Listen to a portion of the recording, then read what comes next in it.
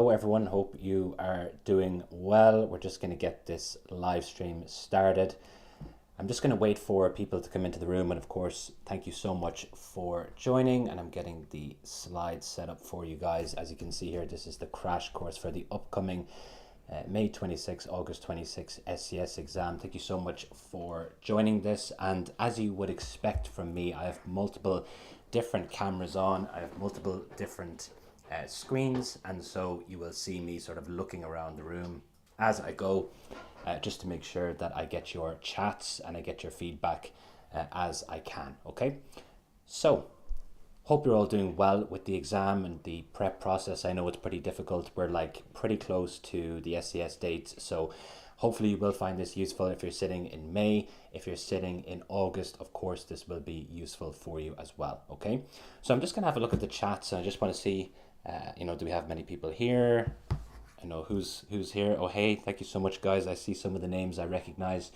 Thanks for joining. It's nice to see you all. And you know what I find really interesting, I like to do this is, where are you dialing in from, or where are you watching from? Because some of the, I suppose, unique aspects of this industry is that, we have a huge global customer base, right? So from all around the world, South Africa, Ireland, I see some Irish being used. Okay, so Ditch, thank you so much for that. It's nice to see that. We have people in Ghana, we have people in China, we have people in Kazakhstan, right? So we have customers all around the world. So I love seeing, where you're coming from. What's your situation? Are you sitting in May? Are you sitting in August? Just before we get started, I suppose, just to have a bit of a conversation. I know it's a bit of a one-way conversation, but even still, Pakistan, Cornwall, South Africa, Zimbabwe. Yeah, I'm just back from Zimbabwe. Thank you so much. I think I recognize the name.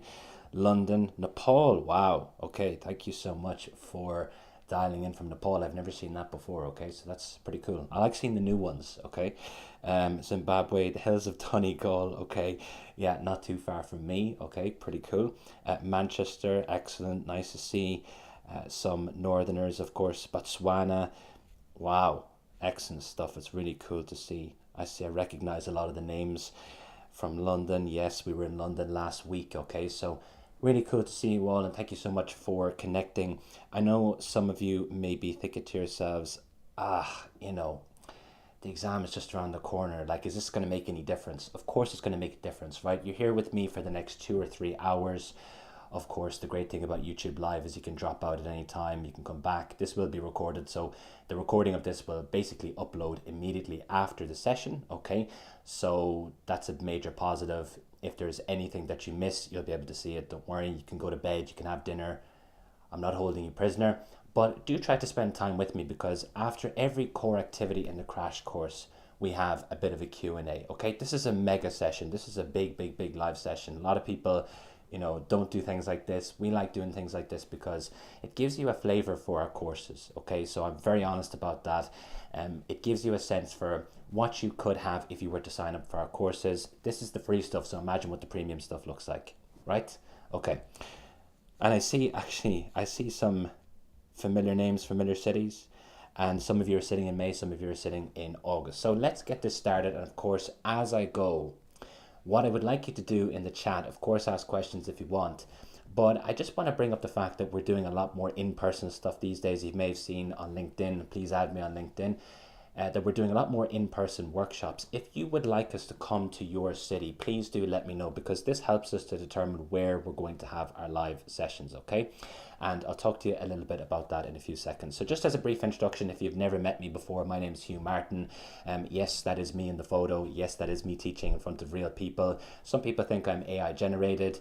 Guess what? I'm not. Okay, so I'm going to make some errors, I'm sure, in this session, so it will prove that I'm not AI generated. About me, look, I'm fully CIMA qualified. I was a prize winner many years ago, back when I had no grey hairs, and we reach thousands globally each window. That's our big selling point. You may have seen us on various different platforms, different programs around the world. Maybe you've seen my material on the FLP.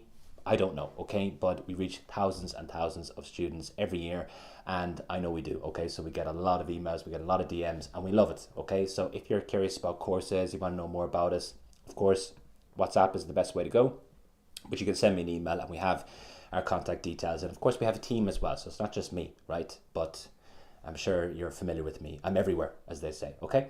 I've written a textbook on the SCS, and we assist CIMA with various different international projects in the US, China, and so on. And I'm the owner of Pro Accountancy, which is an official CIMA tuition provider, okay? Now, something just to bear in mind here, right? I know some of you are thinking, oh, he's hit us with the ads, okay? Of course, I have to, right? I have to promote my business. If you are sitting in August, make a smart choice, right? The ultimate SCS course, I believe, is the single best course that you can get on the SCS. Why? Because we take it that you have not seen any of the objective test papers. It was originally written for people just going into the SCS exam, but of course it's for everyone. If you're on FLP, CFO programs, CSEP, whatever it is, we have more than 155 reviews on Trustpilot, 5-star reviews. People are really happy with the course. We are there to help you, right? If anyone has anything to say about Pro Accountancy, it's that we are there to answer your questions, to help you out. We're not going anywhere. We are literally live in front of some audiences around the world. You know, we will help you with your exam. But of course, in order for me to help you, I need you to have, you know, be on the course, right? Best mock papers, you know, highest amount of predictability, question packs, ongoing support, past assurance, full theory coverage by our book and videos. It is the single best course that you can get in the market, okay? And as I said, the best thing about it is that we are there. We're not going anywhere. Ongoing support, right? I mean, really it's quite important. Something just to point out, right, and this is, some of the adverts that people put up in these sort of live sessions, they can be like really irritating. This is an interesting one, okay? So we are coming to a city near you. Some of you have seen me on LinkedIn. I've been in your cities. I've been in London. You know, we were in basically Johannesburg, Pretoria. We have an upcoming session for the November and February windows. So if, let's say, for example, you decide to defer or maybe things don't go your way, well, we will be in these cities. We'll be in Midrand and we'll be in Cape Town, okay? But we will be opening up others, okay? So some people have said to me, hey, you did one in London, you didn't do one in Manchester. What's that about? Okay, so we're thinking of doing one in August for Manchester, but I only know where to put these based on your feedback. So you have to tell me, okay? So if I see 20, 30, 40, 50 people in Manchester saying, please have one in Manchester, we're going to do it, okay? So I will see your emails, I will see your messages. So if you want to make it happen in your city, these are free, they're full day sessions. There's like minimal ads, I really do. I mean, there's people probably in the chat that have been to these sessions. I go through everything that you need to know for the upcoming exam in terms of testable theory, exam technique, and so on. And the one that we had in particular in Midrand was extremely well attended, okay? London was very well attended. Harare we did as well, that was well attended. The ones in South Africa will fill out quick, okay? So please make sure if you are thinking of setting the upcoming November and February windows, which is I know beyond this, then please do sign up, use that QR code, okay? So with all of that out of the way, right? Many of you are thinking to yourselves, okay, finally he's getting to the content. What are we actually going to do in this session, okay? So what we're going to do is we're going to go through some highly testable theory areas for QuartMac. Now, if you don't know what QuartMac is, I think you're in danger, okay? So it's the business that the exam is based on. Of course, the pre-seen document is QuartMac. And on our YouTube channel, you can see a full breakdown of that pre-seen. We give you everything. We don't have a paywall on it, so please do make sure that you go through it. And just so you're aware, there's no paywall on this either, right? So this is full coverage of every single core activity, which is huge, okay? So this is massive.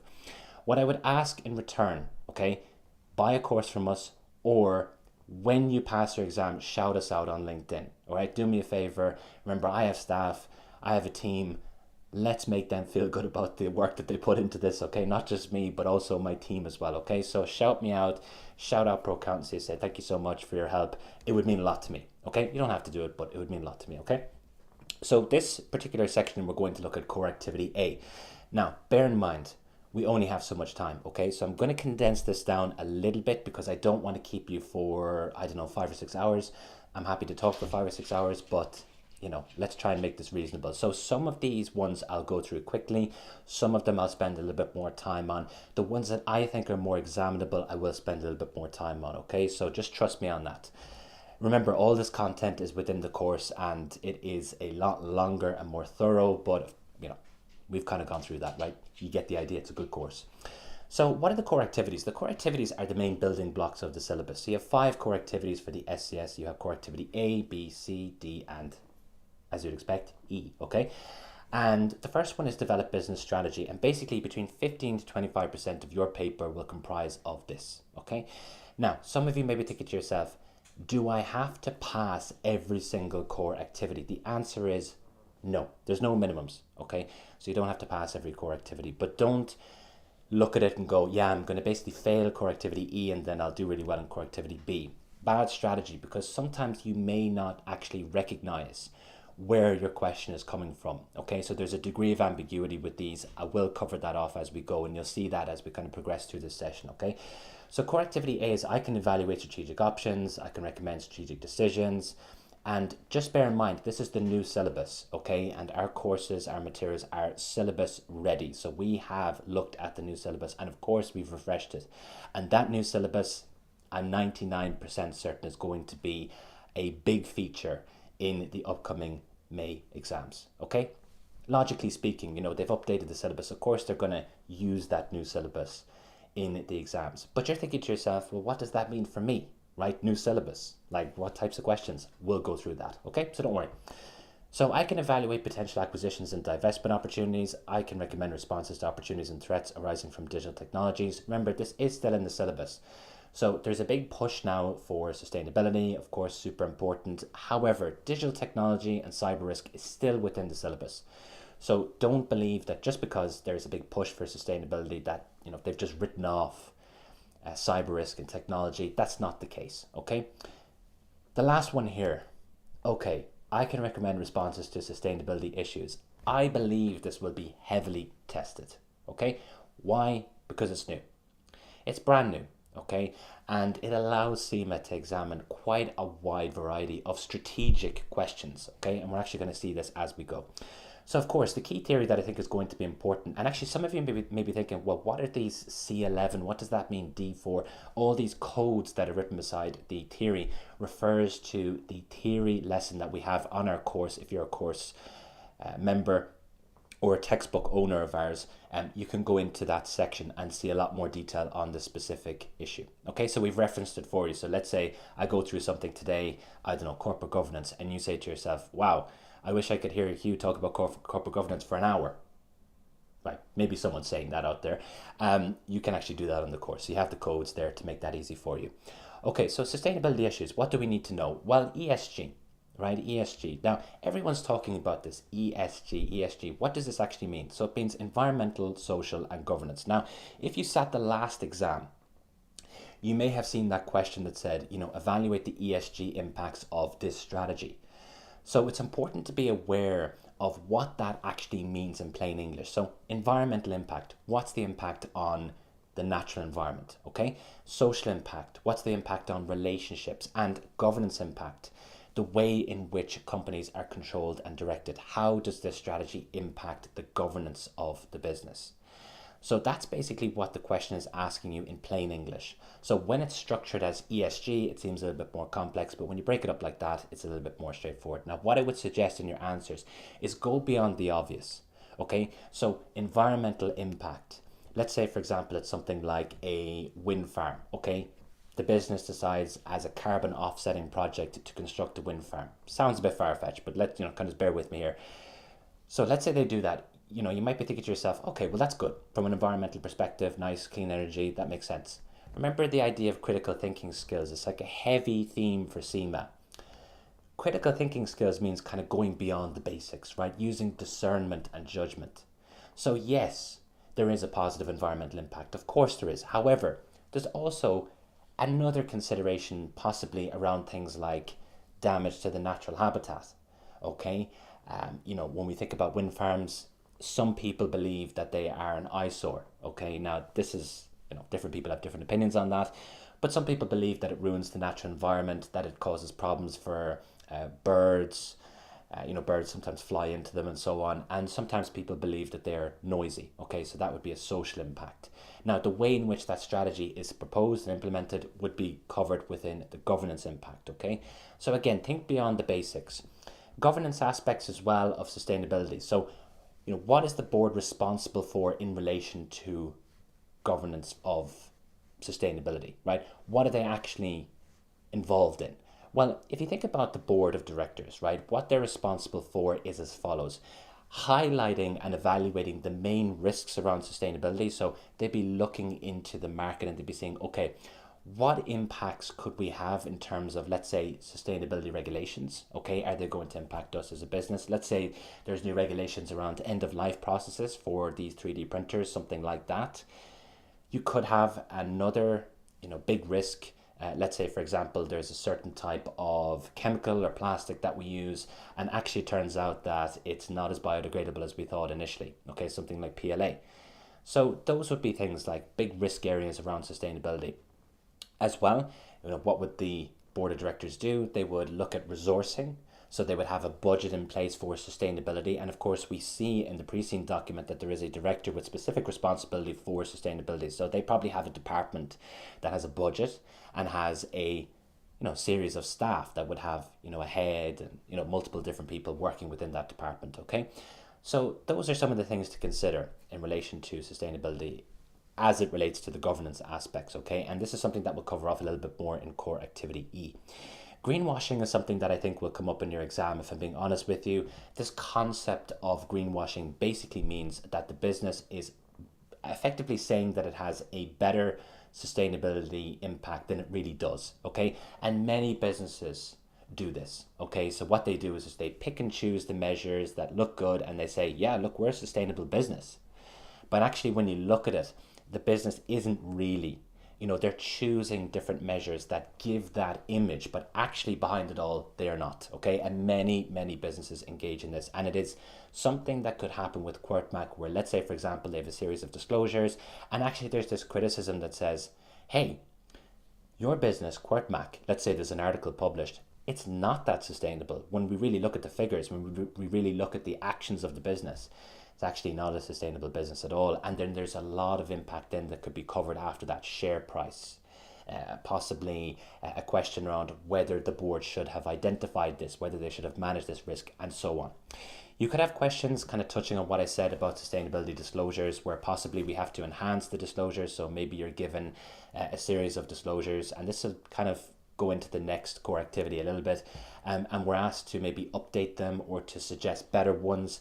Possibly we have to defend the existing ones. So a question came up before in the past around, what arguments could we use to say that QuirtMac is a sustainable business?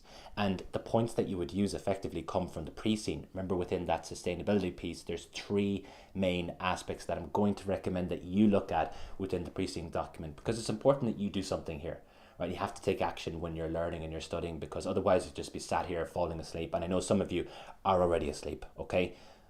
Hopefully that woke you up. So the next one then is the mission, vision, and values. I'm full of jokes today, of course, right?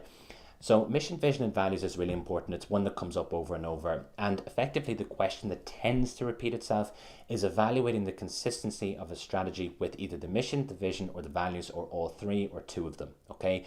So looking at a strategy and saying, is this in alignment with our mission? Is this in alignment with our vision? Is this in alignment with our values? Now, how I recommend you approach this question is you break these up and then evaluate the broken up bits against the strategy or proposal, okay? So let's say, for example, with the vision is kind of, and I'm paraphrasing here, it's broken up into 2 bits for you, right, automatically to a certain extent.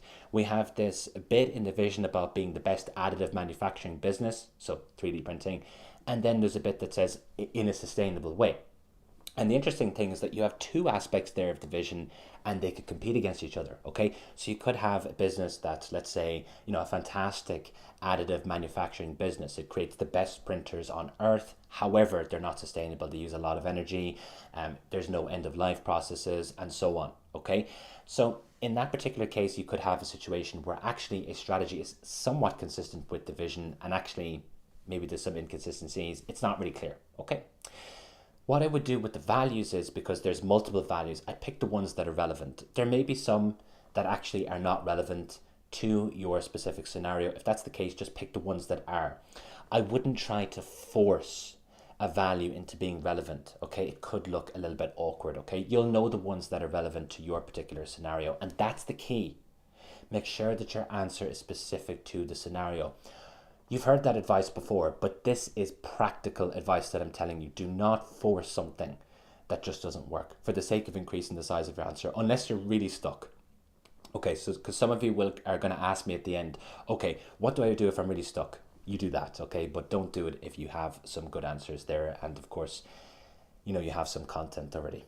Okay, the next one is justifying decisions. So basically this question is around whether the values, whether the mission, whether the vision allows us to pursue certain types of decisions, or whether we can use the vision, the mission, or the values to justify a decision. So this type of question is quite strange, okay, so it's a bit of a weird one. Effectively, the question is asking you, because this is our mission statement, should we pursue this?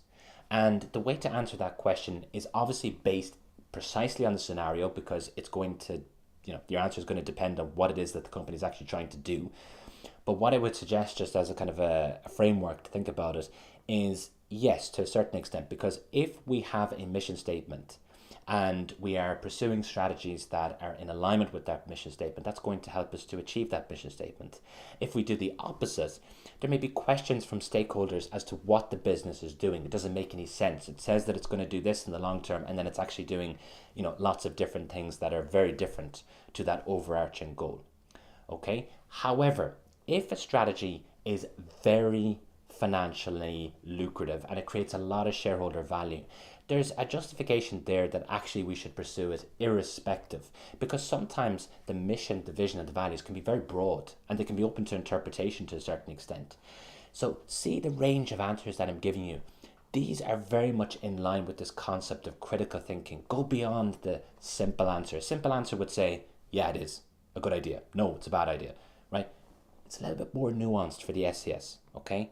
So use this framework that I'm talking about. Go beyond the simple answer, okay? Influence over behavior. So you may get a question, I love this question, right? Around whether values should have influenced behavior, okay? So there was a scenario many years ago, and I just think this is a really good question because it tests the practicality of values. I think it will come back. I have seen questions from many years ago coming back into the papers. I think this is one that could make a comeback. Basically, the company was a game design game design company, and basically what happened is there was errors in the game, and the question, I'm paraphrasing, is saying, should the corporate values of the business have prevented those quality issues from occurring, okay? And there was like a value around quality. So what we would say in our answers, and this is good application, is yes, we have a value that says that this shouldn't have occurred, okay? But of course, with core values or corporate values, same thing, there is an argument that at an operational level, many people do not actually know what the core values are, okay? So it's up to the board to set them, to abide by them, and senior managers very much aware of them, and they make decisions based on them. But the hope is that that sort of filters down to the rest of the organization and kind of creates a culture around those values. It's not really realistic to expect that every single person knows every single core value, and every decision that they make at an operational level is based on those values. So it's very much a practical question, okay? So just think about that. That could come up. The next one is the types of strategies. So here we have the different ways in which you can come up with a strategy. So you have the rational model. This is very logical. It's where people come together and create a strategy deliberately, and it's very much a formal process. The emergent approach is where we have a strategy and then we change it based on circumstances, okay? So a good example of this is Pfizer, around when COVID occurred, Pfizer would have had a very different strategy at the beginning of the year, and then of course COVID occurred, and they must have come together and said, okay, well, we have the resources in place to actually make a vaccine. We can work with such and such company and we can make it happen. And they did. And of course, it was massive for them. So that's an example of the emergent approach. They didn't sit there, 10 years ago and say, if COVID comes along, what do we do? No, it happened and then they adapted. Okay. Freewheeling opportunism is where you just take any opportunities as they arise. Now, you may be thinking to yourself, why is, emergent approach and freewheeling opportunism, they're not the same thing? Like, why have we separated them? The emergent approach is where you have a strategy and adapt. Freewheeling opportunism is where you just take any opportunity that you can. It's very much in line with an entrepreneurial small business, one that's trying to kind of grow as much as it can taking advantage of anything that it can. Logical incrementalism is where you basically have the same strategy being used, but just making incremental changes. So for example, if I am a company that sells, soft drinks, it's been in the business for, 150 years, it sells the same drink. There's only so much I can do, okay? So I can sell to new markets, I'm going to have a small increase in sales as a result, but I'm going to sustain what I have to a certain extent. Now, recognizing, so this is important. So being able to recognize the following: cost leadership, differentiation, and focus. So you may see online, sometimes like a tuition provider will say, oh, you need to know Porter's 5 forces, you need to know this, you need to know this model. Like, to be honest with you, right, that's very basic advice. The way in which the questions come up in your exam are not testing you on, do you know Porter's 5 forces? Like, let's be honest, right? So this is the last CIMA exam. They're not going to just test you on listing things off. Do you know a model? Do you not know a model, right? Because this is to train you for the world of work, right? So the idea behind these exams is that they're practical. And in a practical scenario, let's say day to day in your job, are you going to email your manager and say, hi, I'm going to help you by using Porter's 5 forces. Porter is a Harvard lecturer who designed this in, 1982. No. Instead, you take the understandings from that model and then put it inside your answer if it's relevant to do so, okay? And in this particular case, we have, models, frameworks. These do come from Michael Porter. And what we would be examined on is, can we recognize these, okay? Can we recognize the company using these, or would these be maybe appropriate for the business, okay? So cost leadership is where you are the lowest cost company in the market, okay? A good example of this would be, let's say, the German supermarkets in the UK and Ireland. So Aldi and Lidl, they're very basic. You go in, the shop design is fairly basic. There's not much there. The range of products is somewhat limited. However, it's pretty cheap, right? So that's the flip side of it. And that's one of the benefits of cost leadership, is that you can really use price as a mechanism to gain a competitive advantage. Now, differentiation is where you have a perceived level of uniqueness, okay? So that's important there, perceived. You don't have to be unique, just perceived to be unique, okay? And focus is where you focus on a niche using either cost leadership or differentiation, okay? So that's fine, and that's okay to understand, but what about the questions, okay? So a question could be something like, does this strategy allow Mac to pursue a cost leadership strategy? And in order to answer that question, you need to be able to actually understand what that is, right? So that's the fundamentals. You can't answer that question if you don't know what cost leadership is, okay?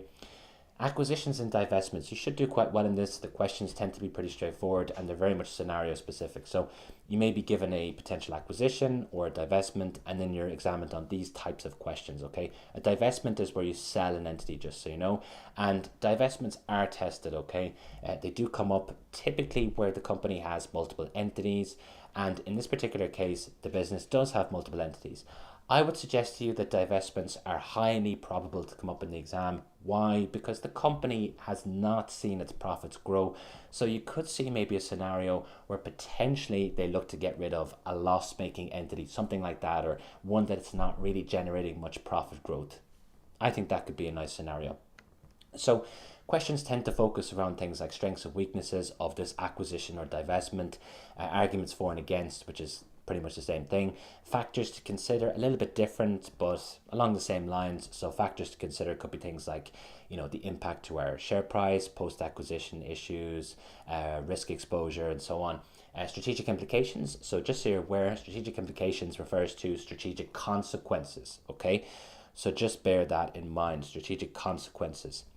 I just want to say, I know we've been going for a little bit. There's over 125 people on this live stream. I just want to say, right, I'm really grateful for that. I'm actually really happy to see that. You can probably tell, right? The attendance is massive, and I really want to say thanks so much for turning up and watching this. I know some of you are thinking, please just come on, keep going with this.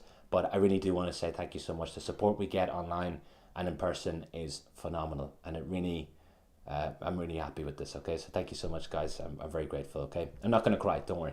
Okay, so the next one is strategic implications. So, strategic consequences. So consequences for our share price. Again, what about the board composition of the acquired company? Risk exposure for the overall company as a result of this acquisition and divestment. Those types of things. Opportunities and threats. So here we see the SWOT being tested in a real SCS way, okay? So the opportunities and threats arising from an acquisition or a divestment. Notice here, the question is asking you to apply the model, okay? We have SWOT, strengths, weaknesses, opportunities, and threats, right? You see this all the time. Here's my product where I did a SWOT analysis, right? SWOT analysis is important, of course, but it's important that you apply. The question is looking for you to, the opportunities and threats that arise from this particular scenario. It's not asking you to perform a SWOT analysis. It's basically saying, in this particular context, what are the opportunities and threats? And a certain type of student will go into the exam and they'll just do strengths, weaknesses, opportunities, and threats. But the question is not asking for that. It's the opportunities and threats arising from this acquisition or divestment. So let's say, for example, it's a divestment. If it's a divestment, one of the opportunities is possibly it allows us to fund another area of the business, for example, in emerging technology or something like that. Okay, so that maybe allows us to take advantage of a new opportunity, maybe AI, implementing AI into our printers to improve accuracy and so on. Okay. And just in the chat, let me know if you're still there, because I see a bit of a slowdown. So let me know. Obviously, you're all watching this with massive focus, of course, right? Post-acquisition issues is another one as well. So you could have a situation where possibly the acquisition goes ahead and then there's issues afterwards and we have to fix them. So there may be a situation where possibly we acquire let's say, a bioprinter business, a business that makes bioprinters, or maybe a rival 3D printer organization, or maybe a consumer facing one, and the staff leave. Okay, and there's a question around whether we should have managed the acquisition better. Okay, and the answer is going to be very much specific to the scenario, because you will get detail on the day about how the acquisition was performed. So possibly we should have, just using a general answer, we should have carried out a resource audit just to see, did we have the resources to actually bring the staff in from the acquired company and make them feel like they were part of an overall group? Did we have the appropriate experience? Maybe we should have carried that analysis out. Okay. The next one is scenario planning. Okay, so scenario planning comes up a lot, and basically scenario planning is like a container for different types of questions. Okay, so we tend to see different topics being tested using scenario planning. Okay, so if you've sat the exams before, you'll know that there tends to be a question within the paper where you're given 3 scenarios or 2, and then you're asked to evaluate the impact of those scenarios. You may as well be given an adaptation of this where you have to recommend responses to those scenarios. What I would suggest is that your answer should be really specific to those scenarios. Okay, so if, for example, you're given a scenario, let's say there's a contract that QuartMac enters into for a lot of printers, the interest rate increases within Enland, your answer should be specific to that scenario. Okay, I know that seems really basic, but there's a tendency for people to drift off into unrelated topics. What I would suggest is, really think about the actual scenario that's in front of you. You may get questions, this seems a little bit basic, but the benefits of scenario planning. So what are the benefits? Like, why would this be a good thing to do in this particular context? Okay, so one of the benefits is that, of course, it allows you to look at potential outcomes. That forces managers to think ahead, which can be quite difficult to do sometimes. And the other thing as well is that it helps you to actually manage or respond to serious issues that could occur. Okay, so let's say, for example, we have an increasing interest rate in Enland and we have, let's say, a major contract going on.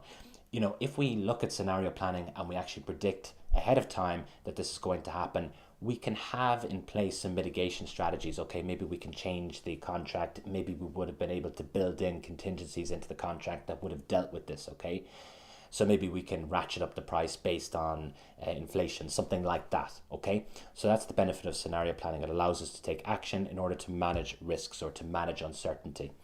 Now, you may be given a question where you have to use scenario planning, so actually coming up with them.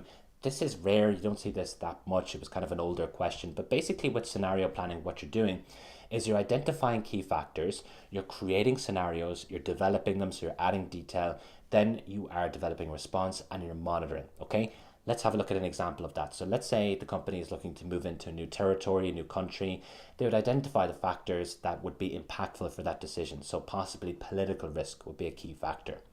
Then they create scenarios. So possibly one of the scenarios is that the government actually denies planning for the new facility. Okay, they say, no, you can't actually set up here because it's going to cause problems from a congestion perspective. Okay, so develop scenarios. What do we do?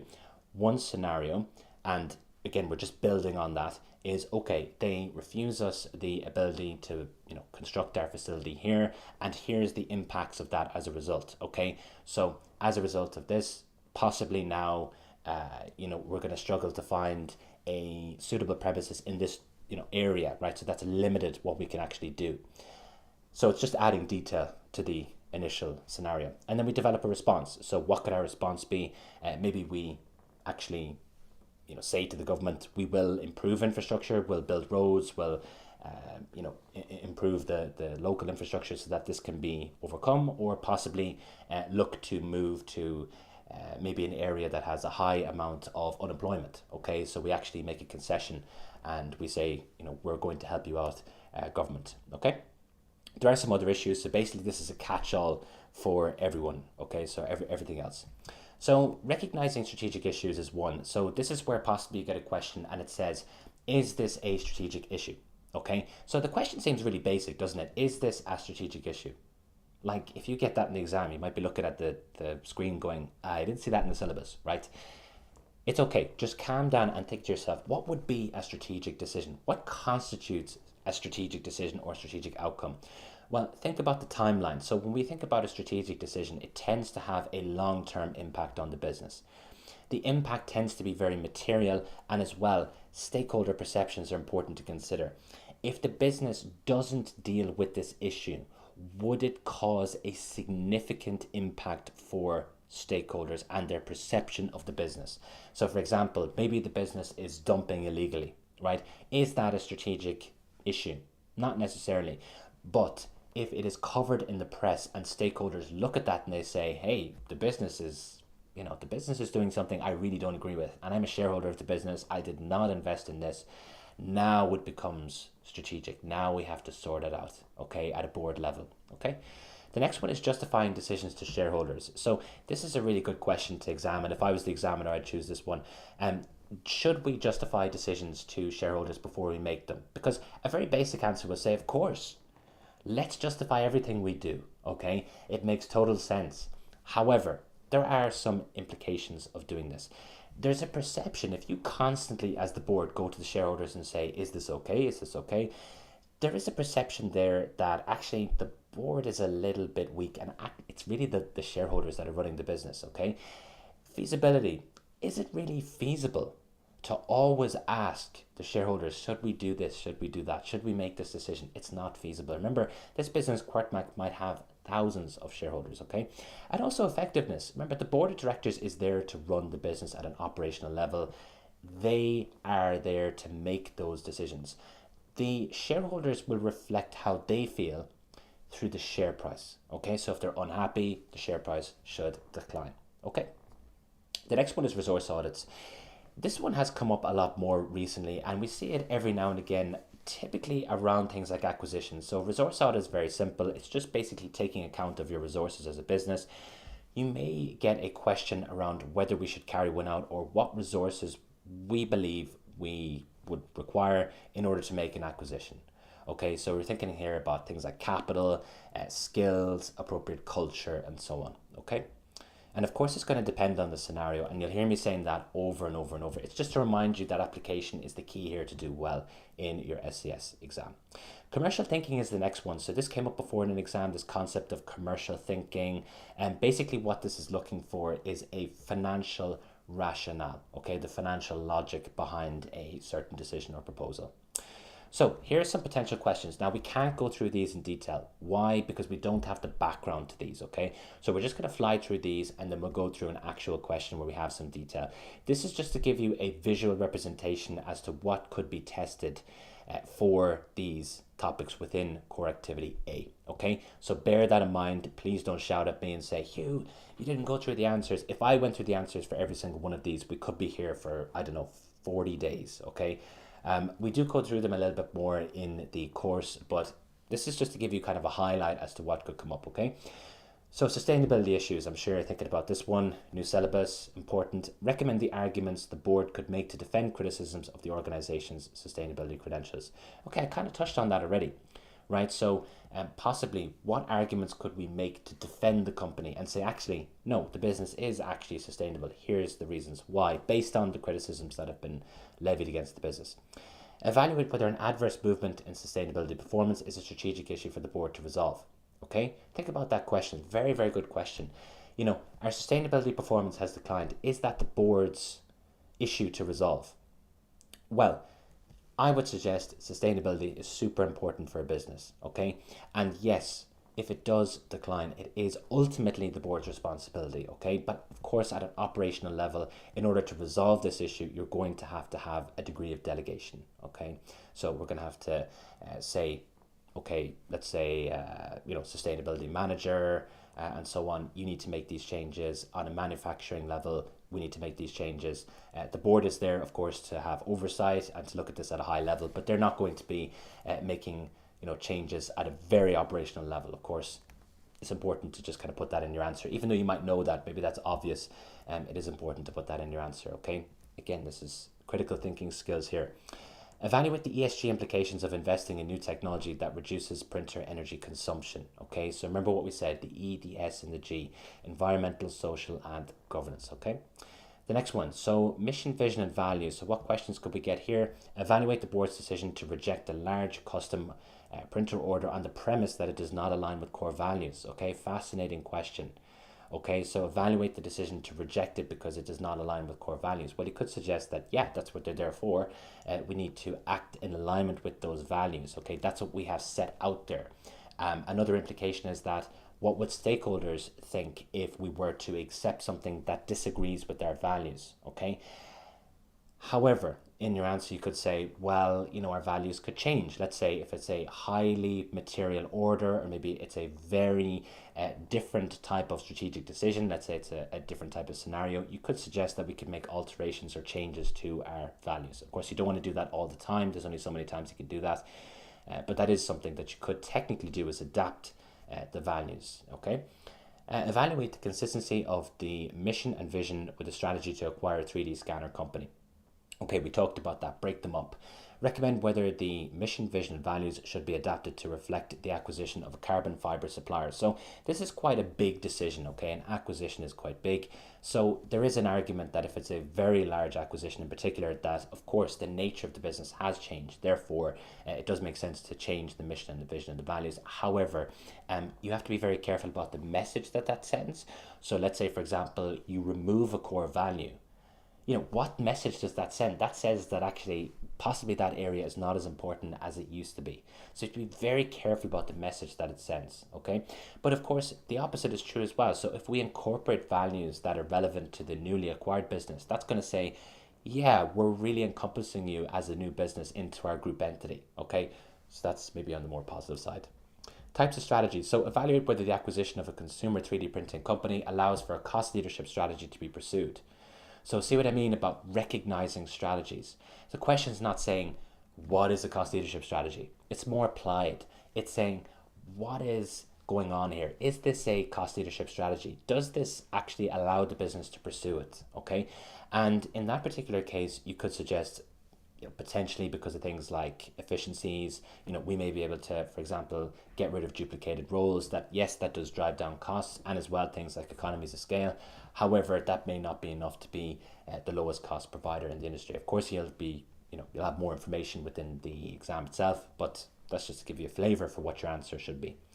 Evaluate whether the development of carbon fiber 3D printing materials is an emergent approach to strategy. Okay, so that type of question around the emergent approach, see how these are examined in real exams, and the wording that's being used here. I'm sure some of you have sat the exam before. It's like all coming back to you, the way in which the questions are phrased. Evaluate the risks of allowing a recent software acquisition to adopt a freewheeling opportunism approach. So let's say we have acquired a business and it was a startup and it has this approach, and we're just sort of allowing them to adopt this approach. What would the risks be? Okay, so of course, strategic drift. There could be financial risks. There could be instability from a profitability perspective, and so on. Now, acquisitions and divestments. So, evaluate the strengths and weaknesses associated with acquiring a bioprinter startup company. What I would be thinking about here is, does this give us access to specific intellectual property? Does this give us access to skills? Does it give us access to, a new growing market or not? Okay. Recommend the actions the board can take to prevent staff from leaving an acquired printer software company. Okay, so there's various different things they could do there. Evaluate the strategic implications of divesting one of QuarkMac's overseas entities. Okay, so things I would consider, how would we use the funds? So if we divest an entity, what are we going to use the funds for? If we have no use for those funds, well, that's a problem. Okay, so we could see our share price going down because there's just this cash sitting there not being used, and maybe the markets are looking at that going, what's the board doing? Okay, did they not have a plan for this? Okay, so that's something I would consider. The next one is scenario planning. So evaluate 3 scenarios that could occur during a long-term large contract with a new customer. That's an important one. Okay, this concept of having a large contract, I could see that potentially coming into the exam. That type of theme has been tested before. Recommend how scenario planning could be used to evaluate the risks arising from establishing a new factory overseas, and then evaluate the benefit of using scenario planning to plan for the impact of an increase in inland interest rates. Okay, so again, we talked about this, the benefits of scenario planning. You may also get a question that says evaluate the usefulness of scenario planning, which basically says that you should look at the benefits but also the limitations too. Remember, with scenario planning, it's not 100% perfect, right? We're looking at things that could happen, but they may not happen. Okay, so it could be a complete waste of time. Just remember that with scenario planning. Okay, it's like looking into very uncertain situations, and therefore the degree of accuracy may be quite low. The next one is other issues. So evaluate the argument that the acquisition of a 3D printer manufacturer should be justified to shareholders. Remember, we talked about this, the justification of decisions to shareholders. Evaluate whether a quality issue arising from one of QuarkMac's updates constitutes a strategic matter. Remember, we went through this. What is a strategic decision? What is a strategic proposal? Let's think about the stakeholder implications. Is this long-term in nature? Is it highly material? And so on. Evaluate the resources that would be required to acquire a large consumer 3D printer manufacturer. Okay, so remember what we said, capital, skills, culture, and so on. So let's go through a full question, okay? So I'm just going to kind of work my way down this, but I'll just pull it up for you first so you can actually pause the video if you want and you can read through it, or you can stay with me on the live stream, and of course we're going to go through it live, okay? But I think it's important just to pull it up, okay? So a global environmental protection group, EnviroCorp, okay, has publicly criticized QuarkMac's sustainability credentials. I think a scenario like this could come up in your exam, okay? So pay attention to this one. I think this is a really important one. Following the release of QuarkMac's sustainability report, the group claims that this is a classic case of greenwashing, okay? They claim that the energy output per unit is higher with 3D printing than it is with traditional manufacturing. And this concept of output, energy output per unit is sort of important in the 3D printing industry. They criticize QuarkMac for failing to note how many of its printers end up in landfill, which the group shows photos of, okay? So there's some negative publicity here. Finally, the group notes that polylactic acid, or PLA, only biodegrades when brought to a facility for it to occur. That is true in the real world. Evaluate the ESG implications of the public criticism issued by EnviroCorp. Okay, and this is worth 60%. So with our advice, and you can actually look at Unit A for free in our course, we give exam technique where we go through this and we say, how do you divide your answer? Okay, so we give it completely free. I suggest you go proaccountancy.com, Ultimate SCS course. You can look at Unit A for free, right? Like, it's the best thing you can do. It's like half an hour long. And what we suggest in there is that the way in which you structure your answers, of course, is in paragraph form. Why? Because the examiner has said that. And in order to allocate the number of paragraphs, we look at the percentage. Now, what we suggest is that for every 10%, you have one paragraph, and then at the end, -1. And the other side is, if you were asked for multiple requirements, you split your answer up evenly. In this particular case, we have been examined on 3 requirements, okay? You would have missed that had you not gone through the question carefully. ESG implications, E, S, and G, 3 requirements, okay? Environmental, social, and governance. So that's how we're going to divide our answer. Why are we going to all this bother, right? This isn't something that I'm just saying because it sounds good. The reason why I'm saying this is because within the marking grids, which are used to mark your script, there will, chances are, be a third of the marks for E, third of the marks for S, and a third of the marks for G. Okay, that's why. So you're optimizing your answer. Okay, it's that simple. So what is the answer? Okay, if you're watching this and you're looking at it as an on-demand, I suggest that you pause and go through this yourself. If you're watching it live, of course, you're probably going to go through it with me, of course, okay? So the first one is environmental, okay? And we're going to go through the direct impact. And this is probably the most obvious answer that you could give. So the environmental component of ESG refers to the organization's impact on the planet, or you could say nature as well. Assuming that the claims are true, the criticism does reveal that we're causing damage to the environment. It's concerning as well that there's a lack of strategy for the printer disposals, and given the speed of innovation, as it says here, customers may not want to have second-hand printers or repaired ones, but the disposal of the printers in landfill is wasteful because the materials that we could get from them, they could be very easily recycled, for newer printers. So effectively what we're saying here is that yes, there is a negative impact here, okay, from an environmental perspective, in particular for the landfill, because it's like a complete waste. We're saying that the printers could probably be recycled fairly easily. At least some of the metals could be extracted. It actually could be like a cost-saving exercise to a certain extent. So that's something you could bring into your answer. And you're actually, I suppose you're bringing in some sort of realism here, saying, look, to a certain extent, customers may not want to have a second-hand printer, but that doesn't justify what we're doing. Okay, so just putting them in landfill and, not having a collection process. Of course, though, customers play a role here because it probably wouldn't have been QuartMac putting them there, it would have been the customers. But of course, we should have like an end-of-life process. A lot of companies are having that. They invest in things like the circular economy where they take back products, okay, to stop things like this from happening. So the broader consideration is as follows. Some aspects of the criticism cause concern, but they do need to be placed in context. And this is exactly what I mean by critical thinking beyond the simple idea. Yes, there's a negative environmental impact, of course. Everyone's going to say that. But what are the top answers going to say? The point raised about energy output, it doesn't necessarily imply that 3D printing is worse for the environment, because you could have a situation where, let's say, we have more printers being sold that use metals, or more metals are being processed in the printers that are being evaluated for this metric. We know from the preceding document that if, for example, you're using a printer that is, let's say, using aluminium or titanium, it's going to use a lot more energy than, let's say, PLA. So there's an argument there that actually this does not necessarily suggest that the business is worse for the environment than traditional manufacturing necessarily. Okay, there's a little bit more nuance to this. It's actually quite complex. In addition, whilst the PLA raises issues of the polylactic acid, it's the customer's decision which materials they choose to use. So yes, it's true, the printers can use this, but it's the customer's responsibility as to which materials they use.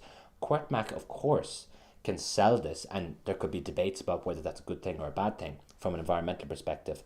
However, the customer will decide which materials they use, because we know from the preceding document that you don't necessarily have to purchase the materials from QuartMac.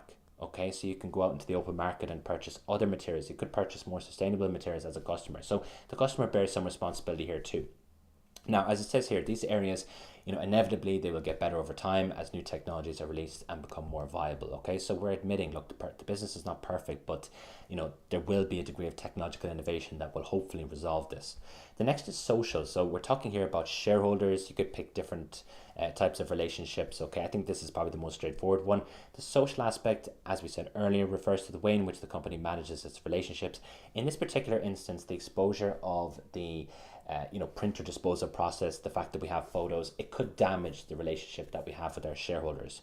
The use of the images in particular. Now, this is using the scenario, okay? This is application live and in front of you, okay? We have taken aspects from the scenario and put it inside our answer. It's likely in the real SCS exam that you will be using the scenario more than the pre-scene. I would suggest that 80% of your application is going to come from the scenario, okay, what you get on the day, rather than the pre-scene. Okay, so the pre-scene, yes, you'll use it, but of course I think the scenario information is more important. The use of images will demonstrate the consequences of the lack of end-of-life strategy. Shareholders may feel that the lack of disclosure on this issue could cause concern over the rest of its disclosures. So possibly they're thinking to themselves, well, what else are you not talking about, right? There could be some other issues here. There may be a push from shareholders to have additional assurance layers in relation to sustainability disclosures. So they may actually request that, let's say, an external auditor goes through the sustainability measures and reports and actually has a look at this and says, okay, yeah, we sign off on this, we're happy with this, or maybe not, okay? The next one is other stakeholders. So we've kind of just lumped them into one. Other stakeholders could be impacted by the criticisms put forward by EnviroCore. Sustainability groups other than EnviroCore are going to have obviously a negative reaction to the criticism. So, often it's the case, you won't just have one environmental group, you'll have many, and they will sort of pile in on the situation and say, yeah, these types of companies not doing what they should be in terms of, sustainability. Some employees, customers, and suppliers, they may feel negatively, and this is pre-scene application if they were invested in QuirkMac's vision, which explicitly mentions sustainability, okay? So that is how you apply your answer here from the pre-scene, okay? So the pre-scene, it's hard to apply, but that is a good use there of the vision statement, which does reference sustainability. And we've said it here, the vision explicitly notes sustainability and the criticism reveals flaws in QuirkMac's sustainability credentials. Some customers, remember the customers are likely the people who are putting these printers in landfill.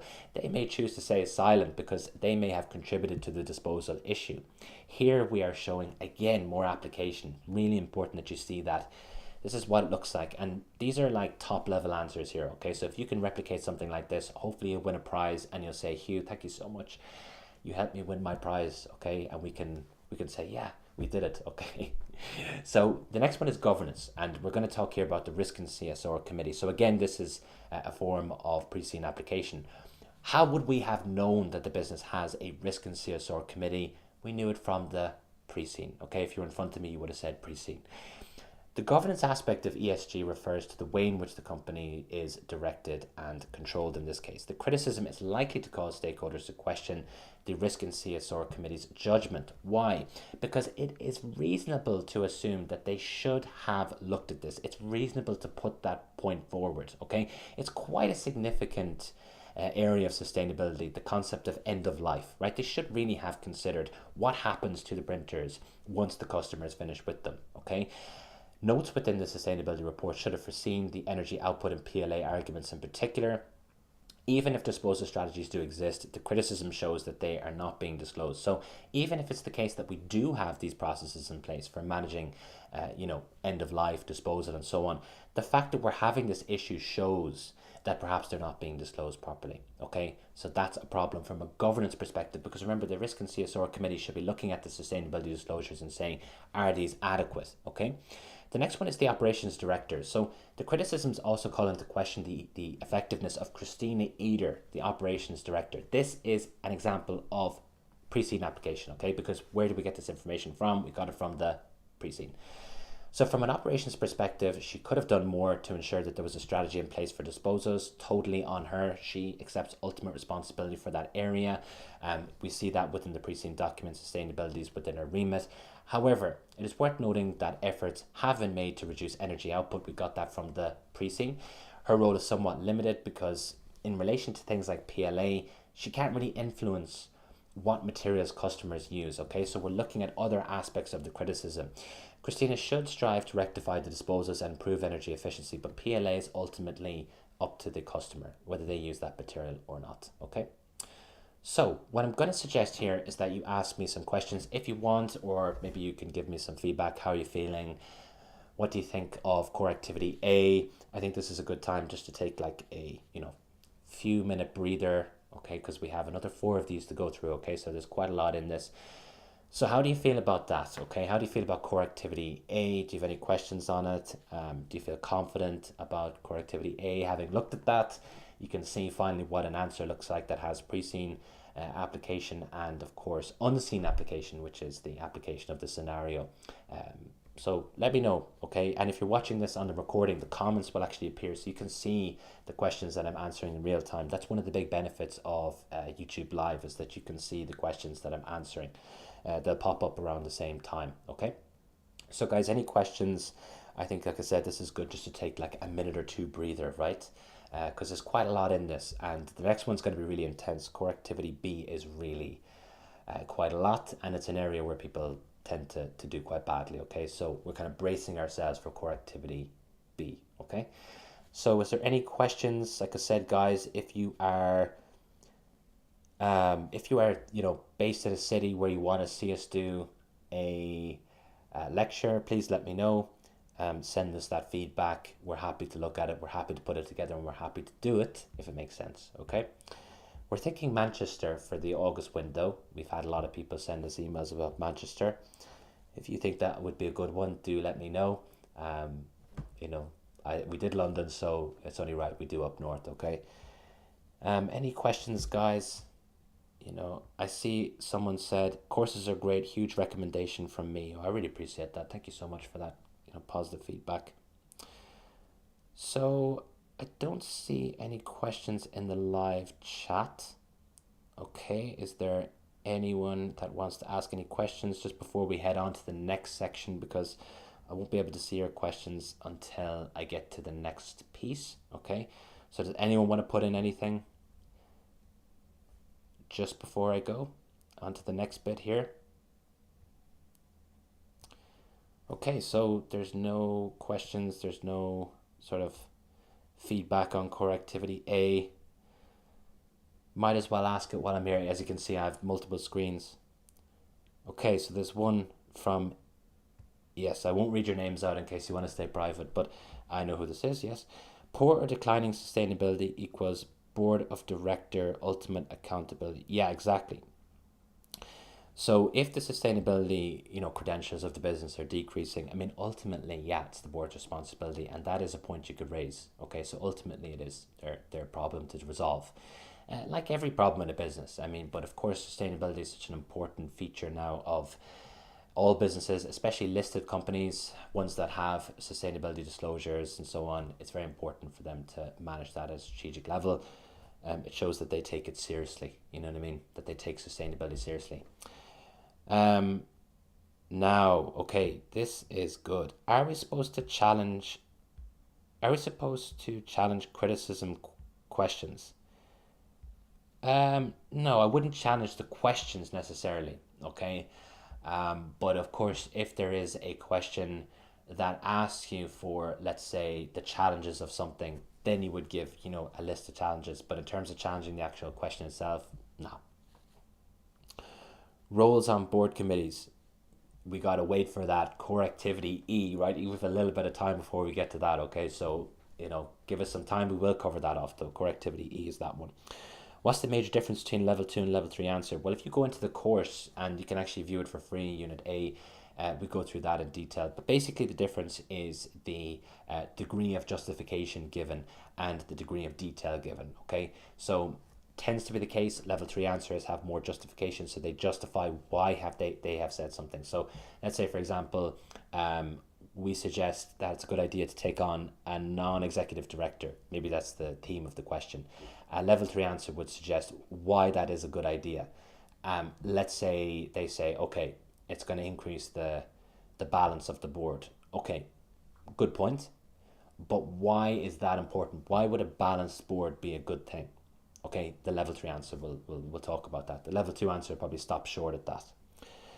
So that's the answer. Could I discuss the validity of the claims here under which aspect of ESG?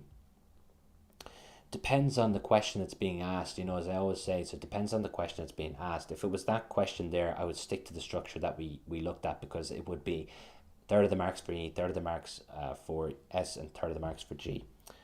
Any tips on what to do if you're stuck on a question? Any areas of the pre-scene that are widely applicable? Yeah, no, I know what you mean. Like in an emergency situation, like what I would suggest is just write what you know about the topic. Like I'm talking serious emergency, because no one here should have a blank answer, right? Should not have a blank answer for any question. Like definitely not, okay? Because you've learned enough here to just even scrap together something. If you know the theory area and like you're completely stuck, I would just write what you know about it and try to bring in some information from the preceding scenario where you can in an emergency situation.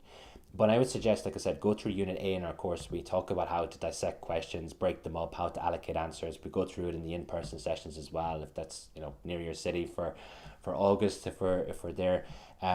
I have an exciting announcement. I believe we might be in a completely new country altogether, which you're not going to expect for August, but I can't say. But it's very far away. I'm gonna just say that much. It's about a 20-hour journey away from me, so it's long distance. Okay, so if you're based there, well, fantastic. You'll get to see us in person. How many lines? Okay, yeah, okay. This is one that's good. Oh, actually, okay. There's a question. Is it right that the operations manager is responsible for sustainability, not a conflict of interest? There could be not a conflict of interest, but there could be a conflict between the risk and CSR committee and the operational side of it, and that is a theme that could happen in the exam. If something comes up and there's a debate as to whose responsibility it is it the committee or is it the operations side? Yeah, there's a debate about that. The committee should be looking at it at a high level, independently, scrutinizing performance and so on, and then operations actually they do the doing. Okay. How many lines for one paragraph? Again, I would refer back to the course, Unit A. It's totally free. We go through that in the course. We would suggest between 4 and 6 sentences per paragraph. Yeah, a major issue for me is thinking outside the box without sounding unrealistic. Yeah, I agree. That's a lot of people have that issue. You'll get sort of better at that the more exposure you have to different scenarios and solutions, like high quality solutions and stuff. It seems like I'm just constantly plugging my products, but like honestly, the textbook that we have, like it has a ton of questions in there that have those sort of types of solutions, and you get more exposure, you get more used to seeing them, and hopefully you can replicate them if you're practicing.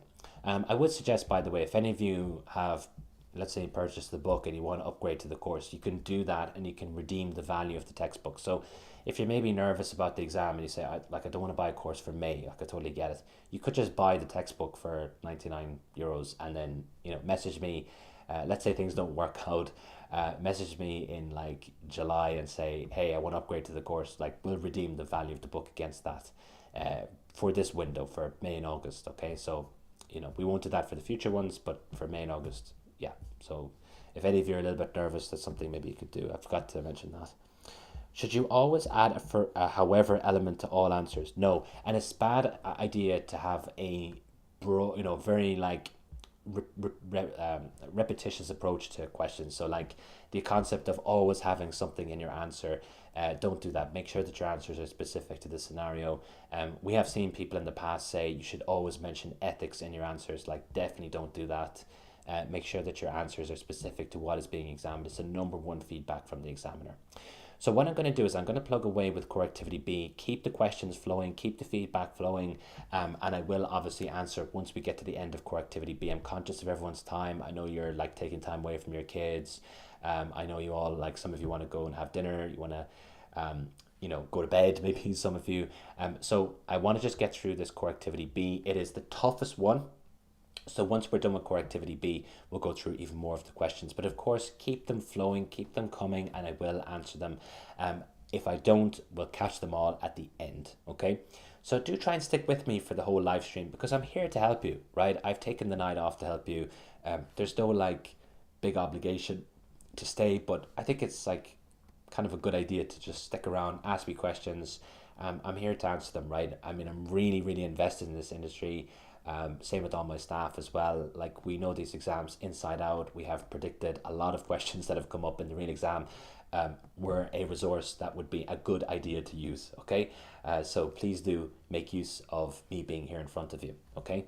So core activity B, right? So core activity B is a one that really causes a lot of problems for people, okay? Because it has some areas that many people do not actually work in. So I believe things like ecosystems, to a certain extent currency risk, not many people are working with these day to day at the level that CIMA examines for the SCS, and so it tends to cause people problems because it's not necessarily something that they can easily relate to, okay? So we're going to spend a bit of time on core activity B. Don't worry, we won't spend as much time on the other core activities. You might be thinking to yourself, that's a long time you spent on core activity B. When are you actually going to end this live stream? Don't worry. This one we're going to focus on quite heavily because, as I said, it causes people problems. I think it's important to spend time on the ones that are difficult. Okay, it's easy for me to just breeze through this and say, let's talk about debt and equity, right? But that's not much value to you, is it? So core activity B is evaluate business ecosystem and business environment. Okay, as I said, between 15 and 25% of this will come up in your exam. Okay, you can't run away from any of the core activities, so they're all 15 to 25%. Okay, so the first one, I can recommend appropriate financial, non-financial, and sustainability related strategic objectives. Okay, this is a new one, right? So this is another new one that has come in for the May-August exams, and of course into the future as well. And this one could be examined. It does seem a bit odd, like what are they looking for here? Well, we'll go through it, okay, so don't panic. But basically, you could have scenarios around setting objectives, scrutinizing objectives, that type of exam theme I could see maybe coming up, okay? So possibly looking at this from a sustainability perspective, come up with a series of objectives for, let's say, Christina Eder as a result of a sustainability issue that has occurred, okay? The next one, I can select and apply suitable strategic analytical tools. Okay, so this is looking at things like the SAF model. I think some of you are sitting here praying that there's a question on the SAF model. Okay, suitability, acceptability, and feasibility. Don't rely on it. It is a good question if you get it. Most people tend to do quite well in it. But of course, there could be a range of questions on SAF that are not just apply the model. So we'll talk about that as we go throughout this, okay? Important to recognize that because some people use that model no matter what comes up in their exams, okay? And that's not a good approach to have. The next one, I can conduct an analysis of stakeholder needs and recommend appropriate responses. So this one's pretty straightforward, stakeholder analysis. We're all quite good at this, so we'll breeze through that. This one is a problem for a lot of people. Ecosystems, okay? So I can recommend appropriate responses to changes in the business ecosystem. So the reason why ecosystems are a problem for people is because it's not something that you deal with every day, is it? You don't go into your job and say, hello, how is the ecosystem, right? It's something that's more theoretical. So I think people tend to struggle with it because it's just not kind of common terminology. It's not something that people talk about day to day in their jobs. So we will cover it off. Do I think it could be tested? I do. It's here in this session for a reason. Is there a strong probability of it coming up? It's hard to examine, if I'm being honest. The next one I do think could come up in a strong way. I can recommend KPIs that encourage sound strategic management. We'll see how this could come up as we go through this session. It hasn't been examined loads. I think it could be intertwined with sustainability. This one causes people probably the most amount of issues in the exam, just to be blunt with you. I can recommend responses to economic, political, and currency risks. Okay, so currency risks, interest rate risk, that type of thing tends to cause people a lot of issues, okay? Now, the good news for you is that the range of questions on currency risk tends to be quite short, okay? So it shouldn't be too bad as long as you know the types of questions that can come up, and that's why you have me, okay? So after this session, hopefully you'll be pretty confident with currency risk, okay? So the first area we're going to look at is objectives and measures. This comes from the first assessment outcome that we looked at, the one that's new to the syllabus. So basically, you could get questions around setting sustainability objectives or reviewing existing ones. So let's say, for example, you're given a series of objectives and possibly you're asked, are these appropriate for the business? What adjustments would you make? The answer that you're going to give is very much specific to what is in front of you, okay? And that's just common sense. So if you're asked to set objectives, like what is it that the business is trying to achieve? It could be that maybe they've acquired a business and maybe we're trying to set objectives for that business. So again, the objectives for that specific business will depend on the nature of the business, what the intention was behind acquiring it, and so on. So possibly reviewing existing ones, maybe reviewing criticism of objectives and making suggestions to improve them, or maybe just setting new ones altogether. Strategic measures. So this is an interesting one. Proposing new measures. I think you could have a scenario where possibly you have a series of sustainability measures and you are asked to propose new ones or to defend existing ones or to improve existing ones. So this type of question came up before for hot air, and we actually have a past SCS question database that you can get for free.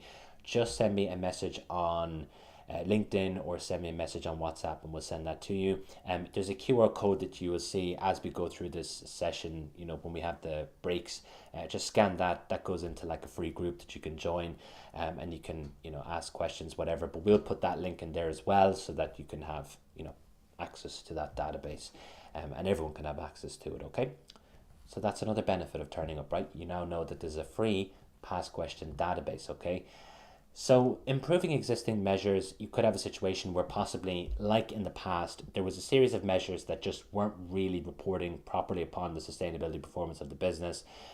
The measures in the past where this came up, they were like, let's say, absolute numbers. So as a result of that, if production had decreased, it looked like the company was doing better from a sustainability perspective, but of course that wasn't the case, okay? So possibly then, in that case, you would suggest that we use, proportional figures, okay? So stakeholders is the next one. So you could be asked to identify key stakeholders or evaluate the impact of a proposal or a decision on key stakeholders. What I would suggest, and this is really important, is to consider Mendelow's matrix, but don't just put inside your answer, this is Mendelow's matrix, I am applying Mendelow's matrix. No, just think about the stakeholders who would be important to manage in a particular decision. How do we know whether a stakeholder is important? We think about, and you know what it's going to say here, the degree of influence and the degree of interest, okay? So whether they have an interest in the issue or the business, and what influence, what power do they have? That's going to decide whether they are, important to manage and the appropriate response, okay? Now, you could be given different types of questions on stakeholder analysis. The most basic one is what we said. So, identifying key stakeholders, evaluating the impact that a certain decision, strategy, proposal will have on them. Of course, it will depend again on their degree of interest and power. And maybe you get a question that asks you to manage stakeholders. How would they be managed? Let's say, for example, we're trying to look at different stakeholder groups that we could use to band together in order to lobby the government in relation to, the awarding of a grant for commercial 3D printers. What we do there is we're effectively managing those stakeholders. We're looking at the ones that are very relevant and we're saying, how would we bring them to our cause? Okay, so, something like that could appear in your exam. There are other sort of questions that could come up. They haven't really come up much. Challenges in applying. Okay, so what challenges could you have in trying to ascertain who the key stakeholders are in a particular situation? One of the points that I would bring up in my answer is that sometimes it's quite hard to actually gauge the degree of interest that a party has in the business. Okay, so actually getting an assessment for that. How do we really know how interested a party is?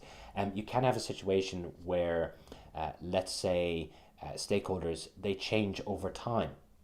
Okay, so let's say we have like a fringe protester group, right? It starts off as a small protest group, and then over time they actually build public support, and the public says, hey, I agree with their message. And that then maybe builds political support, and then they actually become quite an important stakeholder over time. It's challenging because it can be difficult to predict that, okay? So changes in influence and changes in interest over time. Strategic tools is the next one. So the SAF model, right? I don't need to spend loads of time on this because everyone here probably knows it quite well. You're all hoping this question comes up in the exam. I hope it comes up for you. Of course, I'm rooting for you all. However, I would suggest be a bit more prepared than just this model, okay? It's one of the few ones where the actual model itself is tested explicitly. So the question will normally say, evaluate the suitability, acceptability, and feasibility of this strategy, okay? So that's the most basic form of this question.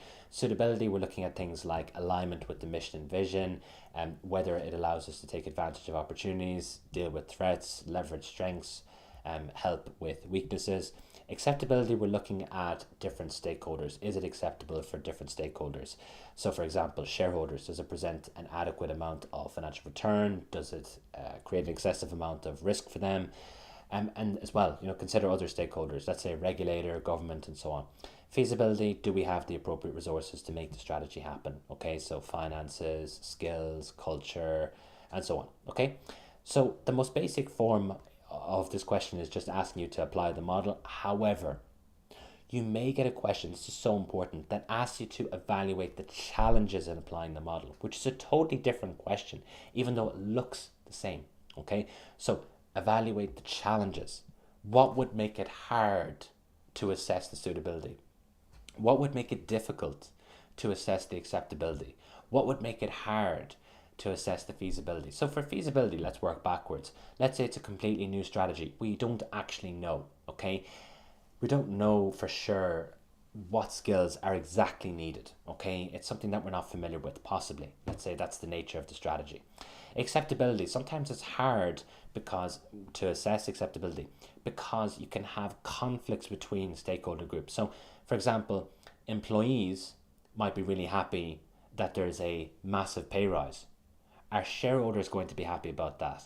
Some of them might be, many of them won't be, okay? Suitability, okay? When we're looking at whether this is in alignment with our mission, vision, and values, what happens if there's conflict within that assessment? So as we said with the vision, we break it up into two different bits. What if it is somewhat in alignment and then it's somewhat not? Where does that leave us?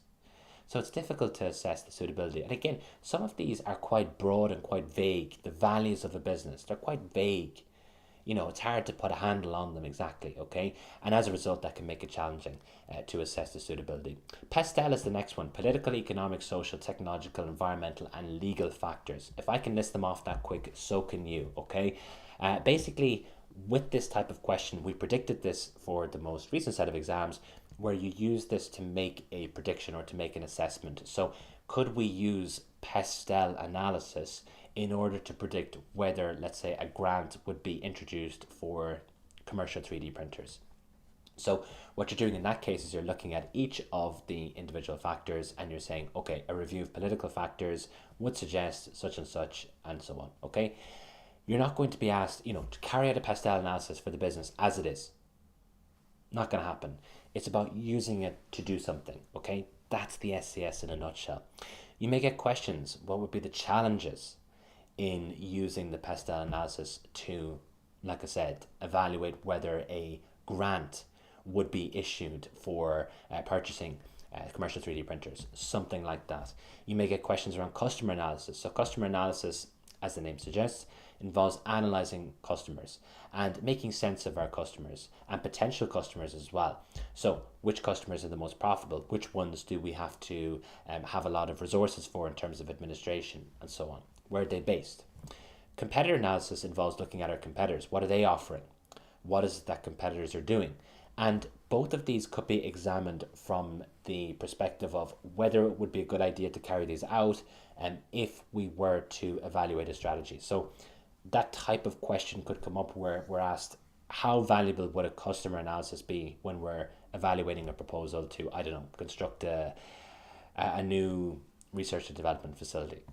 Okay, so that type of question could come up. Now, currency risk, okay, everyone is thinking, please don't come up in my exam, okay? Don't think like that, because to be honest with you, currency risk is tested over and over and over and over, okay? So don't avoid it. You know, my mother used to say to me, she said, Hugh, whatever you think, you know, is difficult, it'll probably come up in the exam, okay? So as a result, I grew up super paranoid, but her advice was actually quite good. So that was for the Irish state examinations, and some of you are watching that, watching this in Ireland. It was for the leaving certificate. She used to say to me, Hugh, whatever you think is difficult, whatever you think is challenging, they're going to test it, right? So I used to look at it, okay? It made me paranoid. But it's a good approach to have, okay? Don't try and dodge topics. This one's probably going to be examined. One of the 6 variants, it's not guaranteed, but almost, okay? So what types of theory do we need to know? Okay, so for currency risk, assessing and predicting risk. Okay, so that's what I need to be aware of here, assessing and predicting risk. So what would help us to predict currency risk? Well, historical performance. So if I'm looking at currency risk, I need to be aware, and typically this is looking at from the perspective of one other currency. So we're looking at currency risk from the perspective of our currency, the $, relative to another currency, okay? So currency risk basically occurs where you have a lot of volatility, because we can't predict where it's going to be. So let's say you try to make a payment to someone, you're using euros and you're making a payment and they're accepting rand. If the rate changes, at the end of the month, it's changing a lot. You get to the end of the month and actually the value is much different to what you thought it would be. That's risk. Okay, so it's changed so much that actually the transaction is now completely different. That's effectively a very simple overview of currency risk. So if we look at historical performance and we see actually there's a lot of volatility over time, that's going to suggest to me that actually, yeah, there's a good degree of currency risk here. Now, a good example of this is the euro and the Swiss franc. The euro and the Swiss franc are actually pegged to each other. So over time, it's been the exact same rate for many, many, many years, okay?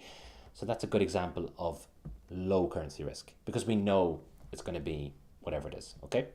Expert consultations. You can actually hire consultants. You can hire a investment bank. You can hire different types of financial services companies to make an assessment of currency risk. You can also look at economic information from central banks. Okay, so central banks will publish economic information that you can build into an analysis and see, okay, the economies of these two different countries, like what would it suggest in terms of interest rates and inflation and so on, and that then comes sort of full circle with the international Fisher effect. Now, bear in mind, the international Fisher effect is not a perfect predictor. It's just something that you can use to get a longer term sense of currency directions. Very simply, the international Fisher effect says if you have two countries, you're looking at their interest rates. The country with the higher interest rate relative to the other country should see its currency depreciate relative to the currency of the other country, because a higher interest rate within the scope of the international Fisher effect suggests that there's a higher rate of inflation. That higher rate of inflation depreciates the value of the currency, and as a result, we see that depreciation occur. So as a result of that effect, if you look at economic information, you can try and make an assessment as to where the currency rates are going to land, okay? Is this a perfect predictor? No. And think about it logically. Does the international Fisher effect predict things like oil shortages or gas shortages because of conflict in the Middle East? No, it doesn't. But that does have an impact on currency. Does it predict things like the Brexit vote? No, it doesn't. So that's something just to build into your analysis of the international Fisher effect. It has this long-term predictive capability, but does it have a short-term predictive capability? No, it's not possible because of real-world global events. Evaluating risk. So the nature of the risk. What should we consider when we're looking at the degree of risk that there is? Well, we should be looking at the materiality of the underlying transaction. So if there is, let's say, a very big transaction that we're engaging in that is in a different currency, well, that's going to increase the amount of currency risk because the underlying transaction itself is more material. So for example, if you're looking to purchase something that's, 10 euros, and you're based in America and you have to use euros. Okay, 10 euros, I'm a big business, not a big deal. But if it's 10 million, the magnitude now changes of that currency risk because the changes in value as a result of that currency risk are going to have more of a significant impact on me. The next one is the number of transactions. So as the number of transactions increases, that tends to increase the amount of currency risk. So where you have, let's say, a long-term contract that has a monthly ongoing payment, and let's say you're locked in for that for 5 years, that's going to have a fairly significant impact on currency risk because as you increase the number of transactions, it makes it harder to hedge because the cost of hedging increases. So we have to hedge each one of those transactions or similar, okay, depending on the hedging strategy. The time spread is really important. So if you have a transaction that's very far away, that tends to increase currency risk because a lot could happen in that time period. Okay, let's say I have a transaction tomorrow and I need to pay someone in South African rand. I'm fairly certain the rate today is probably going to be somewhat similar to the rate tomorrow. It's probably not going to be a big jump, is there? Unless something happens. But in the future, if I say I'm going to pay someone in a year, what could happen in a year? There could be a whole new political regime. There could be changes in economic data that then has an impact on the currency rates and so on. Okay, so time spread's important to consider. The management of currency risk, what do we need to know? Well, I would suggest that, 2 internal and 2 external. It does not come up much in the exams, but it does come up every now and again, managing currency risk. I would suggest for internal that you accept currency risk. That's one method. The other one for internal, you could have maybe things like requesting that they use our currency, the other party, and then adding an incentive to do that, or something like leading and lagging. External, I would look at things like a forward contract and options. They're the 2 easiest ones to remember. With a forward contract, basically you're making a commitment to buy or sell a currency on a fixed date. With an option, you have an option to do that. Therefore, you don't have to do it. The name gives you a bit of a clue. However, you have to pay a premium irrespective of whether you use the option or not. Okay. The next one is interest rate risk. Now, the questions that come up around interest rate risk are maybe not the ones that you think will come up. Okay. So many people struggle at F3 with interest rate risk management, which is quite a tough topic, right? So the idea of like calculating out the hedges and so on.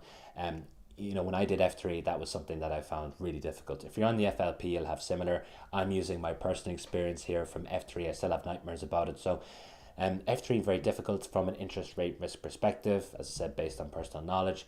So the good news for you, if you're someone who's similar to me, is that actually for the SCS exam, interest rate risk is not too tough. Okay, so it's much more straightforward.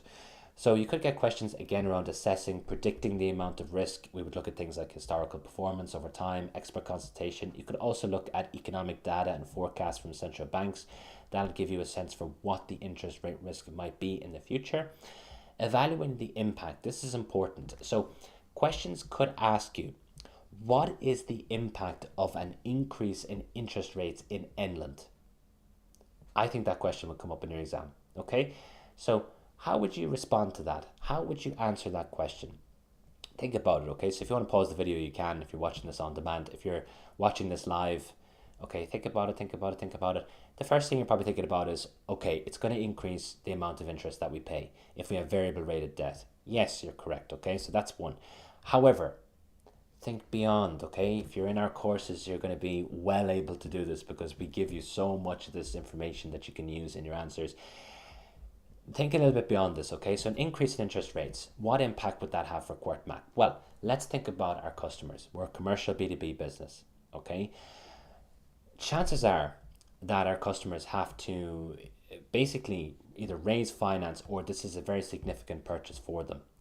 If they're raising finance to purchase our printers, that's going to have an effect on demand because it's going to increase the cost of the interest associated with that financing. Therefore, we're going to see a reduction in demand. However, you could suggest in your answer that actually, if it's the case that, let's say, interest rates increase and there is, maybe this expectation that they might increase further, some customers may actually engage in purchasing our printers now in order to prevent that interest rate increase affecting them even more. So they might lock in, let's say, an interest rate, raise debt, purchase their printer, and then do that in the expectation that actually interest rates are going to go further and further and further, and they're saying, okay, we need to get in now. So see how you can really build your answers based on this real world information. I used to work as a treasurer, so you're getting some real world information here. The other one as well is that you could have wider impacts. So if, for example, we have suppliers that have increases in interest rates and they're affected by those, you could see, them passing costs on. So if they have an increase in the amount of interest that they're paying, then they're probably going to pass those on to us, and that's going to have an effect on us and our cost structure and our profit margins. And of course, remember, excellent pre-scene application, the business's profits did not grow. Okay, so that's something to bear in mind. Now, the management of interest rate risk has not really come up before in the exam. I wouldn't obsess over it. Could it come up in your exam? Yes, it could. So be prepared. Remember what my mother said, but don't get too bogged down. Pick strategies, management strategies that make sense to you. For many people, being frank about it, the futures for interest rates, a lot of people don't understand them. Okay, if you're that person and you're sitting there going, yes, that's me, what do I do? Well, I would look at 2 internal strategies and 2 external, okay, because that will cover you, chances are, for most questions around managing interest rate risk. Internal, you could have things like having a offsetting form of offsetting. So let's say, for example, you have taken on, 5 million in debt. The rationale behind this strategy is that you could take on 5 million of interest-bearing assets. So if you have an increase in interest rates, yes, you pay more, but you also receive more, and they should have an offsetting impact, okay? There is a drawback associated with that. It tends to be that you have to hold a lot of cash in order for that to have an impact on the business. The other internal strategies, similar to currency risk, you could simply accept interest rate risk. Maybe it's a very long-term loan and actually the cost of hedging is just not realistic. The external strategies, an FRA, a forward rate agreement, basically this locks in an interest rate, okay? And it's separate to the actual loan or deposit itself, okay? It's something that you get on the side. It's short term, okay? So it's not something that lasts for years. So it's short term in nature, so it's not always going to be relevant. A longer term way of managing interest rate risk is a swap, okay? So swapping fixed for floating, floating for fixed, or whatever it is, could be a cross currency swap as well. We go into detail on those on the course if you want to see more information on that. Ecosystems is the next one. So recognizing ecosystems, so being able to recognize, is this an ecosystem? You know, a question could ask you something similar to what we looked at before, and is this indicative of an ecosystem? So effectively testing whether you understand what an ecosystem is. The next one, benefits, and I just see a question here coming in, quite a good question. Will you make these slides available to download? The answer is no. So if you're on the course, you have these to download. You can get them on the course, you can download them, no problem. But these slides will not be available for download, unfortunately. Sorry to say. But yeah, so I've answered your question on that. There's a few more questions there. We'll go through them at the break, just when we finish core activity B. But I just saw that pop up, so hopefully that answers your question here and now. So the benefits of adopting an ecosystem approach, you know, just so you're aware, what is an ecosystem, right? So many of you probably don't know what it is. An ecosystem basically is where you have a connection of parties that come together to deliver a product or service. So an example of an ecosystem would be, let's say, ride-hailing apps. Okay, so Uber is a good example, Bolt. I know some of you are based in different countries. You have your own versions of these. Effectively, they're all the same, okay? And in the ecosystem for ride-hailing, let's say we take Uber. What would be the different participants that we have in that ecosystem? Well, you have Apple, okay, because we have the App Store. You would have Google because there's the Google Play Store. That's where you get the app. You have the phone manufacturers, Samsung and Apple, let's say, or Huawei. And you need to have a smartphone to use Uber. And we also have, let's say, the drivers. So the drivers are an integral part of the ecosystem. We need to have the drivers to actually take someone from A to B. You have as well regulators. So regulators would decide, is this person employed by Uber or not? And there's controversy about that, and there's different approaches in different countries. Car manufacturers as well. So in some countries, there are discounts given for purchasing different types of vehicles that are acceptable for Uber. Bolt seems to have a lower threshold for what is acceptable. That's sort of their unique selling point. So that gives you an idea as to what an ecosystem is, okay? In terms of adopting an ecosystem approach for a business, the main benefit is that it creates a competitive advantage. However, there are some risks. So it tends to be the case with an ecosystem, there needs to be a lot of data sharing, and that creates cyber risk, okay, which is something we'll touch on in core activity D. You could have a question around evaluating impacts to ecosystems or challenges in evaluating impacts to ecosystems. Two questions that are along the same theme but different in how you should approach them. Of course, your answer is going to depend very much on the ecosystem that you're presented with. For Quirkback, it's quite hard to actually think about how ecosystems could be deployed. I think if they are to come into the exam, you could have a situation where they look to invest in maybe like a design marketplace, which is like a real ecosystem that we have for 3D printers, where people put up designs, and they sort of buy and sell them. Sometimes they're given away for free, and you can print other people's designs. Okay, so possibly that could be something that's almost like an ecosystem that they could have. And then maybe a follow-on scenario would be, how does this impact the ecosystem? Okay. Political risk, a little bit more examinable if I'm being honest. The types of questions that come up around political risk tend to be fairly straightforward, okay, but of course important to make sure that your answer is specific to the scenario. Don't take a generic approach to this particular topic, because what you're presented with tends to change in terms of the scenario. The questions similar for political risk, but the scenarios tend to change. So what are the drivers of political risk? Now, political risk is basically the risk of the government taking adverse action against the business, okay? So what would create that? What would create that exposure? Well, let's say, for example, we have a business that has a poor sustainability set of credentials, so it actually causes environmental damage. That's going to increase political risk. Let's say, for example, we don't pay people market rates. Let's say we underpay people. Maybe we have a track record of breaking the law. Maybe we don't pay taxes on time. All of those are going to be drivers for political risk. Evaluating political risk. So what types of things could the government do to us that are negative? The first, issue fines. Pretty straightforward, right? So issue fines. The next one, restrictions. So they might say, you can't develop here, you can't move your business here, you can't do this, you can't do that, okay? So this is something the government could do. Forced recalls, you see this every now and again. We have one at the moment going on in Ireland around chicken. Okay, so chicken that was sold in supermarkets. There's forced recalls, by a health authority. Basically says this is not safe to eat, and as a result, companies have suffered. Tariffs. Okay, so we're all thinking about this. Tariffs, right? Could tariffs be tested in the exam? Yes, but not directly. So I don't believe you'll have a scenario where, let's say, you're examined on tariffs themselves, but you could have a situation where maybe a government in possibly a place where we're selling becomes more entrenched in protecting its domestic 3D printing industry, and maybe takes hostile action against us as a business, or maybe levies tariffs against us, and possibly it's a very profitable country for us and we have to manage that. Okay, the next one is managing political risk. So how do we do this? There's different ways in which you can go about this. One is government funding. This is quite an odd strategy, but I have seen this before in a solution. Basically what you do is you raise, let's say, a grant. You get a grant from the government, or you raise government funding. And there are, if you're based in the US, obviously there's certain types of loans that you can get from the government. Now, when you're entrenched with the government, they're probably going to take less heavy action with you because you have effectively built that partnership with them. So if you receive, let's say, millions in grant aid to construct a factory in a certain part of the country that has a lot of unemployment, is the government really going to be incentivized to take a very heavy-handed approach with you? No, because they've invested in you to an extent. Okay. The next one is concessions. So making concessions with the government, saying, actually, we'll do this to keep you happy. Disclosures. So disclosing what we're doing, again, giving them information that possibly they need.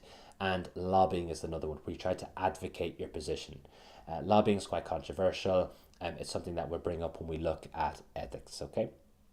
So the next is the potential questions. I have to kind of speed through these guys because I'm conscious of time and I'm conscious of your attention span as well. Okay. So recommend the strategic performance measures to assess Quirkmax sustainability performance. So what measures could we have in place to assess the performance from a sustainability perspective? I think about some, energy output, carbon emissions, so on. Recommend the objectives that should be set for the head of sustainability following an environmental incident. So let's say we have like a spike in, carbon emissions, and then there's this sort of emergency situation where we have to set objectives for the head of sustainability to achieve over the next few hours, or next few days, in order to resolve this issue. Okay, that type of scenario came up before around cyber risk. It could actually be recycled for sustainability. Okay, evaluate the argument that the sustainability objectives of an acquired competitor should be changed. Okay, so this will be very much based on the scenario that you're presented with. But of course, when you get a question that says evaluate the argument, I would give both sides. Okay, so arguments for and against. You might be thinking to yourself, does that mean that evaluate always means arguments for and against? No. Okay, so if it says evaluate the arguments for and against, or evaluate the argument, I would use for and against. Otherwise, you're asked to make a judgment. That's what evaluate means. Stakeholders. Okay, so evaluate the power and interest of Quirkmax customers in relation to its printer's sustainability credentials. You could get a question like that. That came up quite a lot in one particular paper, this style of question. Evaluate the power and interest. Of course, it's going to depend on the scenario you're given, depends on the customers as well. You'll get more information on the day that'll help you to answer that. Evaluate the impact a recent data breach following a cyber attack will have on Quirkmax stakeholders. Of course, think about the main stakeholders that would be concerned. So you would have, your shareholders, you would have customers, possibly a regulator as well. Evaluate the effectiveness of stakeholder analysis in identifying parties to assist with lobbying efforts. So this is quite an interesting way in which you can test stakeholder analysis that's a little bit more complex. So the effectiveness of carrying out a stakeholder analysis to identify parties to assist with lobbying efforts. So what you have to do is you have to think about who would the parties be that are interested in this, and possibly parties that don't necessarily have loads of power at the moment and they want to build power by coalescing and collectivizing with other parties. So you can see here that's quite an interesting way of examining stakeholder analysis. Strategic tools. So evaluate the suitability, acceptability and feasibility of developing and selling a fleet management platform. So like a platform, a cloud-based platform that manages the printers. You could get something like that. Evaluate the challenges in assessing the suitability, acceptability, and feasibility of acquiring a 3D scanner company. So that type of scenario could come up as well. It's an adaptation of that first question. Please, whatever you do, do not have the same answer for those two questions, okay? Adapt it based on what you are being examined on. So important. Many of you will make that mistake on exam day. Please don't do it, okay? So you watch this, hopefully I've saved you from making that mistake, because it could cost you a lot of marks if you're not answering the question directly. Evaluate the extent to which pest analysis could be used to predict whether defence spending will increase. We actually have a question like that within our textbook in the first assessment set, I believe, okay? So check that out if you have our textbook. Currency risk, okay, so the next one. Evaluate the arguments for and against using an overseas loan to fund the development of an overseas facility. We'll cover this off a little bit more within core activity C. It's sometimes tested under core activity C. The idea of using overseas finance, okay, so basically it's a way of managing translation risk, but it has its own set of problems too. Recommend how the currency risks associated with a cybersecurity contract could be managed or should be managed. We'll see that in more detail in a few seconds. Evaluate the extent to which currency movements should have been predicted by the Treasury team. This type of question comes up quite a lot in the SCS. Should risks have been predicted? Should risks have been managed? And of course, it depends on the risks themselves. Interest rate risk. So evaluate the impact that an increase in interest rates would have when launching a bioprinter product. Okay, I think this type of question will come up in your exam, and we actually went through the answers already. Recommend how interest risk or interest rate risk, same thing, arising from a new loan could be managed over the coming 5 years. So we could accept it. Remember, we had the different strategies. We could use a swap. That could be something. There's various different ways in which you can approach that. Recommend how interest rate risk arising from the acquisition of a software company could be assessed. Remember, we talked about that. Okay, so we went through that within the theory piece earlier. Ecosystems, hard to examine, but here's some potential questions. Evaluate how regulatory controls on printing designs would impact the 3D printing ecosystem.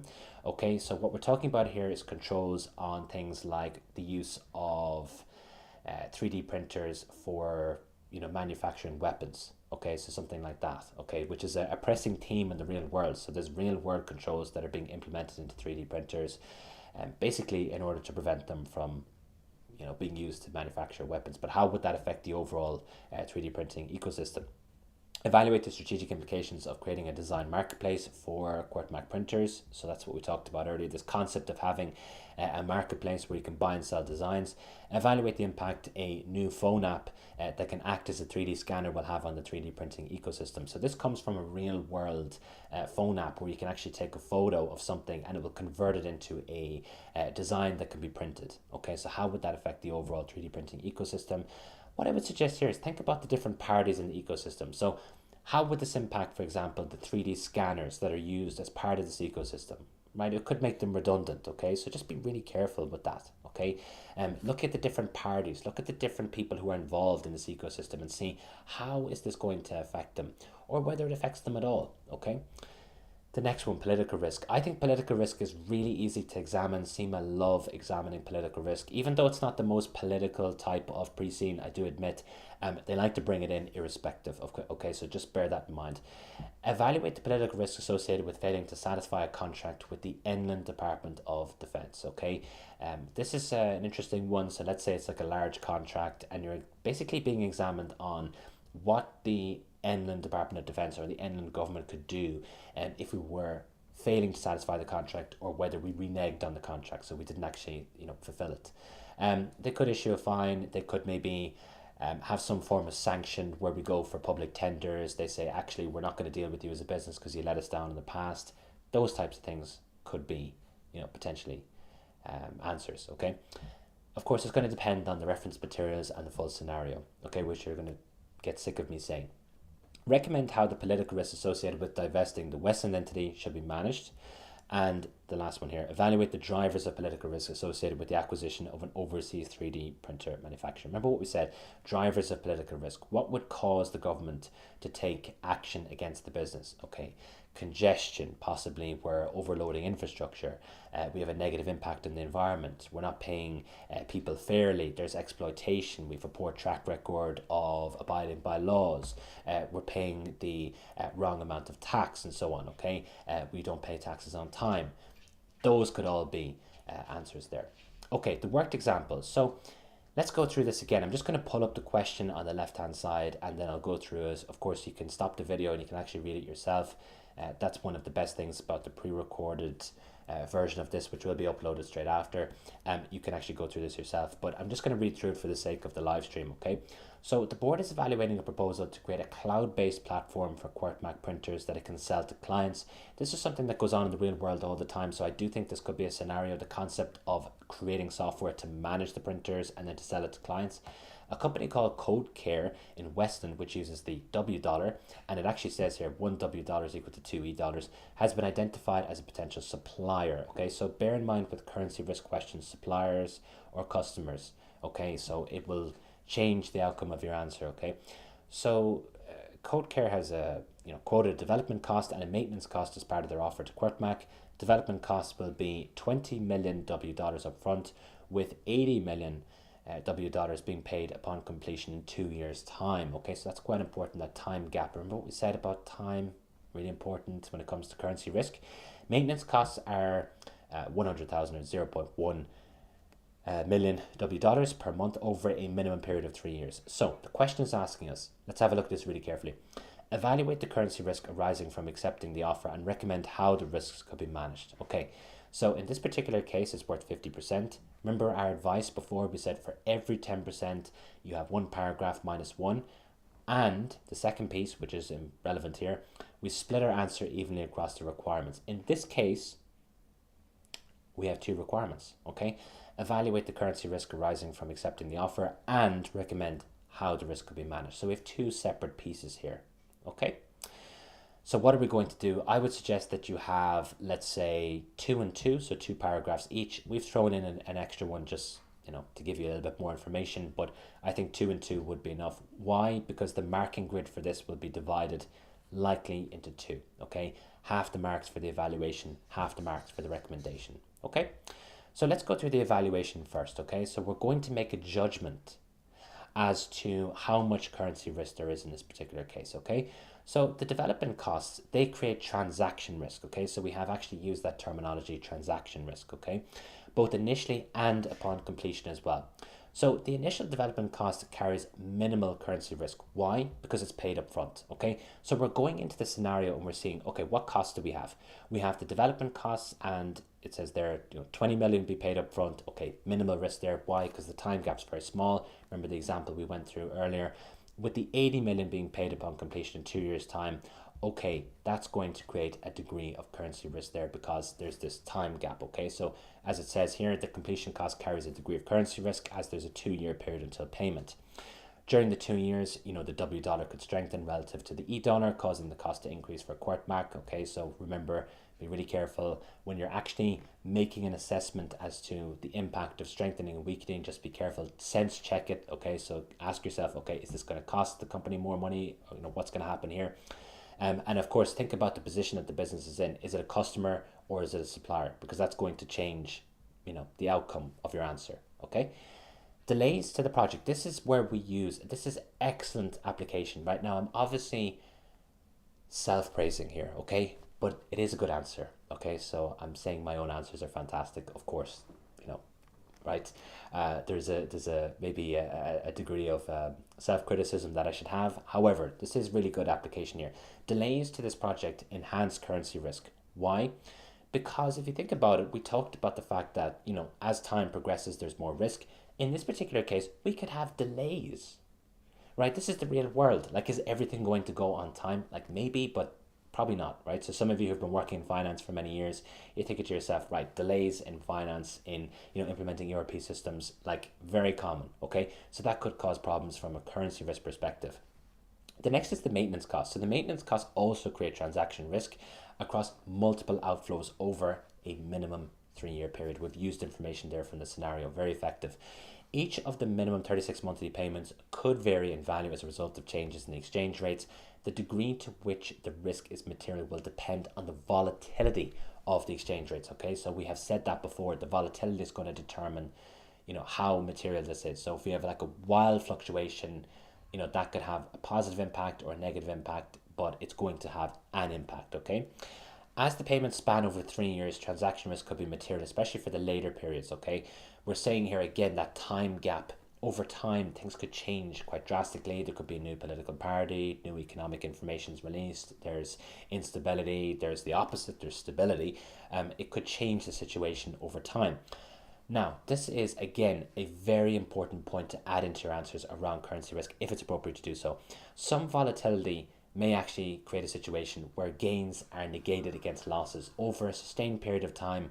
If we have, let's say some gains arising as a result of volatility, you could see over that period of time, the losses that are generated negate against those, and you end up in a situation where actually it's not that bad. Okay, the cost of hedging may actually have been more significant than those net gains and losses. Okay, we'll touch on that in a second. So in terms of managing, remember that's the second piece. Managing, we could use forward contracts. I have used ones here that are simple to remember. So a forward contract could be used to hedge the costs associated with the development costs. So to hedge the currency risk, a forward contract to sell the $E equivalent of the 80 million W would need to be agreed. So we're basically just saying the action that we would need to take. There is a risk that if there's any delays, now here we're using the information from the scenario. One of the drawbacks with a forward contract is that you have to execute it on the day that you have said that you're going to execute it. And if you think about the nature of this particular situation, we have a project that could be, it could be delayed, okay? So as a result of that, that could really impact the viability and the appropriateness of a forward. We don't want to be stuck with a load of currency that we can't use, okay? There is a way to overcome this, and we're going to suggest in our answer, we could use what's called an option dated forward, and that basically allows you to exercise over a range instead of a fixed date. We're going to say here that the development costs of 20 million, they could be hedged similarly, but this may not provide any benefit because they're being paid upfront. Okay, so we don't really need to. Options is the next one. Options are pretty straightforward. Most people understand them. Currency options, they could also be used to hedge the development costs in particular. Options are not a fixed commitment, and again, that might be useful if there are project delays. Okay, we're using the scenario. Options carry a premium irrespective of whether they're exercised, limiting their use for the maintenance costs. Okay, so we don't want to take out, let's say, 36 options, right? It's going to cost us a fortune. For maintenance costs, taking out individual contracts, it could create an unnecessary amount of expenditure. One way in which you could overcome this, and this is a great way of answering the question, is to say that you could suggest that if we charge the maintenance costs annually, we'd only have to take out, let's say, 3 options instead of 36, okay? And because we have that premium being paid irrespective of whether we exercise the option, it makes more sense that we have a smaller number of transactions because, it's going to bring down our premium if that's what we're using to hedge those transactions. The last one, you may be thinking to yourself, this is way too simple for CIMA. No, okay, it is not. And I have seen CIMA use similar types of answers in their own questions, okay? So it could be argued that the currency risk associated with the maintenance cost could be accepted, okay? Simply accepted. If there is a degree of volatility in the W E exchange rate, then gains or losses, they may end up negating themselves over time, okay? And this is something that it's kind of a realistic answer, okay? The residual currency loss, it may ultimately be lower than the cost of hedging. So if we're willing to accept that risk over time, it may end up actually being a cheaper solution, okay? Just basically letting it be and saying, well, over time, gains will probably negate out the losses. Of course, we can't be guaranteed of that, but that could happen. Okay, the cost of hedging the upfront development costs unlikely to be worthwhile. Acceptance for the completion amount, though, would be unwise. Why? Because it's a non-recurring transaction. So there will be no negating of gains or losses for that because it's just a single transaction. Okay, so even though we're saying we should accept to a certain extent, we're talking more so about the maintenance costs and maybe the development costs, but the actual 80 million of the development cost that we say we're going to pay in 2 years' time, we should be hedging that. Okay, because it's one transaction, of course, and it could be, it's pretty material. It could be quite material, the currency risk. Okay, so that pretty much wraps up core activity B. What do we think of core activity B? How do we feel about it? Do we feel confident with core activity B? I'm going to get a small bit of water. My voice might go in this session. I am talking quite a lot here, okay? One of the drawbacks with YouTube Live is that you guys can't really talk to me by voice. And that's why I think the in-person workshops are so effective, right? So if you are based in a city near us, please do try and turn up to them because they're super value add, right? So for the in-person workshops going forward, we're going to have incentives for you to sign up, okay? So I can't really discuss too much, but there's a big incentive to sign up for the events if they are near you. There'll be some new material later on in the year that will hopefully be available to you if you turn up. Okay, so I'm looking at the questions here. Okay, so should you you can use PEA. Okay, yeah. So someone says, any tips on building out our answers to that level of detail? Yeah, we have a technique inside our course where basically you ask the question. So the first part of your answer, you should basically unpack the subheading. We covered this off as well in the in-person workshops, but basically you unpack the heading as the first sentence, and then the second sentence you add detail, and then the following sentences you ask this question: why is this relevant, or why is this important for QuartMac, or what else? And we actually have a demonstration of this in Unit A, which you can freely go on to in the Ultimate SCS course. You can literally click onto the website proaccountancy.com, go to the course, you can see us using it. We have in our textbook as well a demonstration of using this, so I would recommend that you do that. That's the best way of building out your answers. It works. We use it ourselves for our own solutions. So what you see there, we would have used that technique. The risk report provided, is that the principal risk report for external review? It is, yeah. Should there be an expert in NED that can challenge the board on sustainability credentials? Stay for core activity E and we go through a full question on that particular topic. So that's a great question. We're going to go through a full question on that, so you'll see a big breakdown on that. So that is going to be a big part of core activity E. So if you stay for that, you will see that being answered in detail. Okay, the answer is that it's complex. Okay, but stay for that and you'll see it. Okay. Should CSR and risk committee really be mixed? Well, that's a debate, and you could have a question on that. Okay, should they be separated? I could see that maybe being a potential question. Okay, so we did examine that once in mock papers. I don't know how likely it is to come up. The answer to that question is it depends, right? You could argue on one side that actually risk and CSR are very much linked. Okay, so if you're not a sustainable business, you increase the amount of risk exposure that you have. If you're polluting, if you're not paying attention to your emissions, you have regulatory risk. Okay, so you could end up, being exposed to paying fines and breaking rules around things like environmental law and conservation law and stuff like that. So that is one side of it. The other side of it is, you're right. Possibly there's an argument that you could separate the two and have a dedicated sustainability committee and a dedicated risk committee. It's a nuanced question. It's a good question. Okay. Could we make a suggestion to switch sustainability oversight to an NED? Now, if you wait until core activity E, you will see this being done in a full question. So spoiler alert, that's what the question's on. Now, if you're watching the pre-recording or the uploaded version of this, you can skip the core activity E to answer that question, but you guys have to wait a little bit for that, okay? When answering questions on SAF model, with my past SCS exam attempts, I found questions referring to the SAF model twice. How many ways can the SAF model be questioned, or is it just one question specific? It can be examined probably in 2 or 3 different ways, so, use the model or the challenges involved in using the model, or there might be some variant where they just examine you on maybe suitability and acceptability and not feasibility.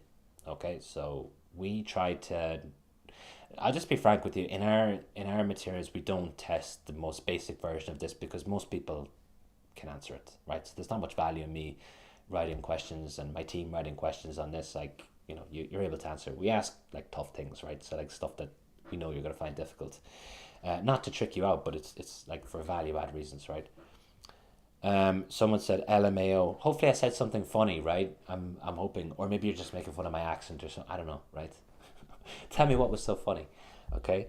Thank you, Hugh. No problem. I read your answers and they all make sense, but I don't feel confident coming up with them myself, especially under exam pressure. Yeah, that is difficult. I understand that. Use the technique that we have in Unit A, and I'm not trying to put, like, honestly, I'm not trying to push everyone into our products, but we literally have like a demonstration of using this, and we had it as well in person in London and Harare and Johannesburg and Pretoria. We go through an example of how to have that answer being developed using a specific technique. Okay, so people online are always like, oh, explain, evaluate, preceding reference or something. I've seen loads of different variants. We have one that we use ourselves for putting together answers. So I would suggest, like I said, just if you go into the course, it's free, right? So you go in, have a look at the development strategy that we have in there, and it'll give you a sense for how to develop your answers out. That is kind of it goes through a methodical process. Okay, because it's not easy and it does take practice. And to be honest with you, the idea of like drawing more detail into your answer is again one of the top reasons why people fail the exam. So you're not alone in that. Like a lot of people find that difficult. So that's why we came up with like a step-by-step process for that. But it's better to see like a visual example than me just sort of saying you should do this, this, and this, and this. You know what I mean? The next one. What are the other videos you did that I watched the other day said the principal risk report doesn't cover IT or cyber risk? How can we bring this into the answers? So you have to wait until core activity D for that one, okay? So you guys are like way ahead of the game, right? So obviously you've been following my content for a while. You probably know where I'm going to go with that one, okay? So that's actually contained within core activity D, and we'll go through that properly for you, okay? So I don't want to just give you like a short answer and you sort of walk away and go, oh, that wasn't great. We'll go through that in detail when we get to core activity D. For currency risk management, could we use netting, matching invoices, leading and lagging? The answer to that is it depends on the scenario. Use the ones that are relevant for the scenario. Can we use a point like risk management is difficult due to uncertainties and we can decide to accept the risk? Yes, but again, you have to build that up and make it make sense, if you know what I mean. Okay, so you can't just say that out of nowhere. Add some context to that. So why? Why would we do that? Like, why exactly? So in this case, there's 36 payments, over a 3-year span. There's a lot of payments involved. The cost of hedging could be quite significant. We've given context there, okay? So just kind of saying that in general is probably not going to get you many marks. The technique to develop the question how do we access this for free? Well, if you're on the course, like I said, if you buy the course, you'll have it there. It's in Unit A. You can sign up for basically like a sample. So go to proaccountancy.com, courses, Ultimate SCS course, and just click continue or sign up. So if you're already on our site, which I'm sure many of you are, click continue, Unit A, it's there for free, okay? So, and if you like it, buy the course, okay? Well, one thing I would suggest, right? So like I know some people think, oh, he's like constantly promoting his courses, right? The reason why is because it gives us an opportunity to help you pass the exam, right? So I do a lot of stuff for free, like the workshops that we did for free, like 7-8 hours long. And unfortunately, like we're limited as to how we can help you with just teaching alone, right? So the benefit of doing the course is that like we have the mock papers there, ultra realistic. I've been writing mock papers for like 8 or 9 years. We've like pretty much predicted like a large swathe of these exams, and the idea of us helping you is that we're able to actually give you like personalized feedback, because sometimes like we're able to give you like answers to general questions, sure, but with things like, for example, like I think back to an example of someone that we had in the course like a while ago, and they had like 63 in their exam and then they went to 110, right? And like when I think back, like what made the difference, like for example, we were looking at their scripts and they weren't referring to the principles and ethics questions, and so they were basically getting like 0 in ethics questions as a result. So like that one change brought that person up probably like 10-15%, so it's like if we're able to give you personalized feedback, we can help you a little bit more. So I don't push the courses just because I'm here, it's a business, whatever. I'm legitimately saying like I have a lot of confidence in them. We've seen people like transform their results.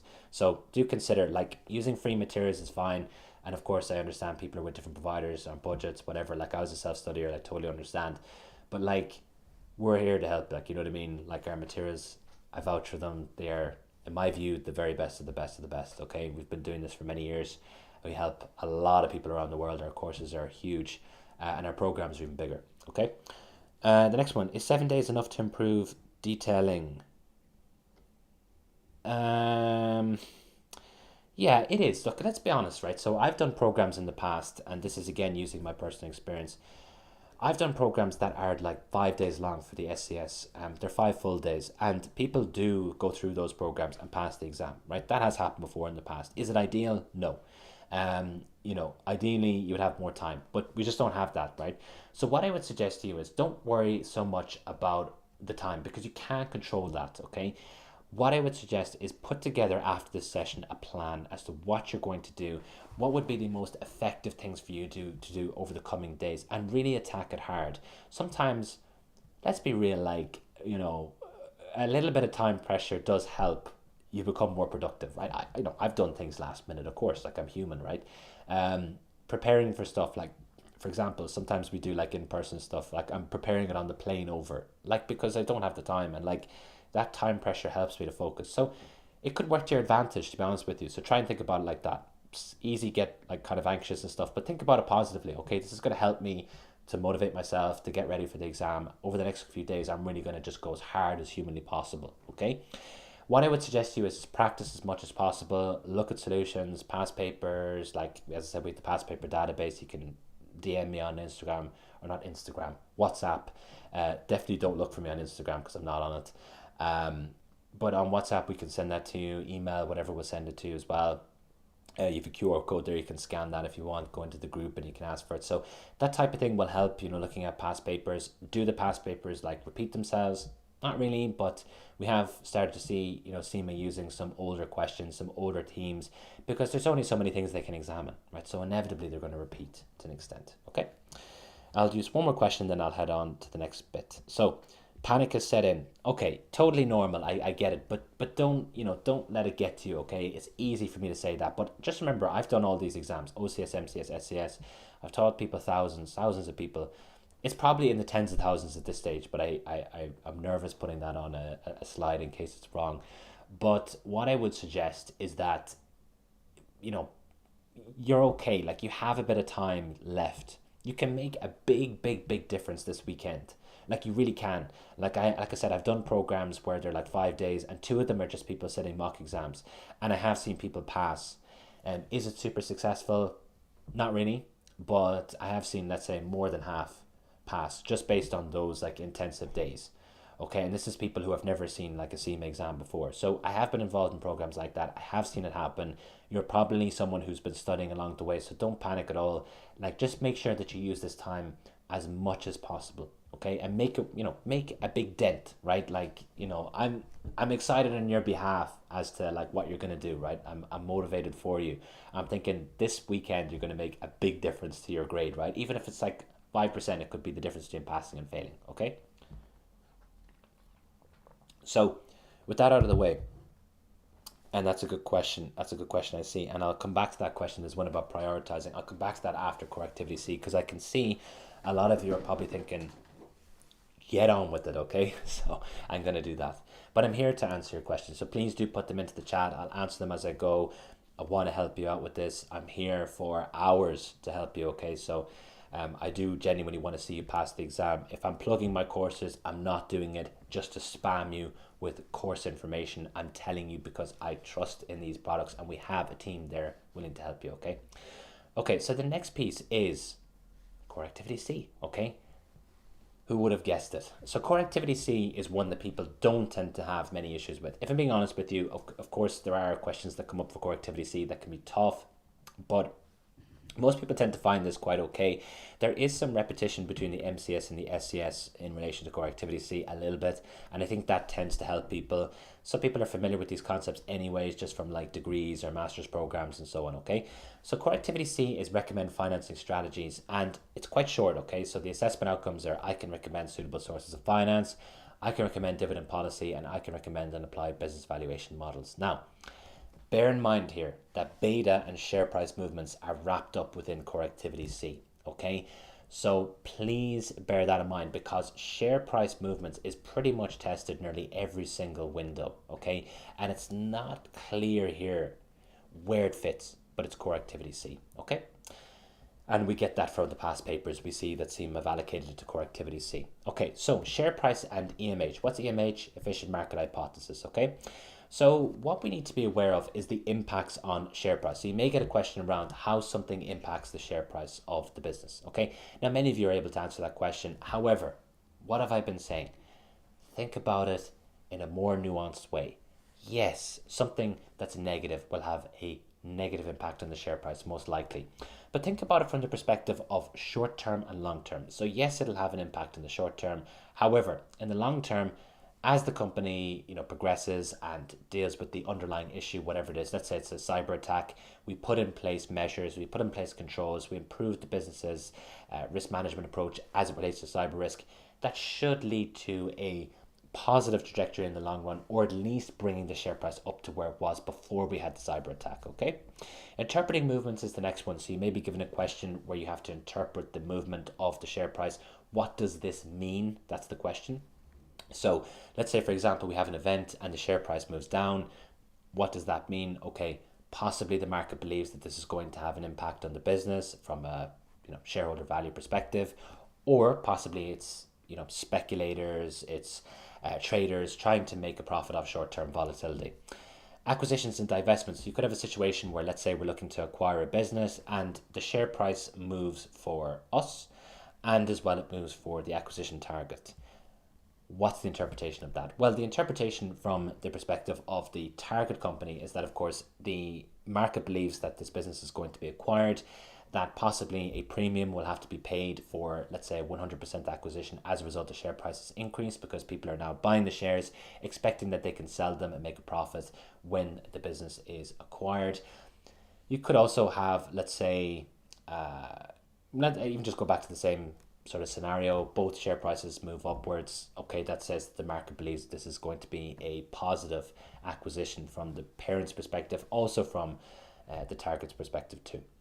Share price as an indicator. So this is an interesting question. So share price movements as an indicator of X. So let's say, for example, we have the share price moving downwards as a result of, let's say, the government putting forward, they don't do it, but they say that they might introduce a grant for, like I said, 3D printer companies, where, let's say, an organization goes to purchase a 3D printer, they get a grant or a subsidy for that. So you have that in France. And if the share price of, let's say, Quartback moves upwards as a result of that announcement, does that suggest that, or is that an indicator that this will be passed as a law or passed as regulation? The answer to that is not necessarily, but of course, markets are well informed. So the share price movement believes that they have a positive feeling that it will.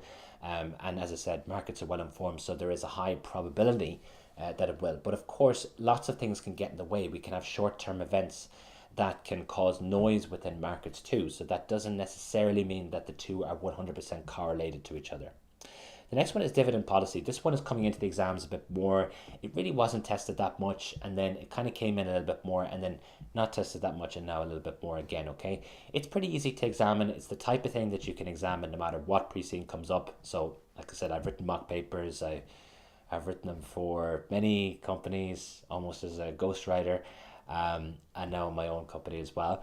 And you could have a question around changing dividend policy, okay? So in this particular case, the business, the profits haven't grown. So I could see a situation where you might have a change to a zero dividend policy. And again, basic answers would say, well, that's brilliant. You're not paying dividends anymore. So you have all that cash. And that is an implication. However, think about Quartmac and its predicament, okay? It has been paying a certain percentage of its profits as dividends, presumably over the last few years, okay?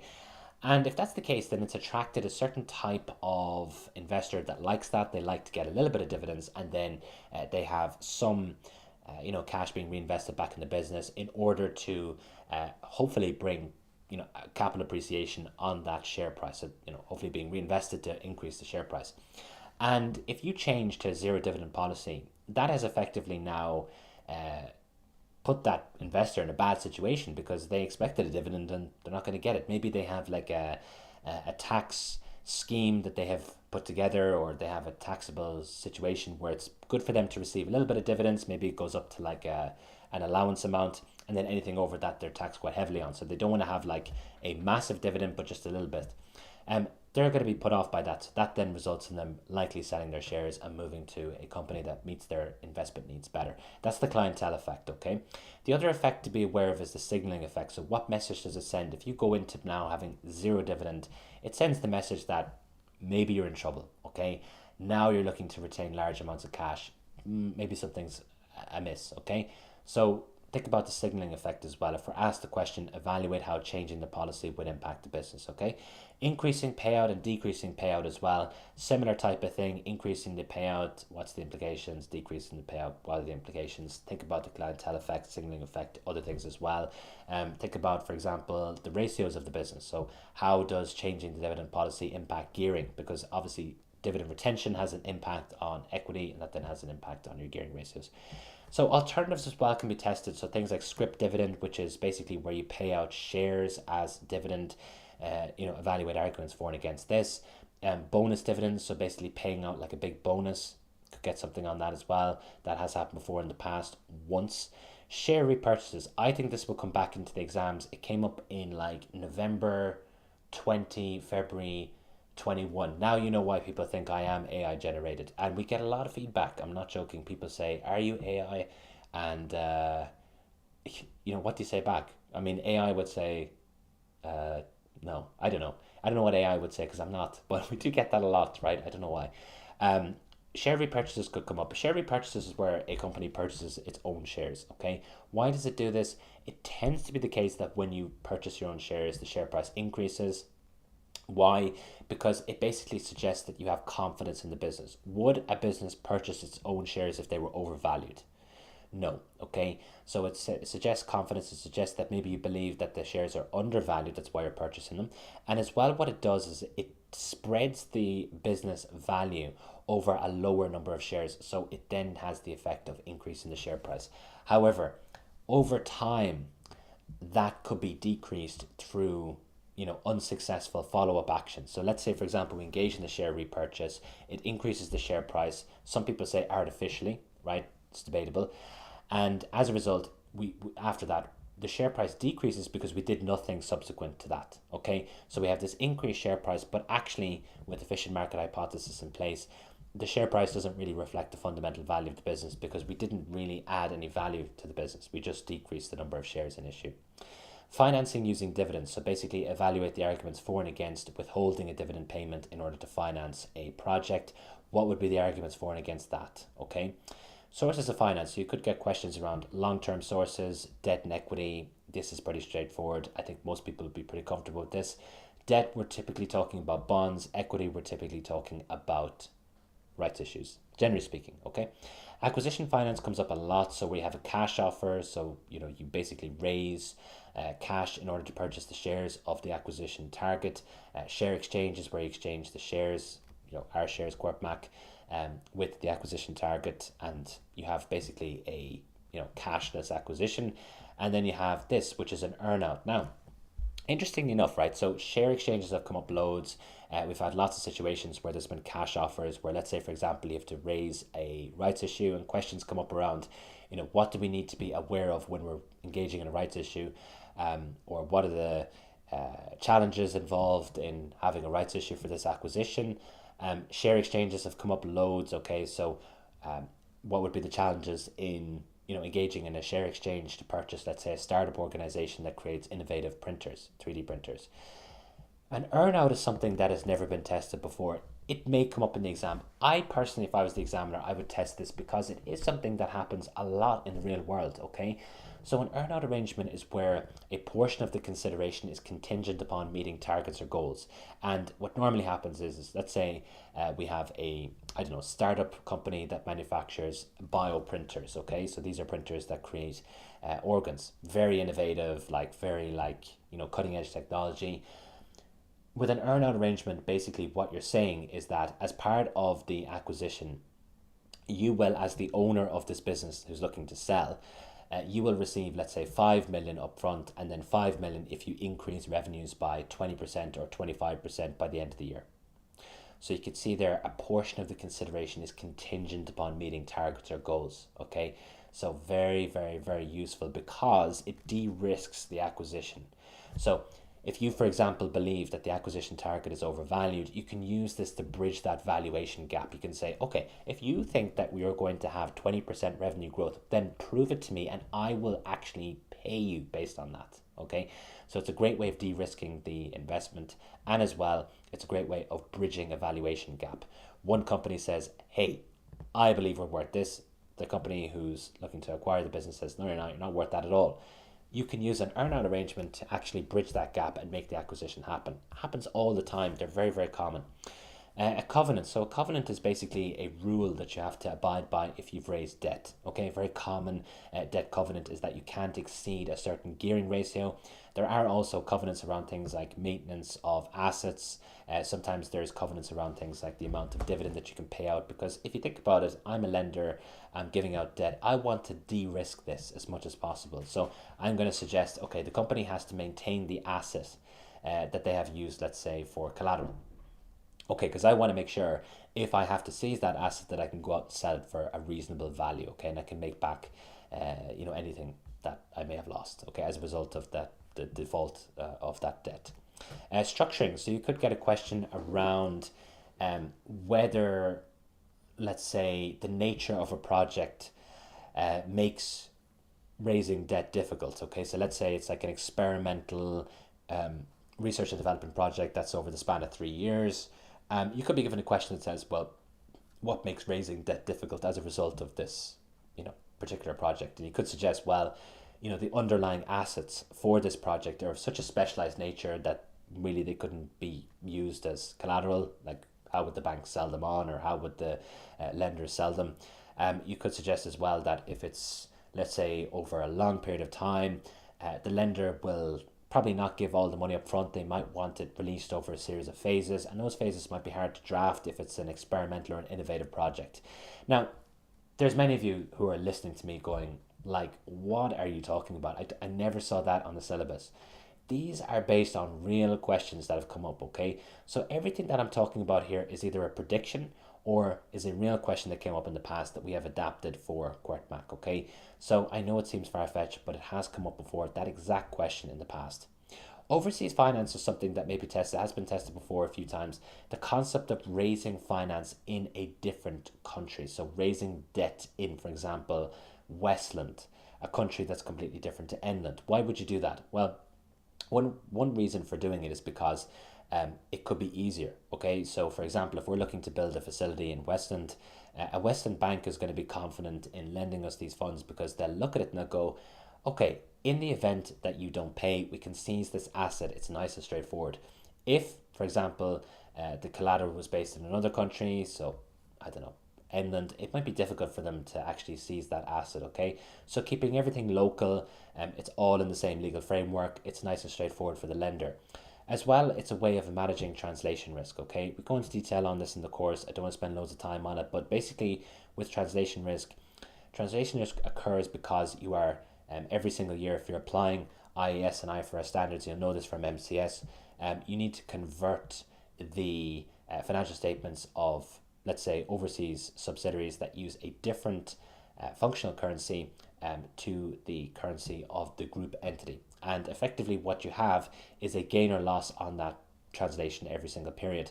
And by raising overseas finance, it has the effect of basically minimizing that exposure because it decreases the size of that asset, therefore decreasing the amount of exposure that you have to that risk. Okay, so it decreases the actual materiality of that gain or loss. The next one is business valuations. This one comes up every now and again. The range of questions is pretty small. I think if you're going to get a question on this, it'll be around valuing one of our divestments rather than valuing a business that we're looking to acquire. So it can work both ways. You can look to value, let's say, one of the entities that we're looking to sell, or it could be a situation where we're looking to value a business that we want to buy. It works both ways. Remember that because both have been tested in the past. We need to be aware of the different valuation methods. The first is the asset base. This is where you use the company's assets to value the business. You tend to have with this the lowest possible valuation that you can have for a business. Of course, it depends on the nature of the business. Okay, so if it's an asset heavy business, actually this may be a very reasonable way of valuing the business. There's different ways in which you can do this. So you have net realizable values, you have book values, you have replacement values, and so on. Earnings-based methodology uses the company's earnings, i.e. their profits. You can adjust the profits, okay? So you can adjust them to reflect the change of ownership, and then it's multiplied typically by an industry price to earnings ratio, and that gives you a valuation. And if you've ever watched Shark Tank, right, so some of you, have you ever watched Shark Tank or Dragon's Den? This is something that I don't really like about online education. I'm saying, have you watched Shark Tank? And I'm looking at a camera, okay? So unfortunately, you're not able to answer me back. In the in-person sessions that we have, which are on our website under procaptaincy.com workshops, you just click it at the top, you can actually answer the question, which is a lot better. But if you've ever watched Shark Tank, you'll know that they say every now and again, oh, we're using this earnings multiplier to value our business. That's basically what you multiply the earnings by in order to get the valuation, okay? Often you will see in academia and in the world of CIMA things like a industry price to earnings ratio. That's one of the multipliers that you can use in order to get a valuation. Dividend based is where you use the dividend stream of the business in order to value it. You're basically saying here with this type of valuation method that actually the value of a business is equal to the present value of all the dividends that it's going to pay into, let's say, perpetuity, okay? That is one method that you can use to value a business, but of course it has to pay a dividend for you to use that method, okay? So that's important to be aware of. Cash flow based is the one that is used a lot in the real world. You use the discounted cash flow method here if you're looking to use a cash flow based valuation model. And effectively what you do is you project out the cash flows that the business is going to generate over a certain period of time, and you discount them using a, appropriate cost of capital, and that then will give you the valuation for the business. Why is this a good way of valuing a business? Because you can adapt the cash flows. You can say, okay, this year we expect to do this, we're going to invest in this, we're going to change this, make synergies here, make efficiencies here. You can plot them out over the years that you believe you'll own the business, and that then allows for quite a good approximation of what the business is worth. And cash flows, generally speaking, more linked to shareholder value than profits, okay? You could have a question around the challenges in actually valuing a business entity, okay? So what would be the challenges? What would make it hard to actually assess what the value is of a business entity, whether it's a business we're looking to buy or a business we're looking to sell? Well, if it's unlisted, it makes it more difficult. Why? Because we have no reference for the share price of the business. If you have the share price, you can work out things like the market capitalization, which is the share price multiplied by the total number of shares outstanding. And that gives you like a rough approximation. Maybe you've heard that before, market capitalization. That gives you a rough idea as to what the value of the business is. And that can be used as a reference point for setting a valuation. If they have no share price that's publicly available, you can't do that really. Specialized assets. Why would that make it difficult to value a business? Like, think about it. Well, if we're using things like the asset-based, model, it can be hard to get actual values that are relevant for these assets. Okay, so if they're like very specialized assets or they're very much intangible assets, trying to calculate a accurate value for these could be quite difficult. If the business is unprofitable, this creates two problems. The first is that you can't really use the earnings-based methodology unless you adjust the earnings to the extent that they are in profit, because if you think about it, you're multiplying, let's say, a PE ratio, price to earnings ratio, by a negative. That'll give you a negative valuation, and of course that doesn't really work for the sake of coming up with the amount that we should pay for a business. And as well, if a business is not profitable, it's not going to be paying dividends, okay? The next one as well, just to be something to consider, is that you could have, let's say, a scenario where the business is growing very quickly. Let's say it's a startup organization, and as a result of that, the valuation that's being placed on it by the owner, maybe they don't want to sell it, may be very different to how we perceive the growth of the business. Okay, so even though we have, like, let's say, the cash flow model projecting what we think will come up in terms of cash flows, it could be very different to the owner's expectations. They're an entrepreneur, they own the business, they have a very positive view of the business, and so it could be very difficult then to value the business. The next one is beta. A lot of people freak out about beta. I'm here to tell you it's okay, right? Beta is not a big deal. If it comes up in the exam, it tends to be quite a short question, quite a small question. It has not come up loads, and the types of questions tend to be pretty straightforward, okay? So what is beta? It's a measure of relative systematic risk, okay? What does this actually mean, okay?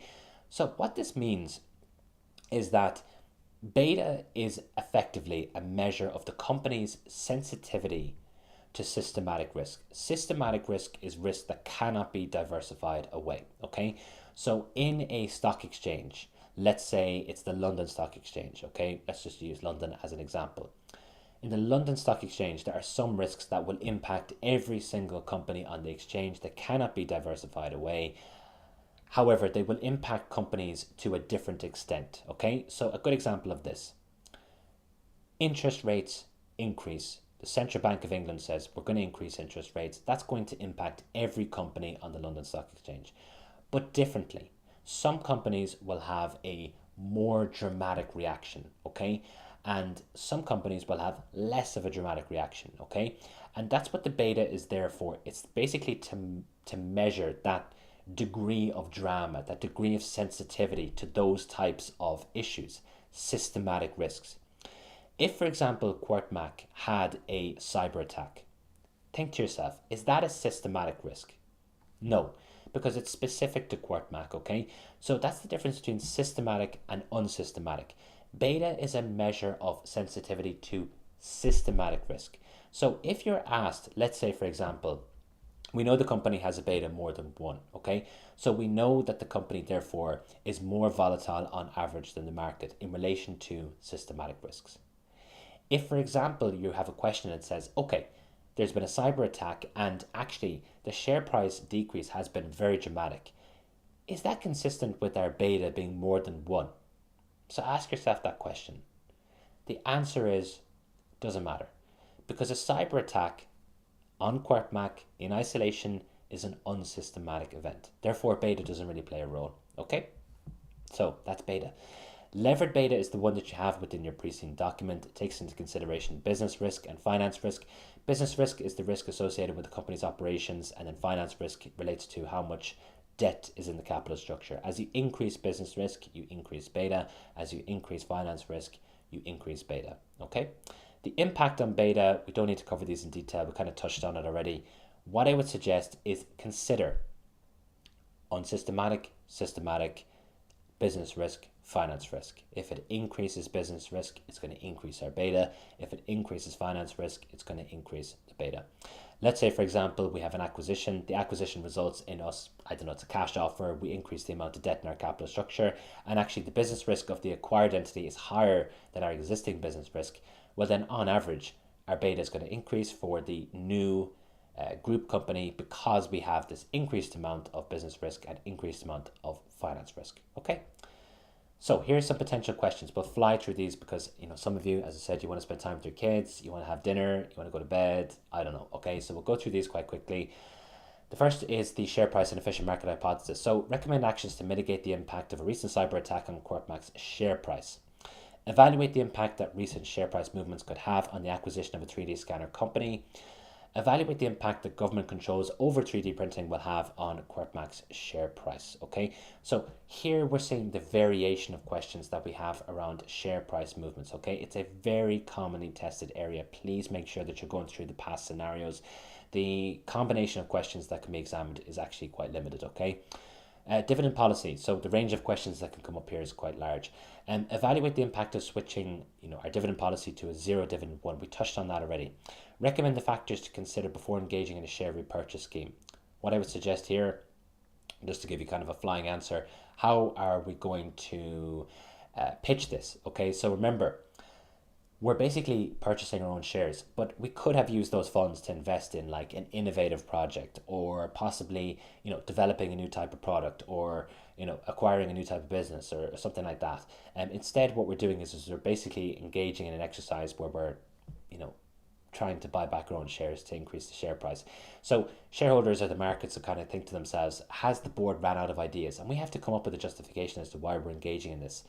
The other things to consider as well, if we're engaging in a share repurchase scheme, is, in terms of, as I said, pitching it to the markets, but also as a result of our share price increasing, how do we sustain that increase? So after that, how do we keep that increase going? Okay, so what projects do we have after in order to keep that up? Evaluate the arguments for and against issuing a warning that dividend expectations will not be met. We have a similar type of question coming up in a few seconds. Sources of finance, so evaluate the arguments for and against using an overseas loan to fund the development of a new facility. We touched on this already. In terms of the arguments against, I mean, you could face a situation where you have a higher rate of interest because, maybe you have no sort of rapport with the overseas entity that you're looking to borrow the funds from. Let's say it's a bank, and you have no credit score with them, you've no credit worthiness assessment, you've no prior relationship, so you could have an increased interest rate as a result. The other drawback is that, let's say that economy is hit with the recession or something like that, you're now exposed to interest rate risk in another country, you're exposed to political risk in another country that could impact the cost of finance. Recommend the factors to be considered when using a rights issue to purchase a competitor in Enland. I'd be thinking about things like information disclosure, and as well the amount of discount to grant. Now, if you're on the course, we have a live session. We don't really do many live sessions. We have a live session tomorrow just as a bonus. We'll be covering that off in detail, okay? So I know some of you are on the course that are watching this. You'll see that tomorrow in the morning. Recommend how QuarkMac could raise additional debt despite its debt covenants tied to gearing. So this type of question came up before. How do we overcome debt covenants? Well, one thing that you could do is increase the amount of equity in the capital structure. You could defer dividends, you could raise equity, you could actually renegotiate with the bank, you could refinance so you can obtain new debt, pay the existing debt off, and have a whole new set of conditions. Business valuation, so evaluate the challenges in valuing a startup bioprinter development company. We went through the challenges, unlisted, lack of profits and so on. Evaluate the challenges in setting a reasonable selling price for one of QuarkMac's overseas entities. This type of question I think will come up in the exam. Try to consider some of the points that we had in relation to the challenges in carrying out evaluation. Remember, if we are carrying out evaluation for an overseas entity, it's not going to have its own share price, okay? It's a part of the QuarkMac group, okay? So again, we run into that issue. We have to try and disentangle it as well from the group so they won't have that admin support, and so on, okay? Recommend the manner in which QuarkMac should approach the valuation of an unlisted software company, okay? So kind of being tested more so on the methodologies. What I would suggest in terms of those questions is try to think about the fact that when you look to value a business, you're looking to get a range of values and then you negotiate based on that, okay? Beta, so evaluate the impact that the acquisition of a carbon fiber filament supplier will have on QuarkMac's beta. Think about what we said, business risk, finance risk. Evaluate whether QuarkMac's recent share price decrease is consistent with its beta. We touched on that. Is it systematic? Is it not systematic? Evaluate the relevance of QuarkMac's beta in response to the Enland central bank increasing interest rates. So actually, that is a situation where, yes, beta is relevant, and you're talking there about how this would impact the business and so on. Okay, so let's go through a worked example. Let's pull it up on the left-hand side. And as I said, if you're watching this as a recording, you can just pause the video.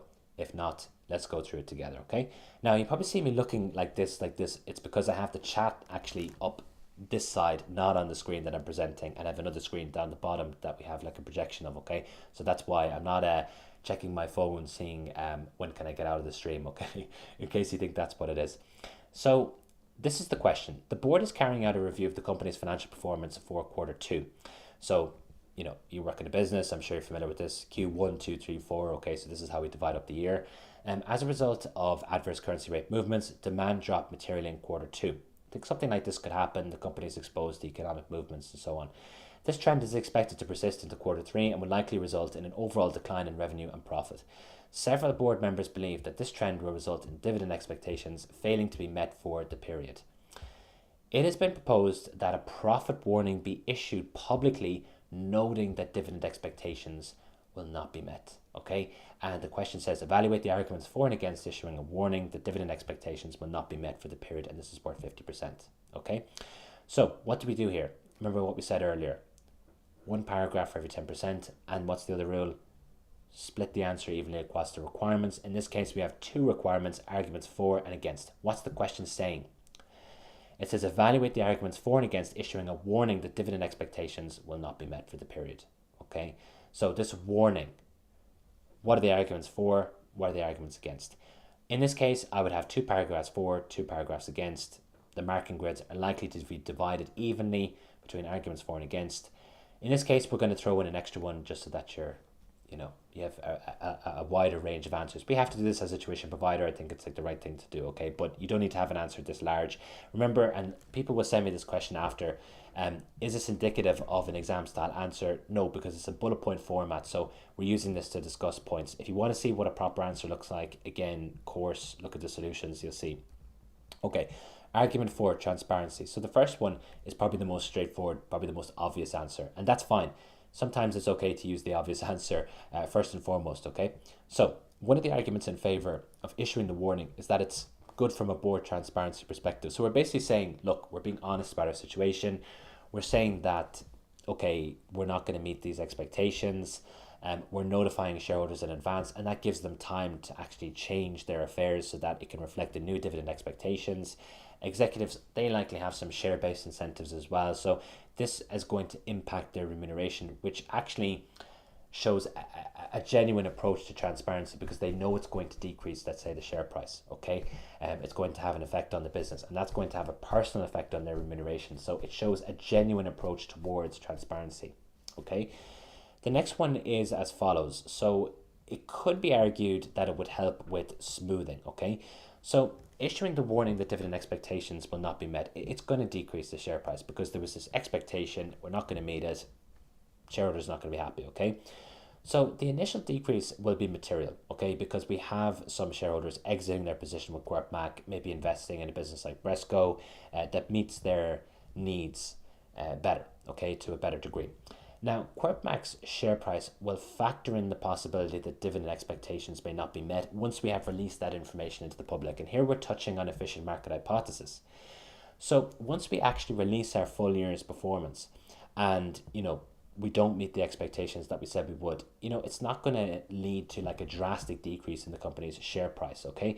So effectively what we're doing is we're absorbing that now, and then once we actually come to a point where we release our results, it's not going to have this big dramatic drop that we would have had otherwise, okay?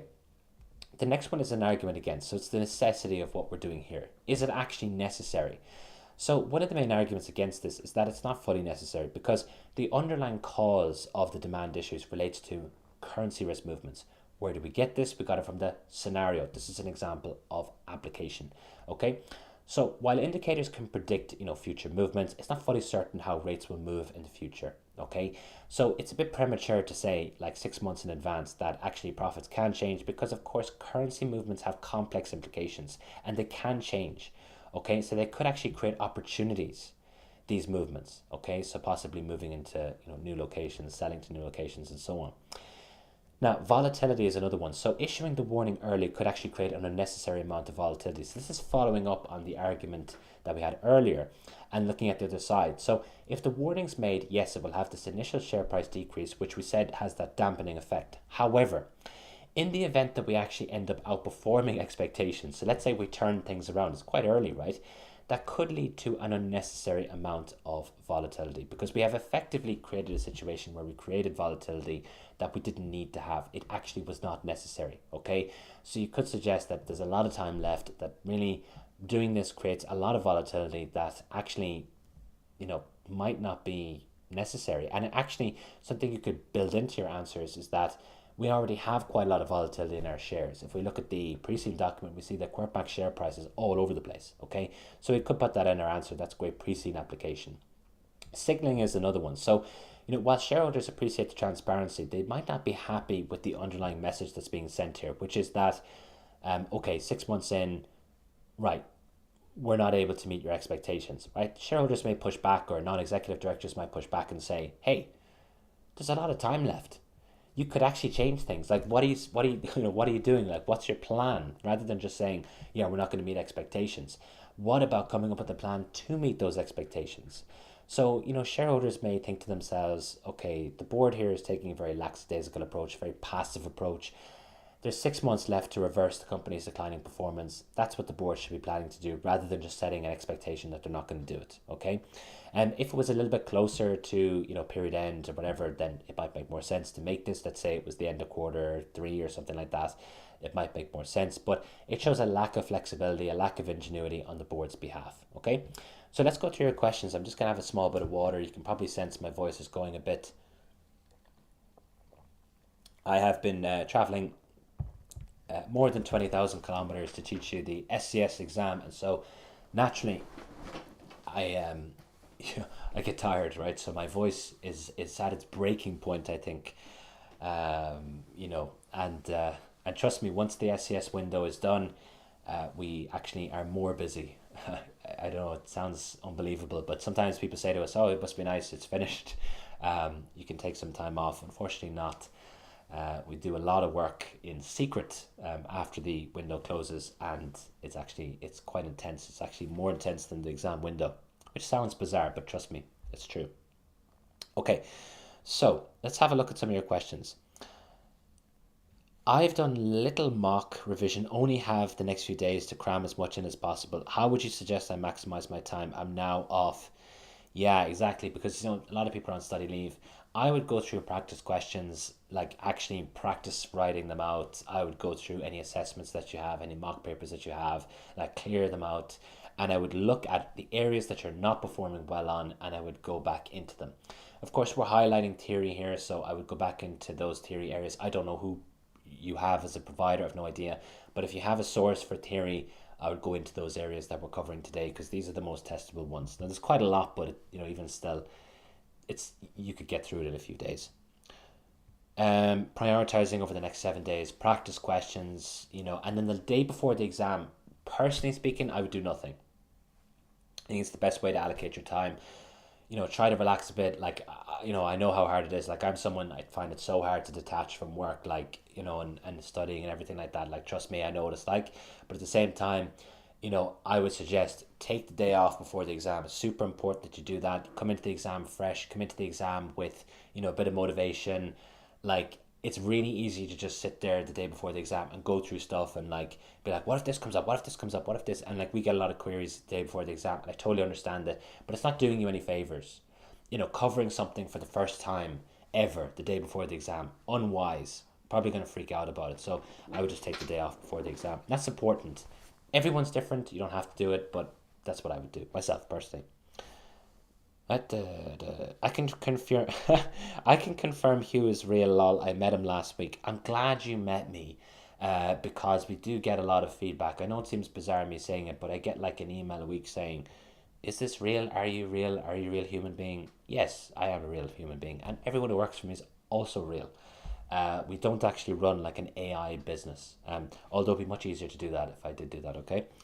Are we expected to know the ratios? Yeah, it's a good question. Like, not really, no. I mean, like a few ratios. If you go into our YouTube channel, we have like a pre-seen insights video, and there's like a few ratios there. I would just know those. Okay, so take a screenshot of that.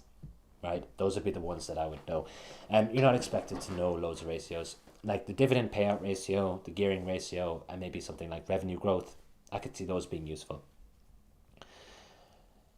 Can I use earnouts as one of the ways in which we can manage post-acquisition risk? Yes, if it is the right type of scenario for it. So if there's a business where, let's say, an earnout makes sense, then yeah, okay. So yeah, for the most part, yeah. But let's say, for example, the owner is terrible, right? The owner has driven the company into decline, and that's why we're buying the business. It's, let's say, a distressed asset. Then no, okay. I watched Shark Tank. I'm glad. When raising overseas finance, can you link currency risk? Yes. Managing translation risk is one of the benefits, yes. Do unlisted companies have a PE ratio? No. You usually use a proxy. Yes. Beta is 2.3. It is. Would hostile takeovers form a part of core activity C or B? To be honest with you, it depends on how the question is phrased. It probably could be A. If the strategic side of it would be A. I think there could be a hostile takeover scenario. We've included in our book. It's been tested once in the past. It's not that difficult, so it's like, no, I wouldn't freak out about it. But the business is sort of like declining in terms of profitability, so it could be like a nice acquisition target for someone else. So, it could be tested under multiple different core activities. Like C, you're right. It could be, depending on how the question is phrased. I would say it's probably more likely under A. Okay. For multiple valuation methods, am I limited to traditional multiples like PE? Can I use research and development costs and say We are acquiring a small 3D manufacturer with more specialized printers. I think you've mixed them up there because it's like the P ratio is different to the assets. I think there's like multiple sides to your question. What I would suggest in that case is yes, use one that's specialized. Like if it's, for example, a company that has like valuable assets, then you could, yeah, of course, the asset based method, it does make sense, and say that in your answer. But also say the flip side, which is that with the asset based model, it can be quite difficult to value things like future growth. People think you're AI because your skin's so smooth. Well, that is the filters that I'm using to make me look 25. Okay.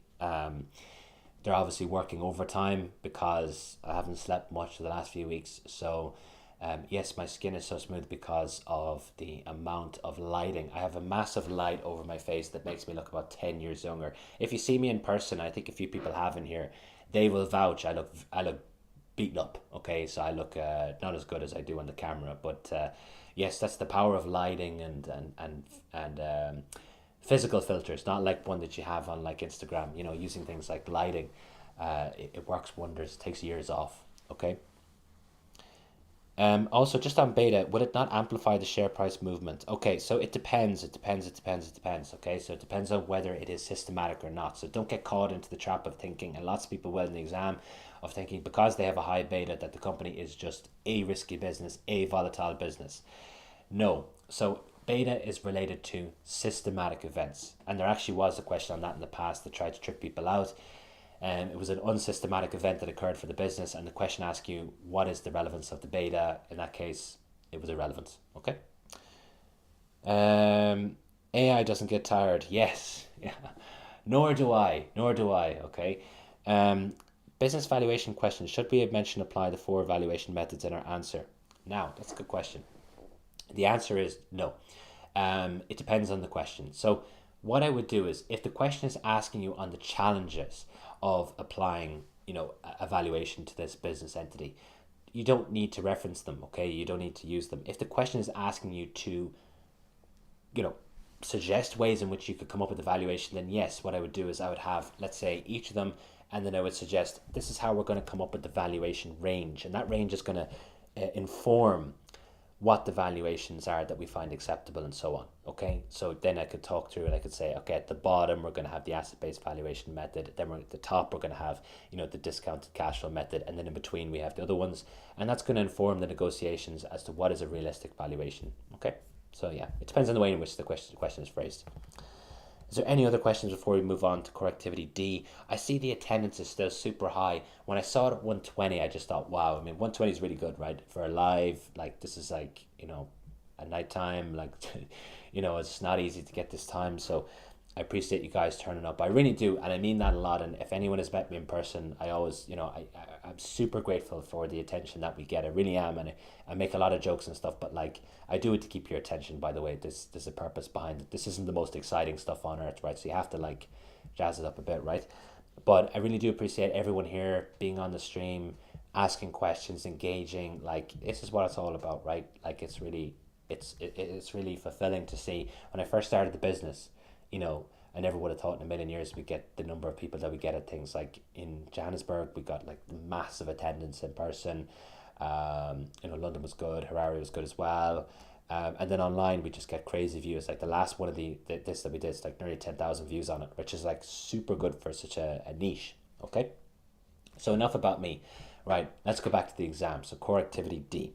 So core activity D, do people have problems with this? And this is based on our mock exams and our own, assessment of things. We don't know from like CIMA side, we're just saying from our own side. People tend to find core activity D okay. Okay, so core activity D, if you've sat the objective test, is basically P3, and there are, a little bit of aspects of E3 in here. Ethics kind of comes into both of them, but pretty much P3. Okay, or if you've gone in the FLP, risk management. So what is contained within core activity D? Evaluate and mitigate risk. The first one, I can evaluate risks and recommend responses and maintain the corporate risk register. This one comes up quite often. There was a question there about the principal risk report and risk register, so we'll cover that off in a few minutes. I can identify ethical dilemmas. Now, please, okay, so I can't stress this enough. It's so likely. I never guarantee, right? Because like I can never guarantee anything, but it's so likely that an ethics question is going to come up in your exam. Like if you look back over the past, you don't need me to tell you, okay? You can see ethics comes up over and over and over and over, and it's the same type of thing. An ethical dilemma, evaluate the ethical implications of XYZ. Okay, so really important that you stay for the ethics piece. If some of you are getting tired, it'd be a good time to wake up, okay? Because ethics is really testable for any pre-seen document, okay? So I can evaluate and mitigate cyber risk. Someone actually asked me this question and I saw your comment. I didn't get a chance to type an answer back yet. Is cyber risk going to be tested? I can't predict exactly, but I would suggest in at least one scenario, yes, it might, okay? The next one, I can recommend internal controls. So this has come up a lot more recently. The range of questions here tends to be quite short for that one. So the first is non-financial reporting. This actually fits within core activity D. It may change now that we have this new assessment outcome in relation to sustainability under core activity A. However, tends to be the case that we have integrated reporting sitting under core activity D. So integrated reporting, very examinable, super important to be aware of all the various different capitals. What I would suggest is if you're not familiar with integrated reporting, of course, in our course we go through it in detail. In the book we go through it in detail, but you can also look at the integrated reporting framework for free. So you can download that and get a sense for it, or plug it into AI and say, summarize this for me, okay? Basically, the range of questions that tends to come up around integrated reporting is evaluate the impact on this capital or this capital or this capital. So you have social relationship, intellectual, human, natural, manufactured, financial, okay? Challenges in evaluating. So what would be the difficulties in evaluating the impact? Well, for certain decisions or proposals or whichever, they may be confidential. So for example, if we're developing a very innovative, I don't know, printer, material, something like that, we may be hesitant to disclose it in our integrated report, especially in a significant way, like giving lots of details, if it's something that's quite confidential, okay? If it's something that we don't want other people to know about, it's something we want to keep a secret. Yes, it does impact our capitals, but we can't really report on it in a meaningful way. That's a challenge, okay? Sometimes you can have a situation where it's difficult to actually understand how something impacts relationships. So let's say, for example, we lobby the government really hard to introduce a grant for 3D printers. Well, in one regard, we have, let's say, improved relationships with our customers. Our customers now get this grant, but maybe we engage in very aggressive lobbying and we've actually deteriorated our relationship with the government. The net impact on our capitals is tough to evaluate because we've had a simultaneous increase and decrease, okay? You may have questions around repairing capitals. This is a variation on impact on capitals. Basically, this is a question on improving the capitals after something bad has happened. So a cyber attack, let's say it damages our human capital, people are not as motivated, they think to themselves, okay, the business actually didn't cover itself for something that should be a fairly obvious risk. How do we repair that? Well, we send a positive message, we engage in training, we invest in people's skills and so on. Reporting issues. So you may have, for example, a series of, and we touched on this already, sustainability disclosures, and you have to defend any claims that are made or add or remove disclosures. The last one, UN SDGs. Has anyone seen this? No, probably not, okay? So again, I'm talking to myself in front of a camera. That goes down a lot better when you have a big audience in front of you, but unfortunately in this case, I just have a camera. UN SDGs. So UN, obviously United Nations, SDGs, Sustainable Development Goals. So these are goals that basically United Nations countries came together, they said, okay, let's agree upon some global goals for the world, okay? So they're very basic things like ending world hunger, having fair workplaces, gender equality, everything that people would agree with, right? You're thinking about every country on earth agreeing on goals. Not easy to do, but they did, okay? What you'll often have inside annual reports, especially for food organizations, is you will see sustainability disclosures or actions being linked to the UN SDGs, okay? So you will see, for example, in Nestle's annual report, they will say, this is what we did in the year, and it links to this UN SDG. Why would they do that? Well, it shows that they understand the grand scheme of things. They understand, okay, this is the impact that we're having on the world, okay? So they're showing that they really understand their footprint, okay? Ethics, so important. Very likely to come up in your exam. Please understand the principles: integrity, being straightforward and honest in business and professional relationships; objectivity, operating free from bias and the undue influence of others; professional behavior, not discrediting reputation; and as well, abiding by rules and regulations; confidentiality, keeping information confidential unless there is a professional or legal obligation to disclose it; and professional competence and due care, which means acting diligently. Okay, what I would suggest for ethics questions: only use the principles that are relevant. The examiner has said in the past that using all the principles, bad approach. Okay, so this is why sometimes like AI answers, like some of you are using AI. Look, I get that, right? But like you have to be really careful, because AI, if you have a ethics question, AI is just going to give all the principles, right? Because it doesn't have a rubric, it doesn't have a marking scheme to work with. So be really careful about using AI, because AI is not informed on what to get marked, what is actually going to get marks. Okay, so AI is quite good for coming up with potential scenarios, but it's terrible for marking. Okay, it's not really realistic, like, because it doesn't have a rubric, it has nothing to work with. If it did, it'd be effective. Okay, so I'm not like a AI. I don't know. I'm not against AI. I'm not like, I'm well aware like it's quite important, but like the way in which you use it, you have to be careful. Of course, AI makes mistakes as well, so you have to be cautious of that. So ethical arguments: you may have a variation of an ethics question where you're asked for ethical arguments for and against. If you are, it's a pretty straightforward question. All you need to do is look at the principles that are in favor and look at the principles that are not in favor, and just explain them the way you would if you had a standard ethics question. Okay, so no big deal. The next one is internal controls. So typically the questions will ask you to recommend controls. The controls that you suggest, they don't have to be super advanced, but they do have to be relevant to the scenario. Some of you are going to ask me, could I recommend this control? Could I recommend that control? The answer to that question is, it depends on the scenario. Okay, I can't answer because I don't know the scenario that's in front of you. Pick controls that are relevant for that scenario. Here are some suggestions. So physical controls, so things like turnstiles, gates, and so on. Authentication controls, we use these every day. So two-factor authentication, basically verifying that you are the person that is trying to access your account. Access controls, so controls around who accesses, who has access to what. So on a factory floor, would you give everyone access to the payroll records of the executive directors? No. Simple example, but it's one that we can all relate to in as accountants and finance professionals. Personnel controls around supervision, management of people, so having clear lines of management and spans of control. Software controls around having valid software licenses and valid software versions. Network controls, keeping networks safe and secure. So for example, a firewall. Okay. Evaluating controls, you may get actually a series of controls in front of you in your reference materials, and then you're asked the question, evaluate the effectiveness of these controls. And what I'd be thinking about is, do these actually prevent the behavior that they are intended to prevent? And also consider the fact that there are limitations to controls, because things change over time. Businesses get more advanced. The controls that a business like, let's say, Kellogg's had in the 1980s are going to be very different to the controls they have now. They didn't have things like firewalls back in the 80s. They didn't have sophisticated controls around social engineering attacks, because they didn't exist really back then. Okay, so controls change. They need to adapt with circumstances. Cyber risk, could it come up in the exam? You're all thinking, yes, it could. It tends to be quite easy to test, if I'm being honest with you. It tends to set the framework for a scenario. The business is compromised, there's a ransomware attack, there's questions about the policies, that type of thing. It's quite easy to examine, coming from someone who writes papers, mock papers. So that's what I would suggest. Okay, it's going to come up probably in one variant. That's my prediction.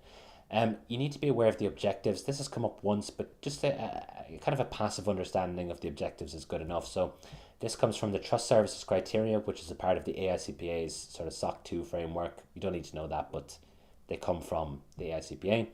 The first objective is security. So you need to make sure that systems are secure, that they're available for the relevant parties, that the processing integrity is in place, so that if we're processing something, it's processing as it should. Confidentiality, that we keep information that's confidential, and privacy, we respect privacy laws in relation to personal data. So for example, GDPR or POPI if you're based in South Africa. So the board's role in relation to cyber risk, this is quite an important question. So what is the board's role in relation to cyber risk? The reason why I say it's an important question is because it's something that you can actually replicate across different areas. So you can actually look at this from a sustainability perspective, and it might actually be quite a similar answer. So the board's role is in relation to cyber risk. resourcing. So they would set out, let's say, who's responsible for cyber risk, what's the budget. They would also look at the risks at a very high level. What do we have? What's going on in the market? Do we have a competitor that has been compromised? Had they maybe been the victim of a ransomware attack? They're looking at, let's say, stakeholder engagement. So if we have, for example, a cloud services provider, the board would act as a liaison at a very high level and suggest, okay, as part of our SLA or service level agreement, we need to have cybersecurity controls and some validation that they're effective. All those types of things, okay? And the controls, of course, the board would play the role of telling the internal auditors to investigate the effectiveness of those controls. You may get questions around dealing with an attack. So dealing with an attack will depend on the nature of the attack. If it's a ransomware attack, something to bear in mind is that generally speaking, the advice is that you don't pay the hackers, okay? Why? Because technically speaking, they're hackers, they're criminals. They may not honor their promise of, let's say, unlocking your files. Like, you're not dealing with the most trustworthy people here. The other thing as well is that when you pay them, you become a target. You're now a target for another attack. Another group might come across and say, this is an easy company, right? So we should do it again. So that's something to bear in mind. Cyber risk mitigations. So what mitigations can we have in place in order to manage cyber risk? So things like hot sites, antivirus, social engineering training, penetration testing, all those types of things. Risk issues. So this is kind of like a broad church. So this is everything else. A risk manager. So risk manager is basically placed in a business to try and manage the business's risks. They work more so on an operational level. So they would actually put in place mitigations, whereas the board might check and see, are these mitigations there? Okay. So in the course, we have an interesting piece within that lesson there. I believe it's D4, where we say, who is the checker? Who is the doer? And the risk manager is the doer. Okay, the board is the checker. The risk responses, that could come up in the exam. So like, how do we respond to a risk? So of course, it will depend on the actual magnitude of the risk, and we can have in our mind the TARA framework: transfer, accept, reduce, or avoid. Okay, so we don't have to necessarily say it. We don't even have to state it. We have to just use the fundamental idea behind it when we're coming up with responses. Risk ownership came up in the exam quite recently, this concept of whether it's better for a single person to own a risk or whether a collective should own a risk. And when we say collective here, we're talking about the board. What I would suggest in questions like that is to consider the fact that if you have a single owner of a risk, it's very easy to identify them and to hold them accountable. If you have multiple people involved with the risk, there is a probability that not everyone will be able to contribute to managing that risk equally, because that risk may be more relevant to, let's say, a certain director or maybe two directors rather than the whole board. But of course, if you have the entire board involved in managing a risk, it more so reflects their underlying role of risk, managing risks at a high level, and as well you have all that expertise there, okay, to help manage that risk. It might be such a big risk, for example, the risk of demand being lower than expected due to economic movements. That's a big risk. Maybe you need the entire board to manage it. Risk reporting. So there was a question someone asked me there about the principal risk report. The risk register and the risk report are often confused. The risk register is an internal record of all the risks the business faces. It's like a spreadsheet. It's internal. It's highly detailed. You'll have things like the date of identification, the risk score, the risk owner, whereas the principal risk report is externally focused. It's very much geared towards stakeholders. We're telling them the main risks that we're facing and how we're going to respond to them. It comes basically as a result of UK legislation that says that listed organisations need to have this report, and basically it de-risks those businesses. So if you're an investment fund and you're investing in a business, let's say you're a pension fund and you're investing in a business, the UK government wants to make sure that, okay, there's some degree of safety here, that the investment is being made on good judgment and that, they're aware that the company has looked at risks and so on. So that's why it's in place, okay? So the principal risk report is there to basically have all the material risks that the business faces. There's a limited amount of risks that you have on it. You can't have on a principal risk report 30 risks. Why? Because it dilutes the meaningfulness of the other risks. So, if you have, for example, 30 risks in front of you, you're probably thinking to yourself, okay, these might be important, but the business has not highlighted the most important ones. So the more risks you add, the more you dilute the importance, the significance of the other risks on the report. So here are some potential questions. We'll fly through these, as I say. Evaluate the challenges in disclosing the development of a patented sustainable filament in the integrated report. We kind of touched on that already. Confidentiality, multiple impacts on, let's say, within one capital, it may have like an increase and a simultaneous decrease as well. Recommend how QuirkMac's capitals could be repaired following a major cyber attack. So you'd pick out the different capitals and suggest how you would improve them. Evaluate the claim that the sustainability report's contents constitute greenwashing. So what I would be looking for here is, how are we putting out that performance of the business, and does it actually reflect the sustainability performance of the business? So for example, if you're given a load of measures on things like the energy output of the printers, of course it could depend on whether we are using metals or whether there are more printers that actually process metals being purchased or produced. That could actually skew that, okay? If, for example, we're using absolute numbers, if we reduce production, and you could actually say in your answer that our profitability and our revenues have gone down. So actually, if, for example, that happens again, it may show a positive view of our sustainability performance, but it's not proportional. Therefore, it's not really a actual reflection of our sustainability performance. Ethics is the next one. There's like a load of different scenarios that could come up, but the range of questions is small. So evaluate the ethical implications of making political concessions to set up a new overseas factory. Evaluate the ethical issues associated with developing a sustainable material and prohibiting its use by other parties. Use the principles, use the principles, use the principles. So important. If you don't do the principles, you may get 0 marks in the question. That can happen. Evaluate the ethical arguments associated with lobbying the government for 3D printer grants. We're going to cover an ethics question in a few seconds, so that's why I'm skipping through it. Internal controls. Recommend controls to ensure that confidential new printer designs are kept confidential. So how do we do this? Keep them in safes, okay? So physical controls, access controls in relation to folders, like not everyone can just go in and click on it and download it and so on. Evaluate whether QuirkMac's current set of internal controls adequately mitigates the risk of a cyber attack occurring. Okay, so you would look at the controls that they have and you would make an assessment. Typically in a question like that, you'd be given them in the reference materials. Evaluate the argument that controls should have been in place to prevent the recent bribery issue. Okay, so in that particular case, you're looking at the nature of the issue and how reasonable it would have been to have controls in place for that specific issue. For something like bribery, of course, for a listed organization, it would be expected that they have policies in place. However, if it was very covert and very hard to find, and actually, would have been unrealistic for the business to exactly have something in place to prevent that type of issue from occurring, you could maybe have that in your answer. Cyber risk. So evaluate the board's role. We talked about that as it relates to the identification and management of cyber risk that came up before. Evaluate the cyber risk associated with creating a design marketplace ecosystem for QuirkMac's printers. Here we're sort of saying, what are the risks from a cyber perspective? So we have multiple linkages here. You could have a situation where, let's say, a design has a virus embedded in it. Okay, so we're creating cyber risk as a result of that. Evaluate the validity of the rationale for leaving cyber risk off the principal risk report. So this question kind of came up in the chat, and I think this is an interesting one.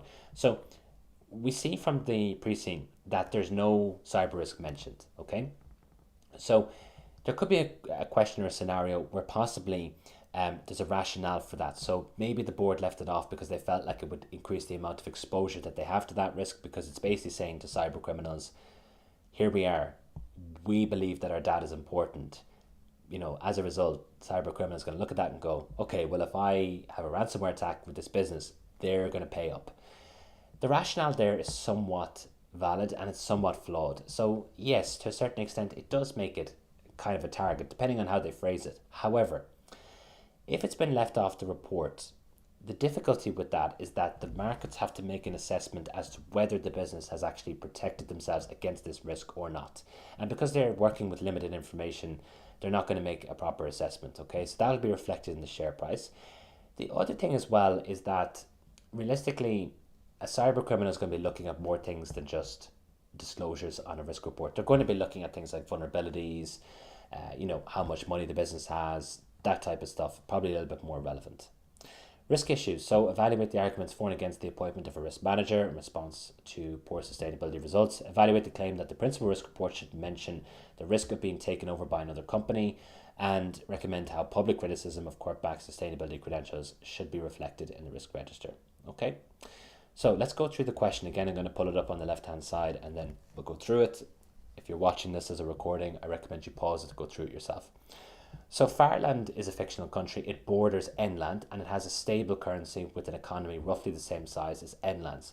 The Fireland government recently introduced grant aid for companies that invest in commercial 3D printers. We've talked about this a bit. The grant was introduced to encourage industrial innovation and can only be used for Fireland-based printer suppliers. Quirkmac's board is considering commissioning a lobbying firm to help introduce a similar grant in Enland.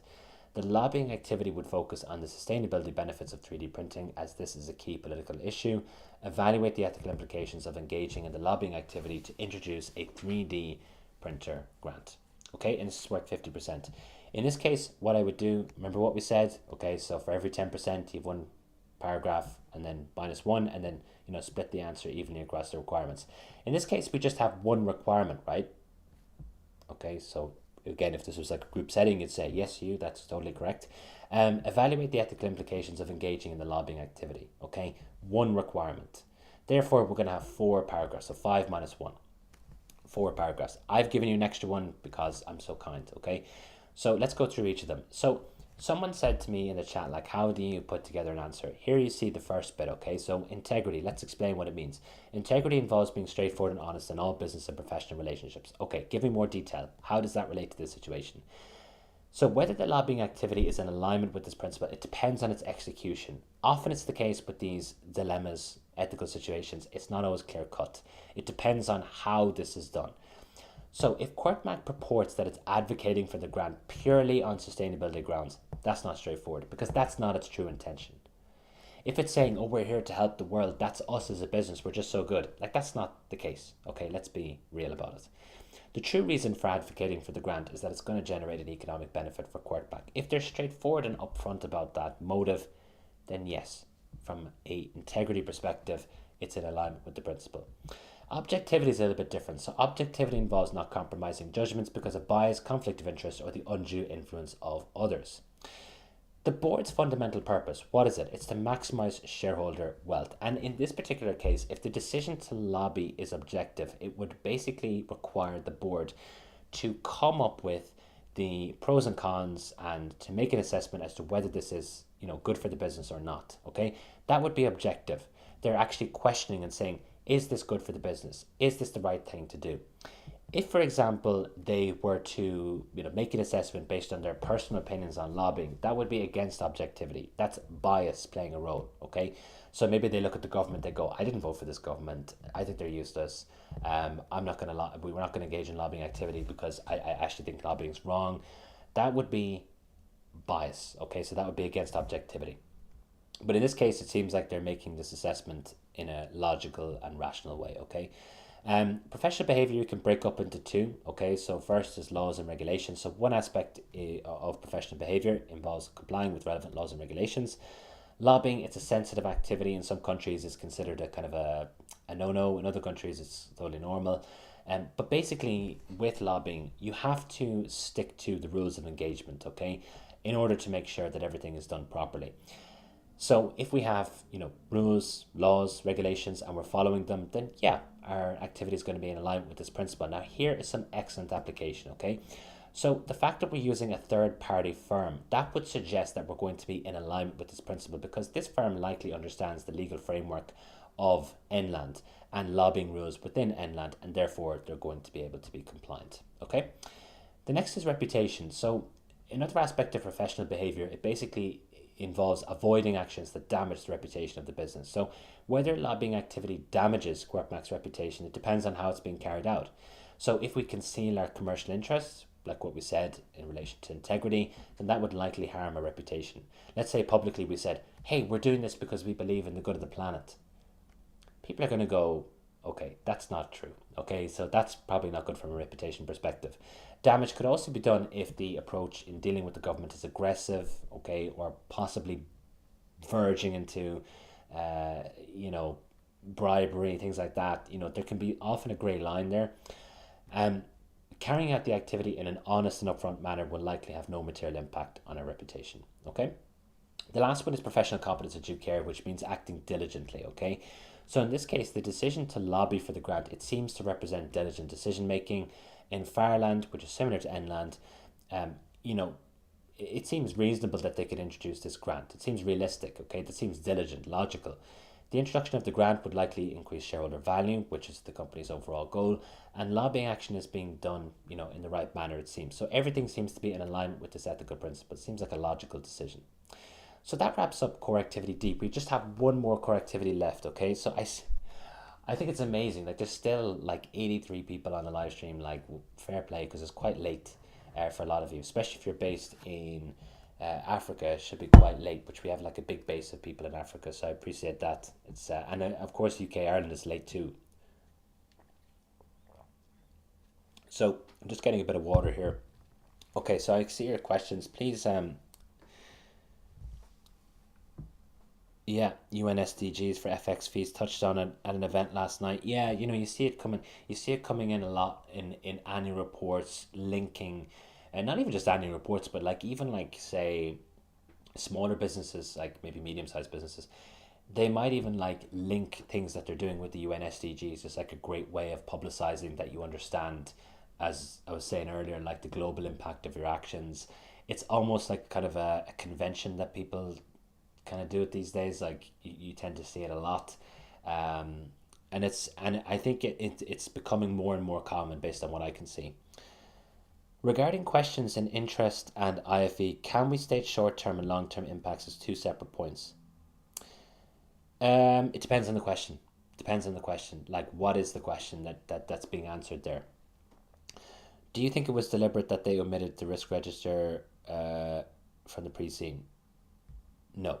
It's only been in the risk register extract has only ever been in one pre-scene document, and it was in the prototype paper, which was issued I think about 8 years ago. So no, it's just never really in there, because if you think about it, it would be quite large to have in there, and it could be confusing to people having two separate risk reports. So no, that's the answer. That's what I would suggest. In a two-part question, let's say there's 2 paragraphs for, 2 paragraphs against.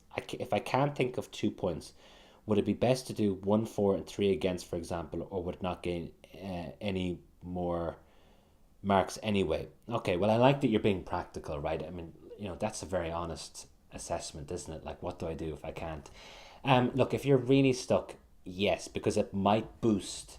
Let's say, for example, one of your points 4 was not great, and you've added a new one, and there's a chance that maybe third one is better, and it might boost your chances of getting a few more marks in that piece. But really, I would focus my attention as much as possible on evenly spreading them out, because it could be the case that even if you had like a dodgy argument against, you might get like 2 marks versus like just getting 1 extra mark for having, another argument for it that actually touches on a new point that's better than one that you had previously. Okay, so the answer to your question, if you're really stuck, yes, but not ideal. But that's what you're saying to me, and I totally understand. Like, let's say you're in a suboptimal situation, you don't know everything. What do I do? Yes, if you're really stuck, it's better than doing nothing. Okay. Rate you, Hugh. Thanks for doing this. Well, I appreciate that. Thank you so much. And you know what? I appreciate the attendance. I've said it a million times. I'm not trying to annoy you guys, but it means a lot to me, right? Add me on LinkedIn, whatever. I really appreciate the support on LinkedIn too.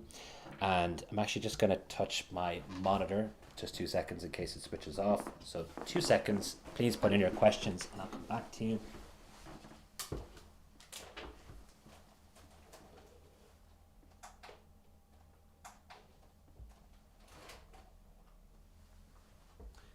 Okay, so I'm back.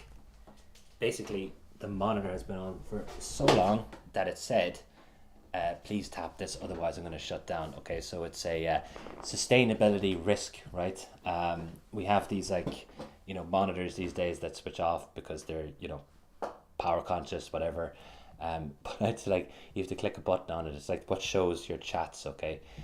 So sorry about that, but I'm back. Okay, so do you have any other questions, guys, just before I head into the last core activity? The attendance is amazing. Like, honestly, I know how hard it is to stay focused. Like, trust me, I've gone through the process of studying for these exams. It was 10 years ago, whatever, but at the same time, I've been through this process. I know what it's like. It's not easy, but you're here and you're trying to make an effort and you're trying to boost your score. And this will, even if say I'm talking fast and some of you maybe like, what is this actually doing for me? At a subconscious level, if you take in, let's say, only a fraction of what I'm saying, it could honestly help you in a big way. Like, we find on the course that like small changes to people's answer approach can make a big difference. I've seen it happen loads. Okay, so if it makes a small difference, it could be the difference between passing and failing. Okay, we see a lot of people getting marginal results like 78, 79. Like, if this just helps you 2 or 3 marks, fantastic. It was time well spent, right? And we're going over a lot of material. Now, if you had bought the course, this was on the course, a lot of this material over the last few weeks. So we like kind of drip feed the videos. So just bear that in mind. If you are resitting the exam in November or February, you decide not to do it in August, get the material early, or come see us in Cape Town and Johannesburg. Sign up early because that will be packed, especially the one in Johannesburg. The one in Cape Town is going to be very busy. I can even see the website. We can see traffic on it already, and I know that in Johannesburg, that one's going to be packed, and the building is big, the premises is big. But in Cape Town, we're going to be very busy as well. But please lock those in if you're someone who is sitting in November and February, if that's your plan, or if things don't go your way and you're thinking back to like this session, go back to the website and add your name. Okay, but only sign up if you're actually going to go to it. Okay, because we have to we pay per head. Okay, so make sure if you say you're going to go. Okay. Any questions, guys, before I go into the next piece? Because I know we all want to get this done, but I also want to answer your questions as I go. Is anyone here like looking at this going, yeah, actually, it's not too bad? Sometimes like we see comments, people are like, I'm stressing. I totally get it. But is anyone sort of thinking to themselves, okay, now I'm a little bit more comfortable. Like I can kind of see how I would maybe approach different questions. I don't know. I hope so. I hope some of you are out there, and maybe it's no one, okay? But I hope someone's out there sort of saying to themselves, look, okay, if this comes up, I have a better idea as to what I should do. Even just the point on ethics, don't use the principles. You could get zero. Like that's a huge tip. That could be the difference between passing and failing, okay? And you probably know the principles. You should know them, Anything else, guys, before I move on to core activity E? Really helped. Okay, well, I'm happy to hear that. If there's any technical question, I'm here to answer them as well. So don't worry if it's super technical. I'm happy to answer. Okay, so let's move into core activity E. I have to use these Stanley cups because it's such a long session. You need enough water to keep you going. There was one I did before, and you could hear my voice. By the end of it, I was like, it sounded like I was smoking 40 cigarettes that day. So, I need to be kind of careful. Like that's why we're sort of pacing these a little bit more than we used to. It's a little bit longer. I know there's a bit of talking in that. It's just to help like everyone stay focused because this is quite a lot of content to go through in one session. Okay, so core activity E, the last one. Okay, so what do we need to know in relation to core activity E? Well, it is as follows. Okay, so it is recommend and maintain a sound control environment. I can apply internal audit resources. I can recommend appropriate controls and evaluate implications of compliance failures. And the last one, I can recommend responses to threats arising from poor governance. Okay, pretty okay. Like in terms of answers, it used to be like a real problem area for people because of the internal audit piece. However, we do tend to see that people answer questions on corporate governance fairly okay. So it depends on the types of questions that come up. When internal audit is tested heavily, people tend to do quite badly, if I'm being honest with you. So the first area that we're going to cover off here is the control environment. Okay, so what is the control environment? Well, basically the control environment is people's attitudes towards internal controls. Okay, so if, for example, I use this example all the time, people who've seen this before, they're like, Hugh gets into examples. But if I go into like a retail store, let's say I'm the store manager, I put my hand in the till every day and I do it for like a year, and I take cash out, and you start seeing that I'm wearing Rolex watches, I'm coming into work in a Ferrari, you're probably thinking to yourself, does this business have a good control environment? No, because there's no respect for controls. A control should be in place around balancing the tills at the end of the day, And if I'm coming in and I'm stealing money and nothing's happening to me, how do we feel about controls in the business? We don't care about them. So you could have a situation where you have a question on the impacts to the control environment. How does this impact the control environment? So something like, for example, the dismissal of a director.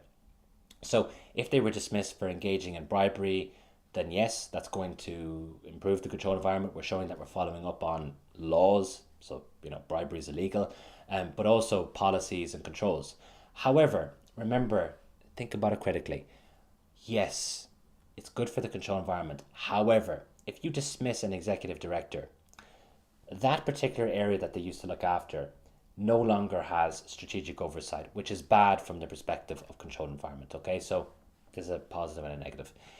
The effectiveness, okay, so the effectiveness of having a good control environment, that could be something as well that comes up, or improvements to the control environment. How could we improve it?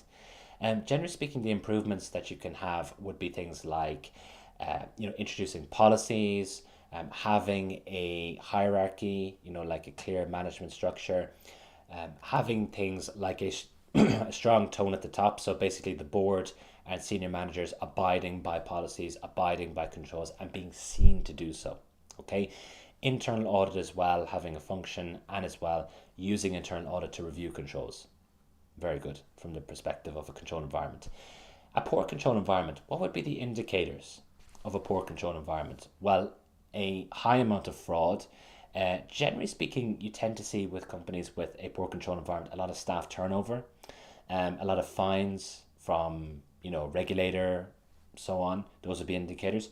Implications. What are the consequences of a poor control environment? Well, increased amount of risk exposure, possibly issues around things like profitability. If we have, for example, lots of fines and lots of compliance failures, those are the main implications. And that then leads on to things like share price declining over time. Corporate governance. So this has to be, and I believe it is, the most tested topic on the SCS. Okay, the range of questions for corporate governance is quite big. Okay, so predicting the questions that'll come up is not easy. You could have questions here that we're listing off. There could be new ones as well, like the range that can be tested is high. What I would suggest with corporate governance is that you understand the main principles behind it and the committees, and that should do you quite well in the exam. So the impact of poor governance. So if you have poor governance, remember corporate governance, the way in which companies are directed and controlled, if it's poor, it's bad.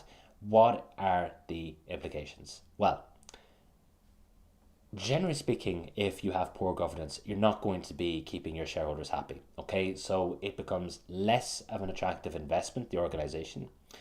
As well, in theory, you have an increased risk of fraud because corporate governance is there to instill a proper way for the business to be controlled and directed. And basically, a lot of corporate governance principles came out of big frauds that happened in the 90s, the early 2000s. And these measures were put in place to try and prevent these from occurring again. So those are ones that I would consider. It should have a positive impact on the share price over time. It certainly helps to manage share price decline, rising from things like fraud, bribery, and so on. Board composition, okay, so executive directors and non-executive directors. There's a question around whether we should appoint an executive director with, let's say, certain expertise, or whether we shouldn't. What I would suggest in questions like that is to consider the balance of the board. So everyone, if I'm fairly certain most people know this, the UK Code of Corporate Governance suggests that you should have 50-50 executives and non-executives. However, they exclude the chair from that evaluation, okay? So yes, it is important to have a balanced board, but we need to exclude the chair from the perspective of the UK Code of Corporate Governance. So that means that CorpMac actually needs 2 non-executive director appointments to bring balance to the board. Why have that balance? Like, why is that important? Why would it say to do that? Well, non-executive directors play the role of adding scrutiny and challenge to the board. So they advocate for shareholders. They ask the questions that, shareholders will want to know the answers to. So, for example, if you have a board meeting, the non-executive directors would be there and they'd say, why is profit down 10%? Why did that happen? Why didn't you implement the strategy that you said you would? Why did you pay yourself a very large bonus and actually your area did not increase in terms of its financial performance? They are there to scrutinize, to challenge, okay? So if I had a non-executive director, they'd be asking me the question, well, why did you spend this much money on an event in South Africa? Okay, what value did that actually generate for the business? Okay, so that would be a sort of an example of scrutiny, of challenge, and so on. Okay, now whether we should have an executive director or not, consider things like the cost of having an executive director, and also whether there is overlap with the existing pool of executive directors that are there. So there could be a case where possibly there's overlap, and therefore you have to have restructuring. With non-executive directors, the cost is immaterial, okay, for a large organization. So on average, I believe, to the best of my knowledge in the UK, a non-executive director gets paid per meeting. On average, they make like 80 grand a year. It's immaterial for a company like QuirtMac, okay? So it may be material for you. I mean, of course, you're not going to turn down 80 grand a year. I totally understand that. However, for a business this size, cost would not be a factor for non-executive directors. What would be a factor is that by having them, it improves board balance, it improves scrutiny, it's good from shareholders' perspective. However, it does slow down decision making, and you don't necessarily want to have non-executive directors with operational responsibility, which is something we'll touch on when we go through the question, okay? Governance issues, so things that can come up in the exam, remuneration, so pay. So should the pay of executive directors be increased because they have more responsibility? That type of question could come up. Executive incentives, so whether we should have bonuses tied to the achievement of sustainability targets. That type of question could come up. Okay, so that's an interesting question. How would you answer that? So evaluate the arguments for and against having the executive bonuses linked to the achievement of sustainability targets. What I would suggest there is that you could have conflict. Sometimes you can have conflict between profitability and sustainability. So if there are existing remuneration incentives for the achievement of financial targets, which there probably is in the form of share-based payments or whatever, then there could be conflict. You could though suggest that if you do have a bonus that is awarded based on sustainability outcomes, that should improve sustainability outcomes. Okay, so it makes sense. Okay, so you're giving them an incentive. Of course, they're probably going to take it up. Risk management is another one. Okay, so risk management is about managing risks at a high level. Do we have controls in place? Do we have high level risk management strategies in place? And assessing the environment to see, are we actually appropriately managing risk based on everything that we see. So let's say, for example, there's cyber attacks going on for QuirtMac's competitors. Okay, if that's the case, then do we have the appropriate controls in place to deal with that? And then, of course, internal controls at a high level, they would review them, they would assess, and they would see, okay, is this appropriate? Are these set of controls actually appropriate for the business? They wouldn't suggest controls necessarily, but they would review the effectiveness of them, and internal audit would help with that as well. Shareholder relations is also a part of corporate governance, and it actually links into the question that we had before around whether we should justify decisions to shareholders. That could arguably fit under core activity E as well. The role of the existing committees. So we know from the pre-scene we have these. We have the nomination committee. The nomination committee is responsible for nominating executive directors and senior managers to the board. We have the remuneration committee, like they obviously set the pay for executives and senior managers. They don't set their own pay. That's important to be aware of. The audit committee is basically the head of internal audit. Okay, so a good corporate governance measure, and we see it within the pre-scene, is the audit committee effectively acting as the leader of internal audit, because the audit committee is comprised of non-executive directors that are independent, and it's quite a good thing to have internal audit report to them, because if, for example, internal audit is carrying out an investigation into, let's say, the CFO, and whether the CFO has been engaging in fraud, they may be a little bit hesitant to actually carry out that investigation, because if they're wrong, it might affect their career. Okay, so there's that familiarity risk. There's also intimidation risk. That is overcome by having the audit committee effectively be the leader of the internal audit function. As well, the audit committee would look at things like nominating the external auditors, and they also have like quite a varied role as well in relation to things like evaluating non-audit services, and it's sort of outside the scope of the syllabus. Risk and CSR. So the risk committee is one that was always in the preceding documents. Now it's risk and CSR. We saw this in the last preceding document. Basically what we're saying here is that we have risk and CSR, because the rationale is that if you are leading a business that is not sustainable, you create massive risk exposure over time. Okay, So yes, there is a rationale for keeping them, two the same. You could have a question where actually they detach. What's the pros and cons of that? Okay. Reorganizing committees could happen. Okay, so we could have new members. So there has been a question in the past around what factors to consider if you were to appoint new directors to sort of a brand new board that occurred out of an acquisition. The scope as well of the committees could change. So this concept, and that was brought up in the question, is a good question actually. Whether it's appropriate to have a risk and CSR committee. Could we change the scope of the committee to be a risk committee and a CSR committee or a sustainability committee? Establishing new committees, so we need to be aware of the pros and cons of that. You may have, and this has come up before a few times in the exam, whether we should establish a new committee. So for example, a technology committee or a ethics committee or a treasury committee. Should we do that? Should we not do that? What I would suggest in that case is consider, yes, it'll bring more attention to that specific issue. However, having an additional committee could slow down decision making and actually could cause problems from an operations versus governance perspective. The next is internal audit. A lot of people do badly in this because a lot of people don't work in internal audit, therefore they have no context for it. So internal audit is there to give that additional layer of assurance, and they are independent as much as possible. The work that's performed by internal audit, they would carry out, let's say, interviews, observations, so they observe if controls are actually being adhered to, confirmations, so they would provide some degree of confirmation over, let's say, a bank balance, or maybe they would actually confirm with an external party whether like a software license is valid or something like that. Reperforming, so they would reperform tasks in order to see if controls are effective. They would check as well.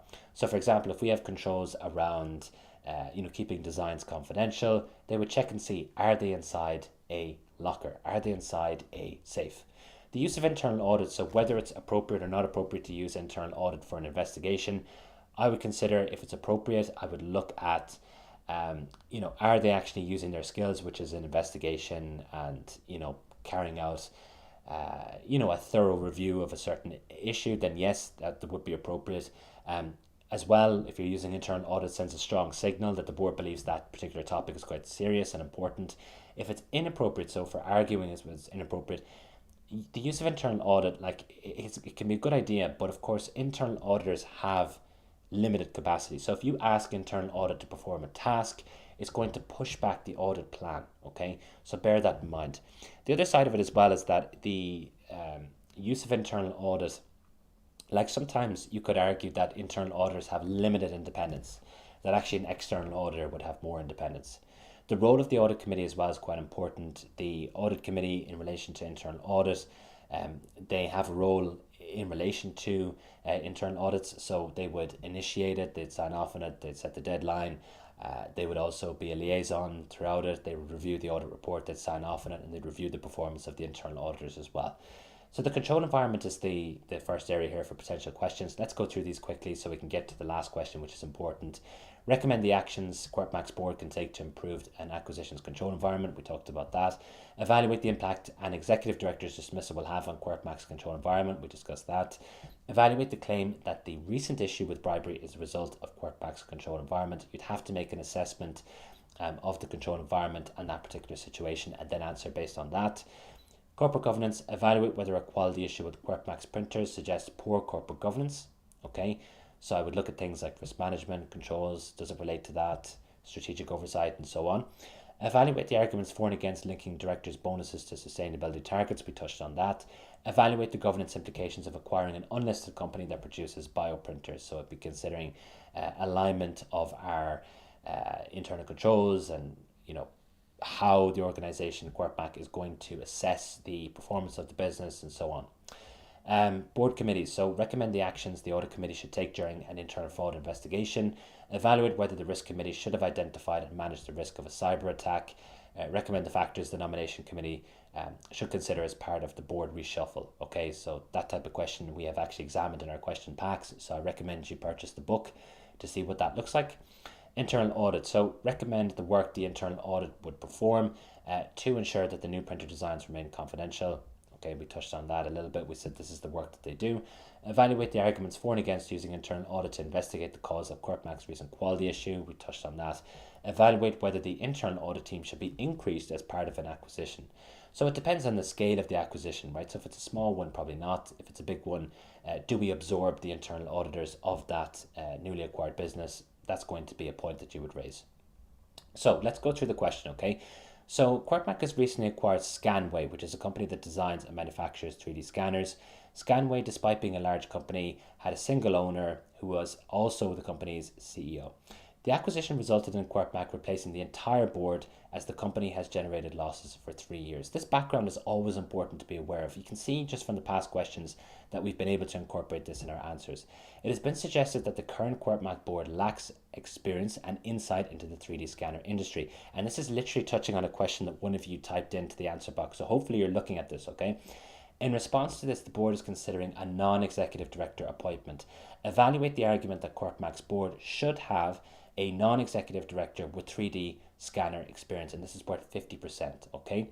So remember what I said, evaluate the argument. The term evaluate the argument means arguments for and against. Evaluate, and the questions are coming in, and I said it earlier, but evaluate does not mean look at arguments for and against. Look at the words after, evaluate the argument. If it says evaluate the argument, then evaluate the arguments for and against, okay? So the answer in this case, let's have a look at 2 for arguments for and 2 for arguments against. I've thrown in some additional ones just so that you have a little bit extra to work with, okay?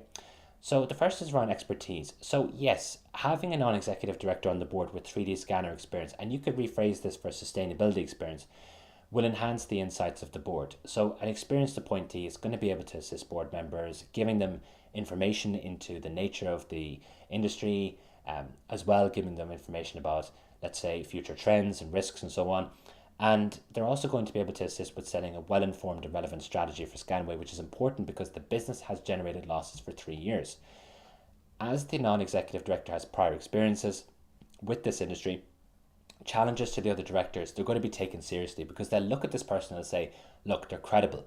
What they're asking me is based on their experience, which is a good, set of experiences that have in the past produced a positive benefit, you'd hope. The non-executive would also be able to play a key role in scrutinizing the new CEO in a grounded manner, in a realistic manner, because they've been there, okay? So the next piece here is as follows. So signaling is the next answer, okay? So again, signaling is something that you can kind of use for different types of questions, if I'm being honest. The appointment would become public information. Why? Because it would be disclosed in CorpMac's annual report. Okay, so in an annual report, you set out who your non-execs and your execs are. You tend to see a bio of them. Appointing a non-executive, it sends a strong intent to the markets that actually we're looking to improve Scanway's performance. We're not just acquiring the business and we're not going to do anything about it. We're taking on an expert to help us navigate this situation and to improve the profitability you would expect of the business, okay?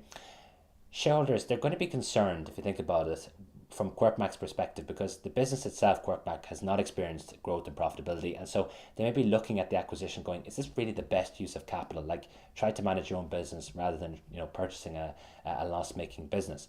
But the appointment, it really shows that actually we're trying to take this seriously. We're trying to bring the company hopefully into profitability. And as well, it also shows Scanway's employees that we're looking to represent their industry at a senior level in the organization. The next one here is the board balance. Okay, so this is one that likely many people would have used. Appointing the non-executive director is going to help us address our current imbalance issue as it relates to executives to non-executives. Robust corporate governance principles. So here we're talking about the UK Code of Corporate Governance. If you're based in another country, for example, South Africa, you have your own set of principles. I would state what those principles are and where they come from if you're not using the UK Code of Corporate Governance. But here we're saying robust principles suggest that the board should have an even balance of directors. The same principles suggest that the chair should be ignored for the purposes of evaluating the balance. Increasing the number of non-execs, it'll be appreciated by shareholders. Why? So that's the difference between level 2 and level 3. Why is that the case? Because they advocate for shareholders and they reduce executive director domination, which is something that actually is quite important for shareholders, okay? Now, the arguments against independence. This is really important to be aware of here. This is an example of a very, very, very good answer, okay? The experience of the non-executive director, you may be tempted to think that it's good to have them on the board, but that's a simple answer. A more critical answer would suggest the following, okay? The non-executive director has experience in this industry, so it's very easy for them to become an advisor, to become someone that is a source of information, okay, for this particular topic, 3D scanner technology in the industry. There's a risk as a result that they become operationally involved too much. They become responsible for certain decisions. So let's say, for example, there's a board meeting and they say to the person, okay, what do you think of this as a strategy? And the non-exec says, well, yeah, I think it's a good idea. And, I think we should make this adjustment. And okay, the person goes away, the executive, and they implement it. Now the non-executive has a self-review threat, okay? Their independence is compromised, okay, because they have taken operational responsibility for these decisions. As time goes on, it's likely the case this will happen because of the lack of experience on the board in relation to this industry. When this happens, the ability for the non-exec to challenge executives becomes impaired. So if that same person comes back and says, the strategy didn't work out, and then the non-exec says, oh, why? Why did you do that? They'll say, because you told me to, and you're the expert. So now you can see the dynamic. It's not the role of a non-executive. This is more so what's being pitched here, the role of a consultant or a senior manager or an executive, okay? So the appointment of an additional non-executive director will slow down decision making. CourtMac operates in a fast-moving, dynamic industry, requires flexibility, fast decision making. The appointment, it could hinder the board's ability to make fast decisions, and that's especially the case here because the director will have experience in this particular area of 3D scanners, and therefore they might want to scrutinize every decision that's made in relation to 3D scanners because they believe that the board as it stands has no expertise in this area, therefore they want to scrutinize everything. The last one here, opportunity cost, okay? So there is an opportunity cost. We can only have so many non-executives and executive directors on the board. Appointing non-executive with 3D scanner experience, it creates an opportunity cost, okay? An alternative non-executive with a greater ability to challenge from a fresh perspective could instead be taken on. Or you could suggest the intended role for the proposed non-executive director, it's more closely aligned to that of a consultant. So it might make more sense to use a consultant for this or an advisor. Or we could use, let's say, a senior manager or an executive appointment instead. Okay, so this is basically taking up the space of someone who would be more useful, right? Basically, a non-executive director who has a fresh perspective. Okay, so again, we're at the end of the session. I want to remind you guys that we have these in-person events. Don't sign up for them unless you're fully sure that you want to turn up, because again, we are paying per head. So it's really important that you only turn up if you are actually interested in these in-person events. Check out the website, the QR code we're bringing to the website where we're updating these constantly. We have in-person events coming up around the world. And when I say around the world, I really mean it. So Africa, Asia, Europe, they're everywhere, okay?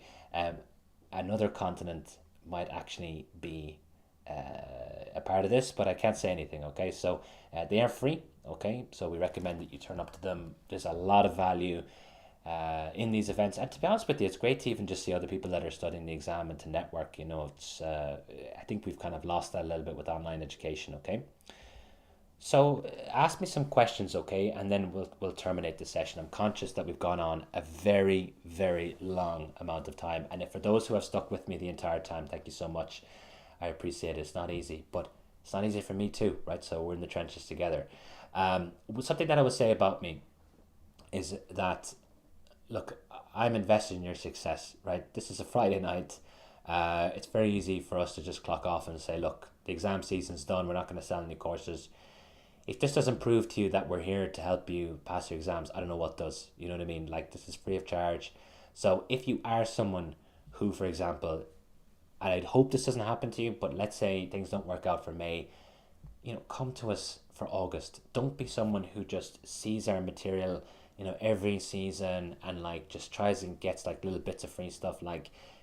We can work with you to pass the exam. Let us help you. I want to see you pass the exam, but I can't help you to the degree that I know we should be helping you unless you purchase a course from us. So do consider, if you're sitting in August, this is the perfect time to buy, because you will have a long amount of time to study, and people tend to struggle because it's the summer, nice weather, like who wants to be studying, all that kind of stuff, okay?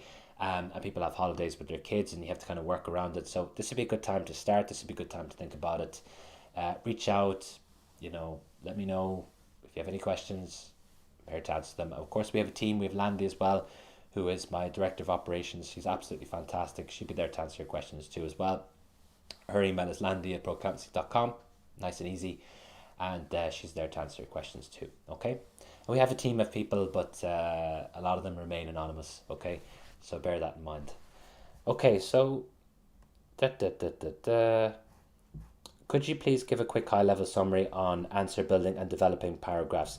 I'm going to suggest, because this has gone on for hours, that you go into Unit A of the course. It's free, and you check it out there because we have a practical demonstration of this.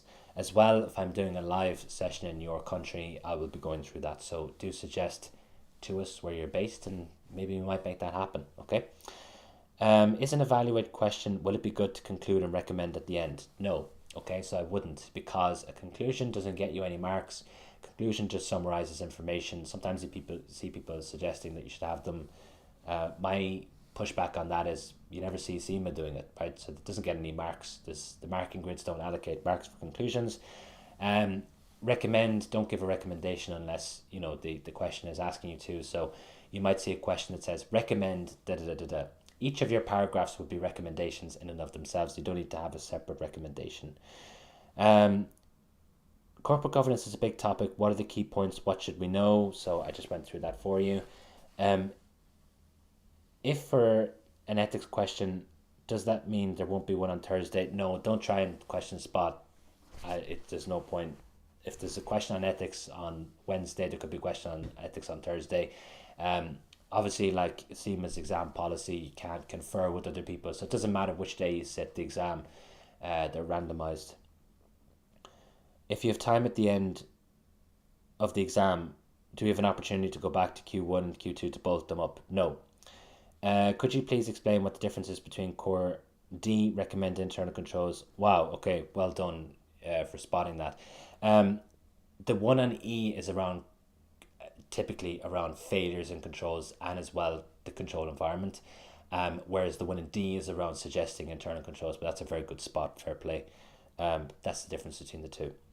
If an NED's role is more advisory, could oversight in operational matters like cybersecurity be better suited to an ED? Yes. Will I be able to watch this back? Yes.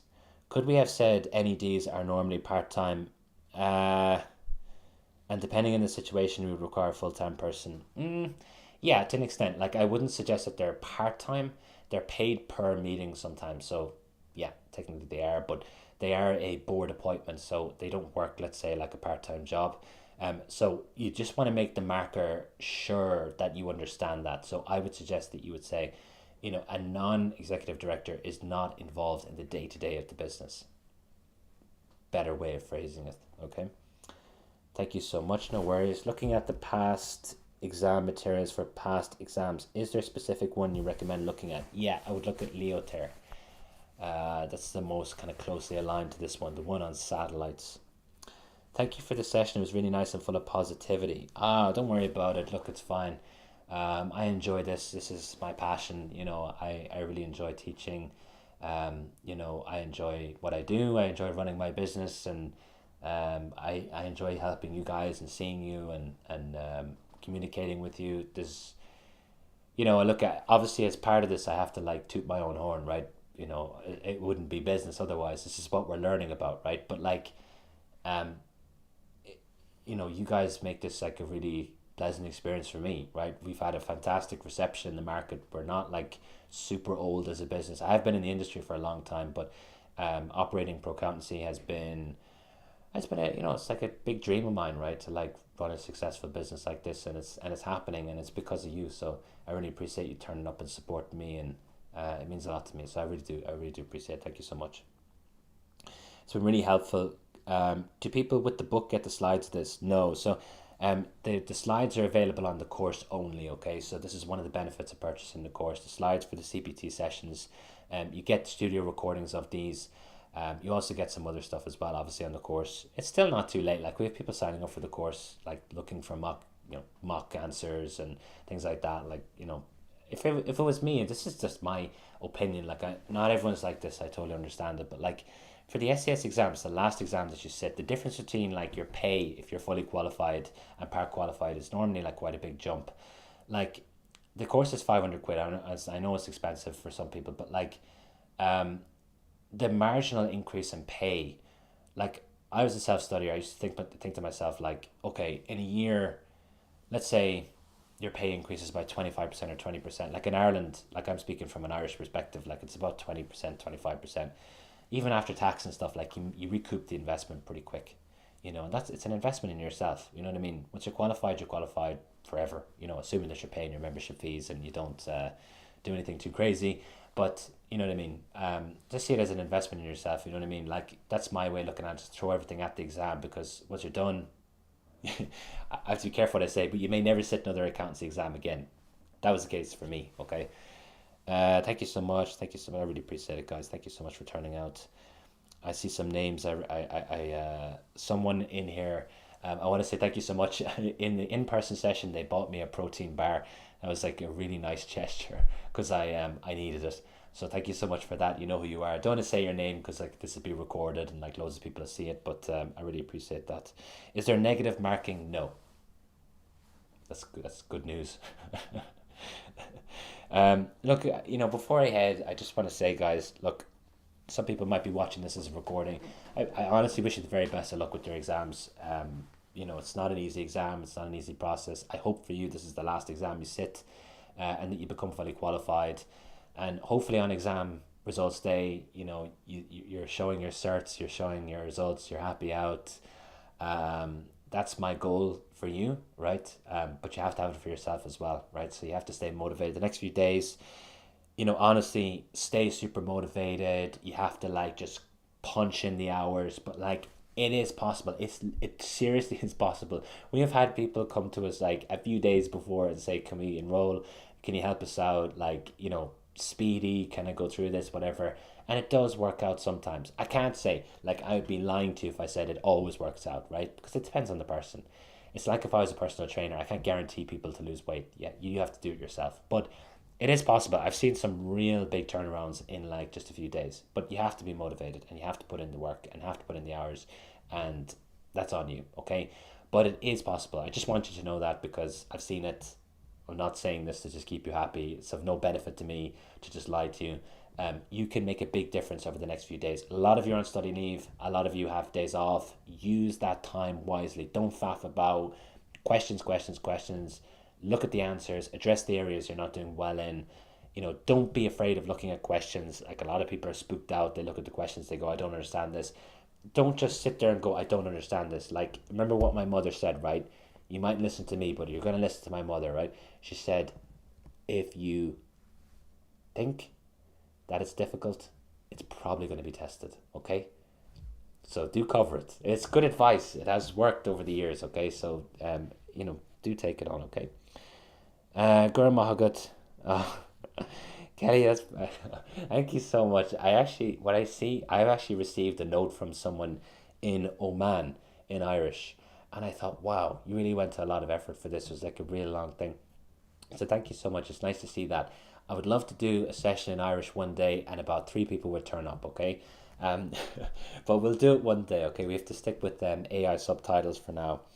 Thank you so much. It's valuable. I've written a shout on. Oh, I really appreciate that. Look, LinkedIn is my big avenue. If you want to add me, connect with me.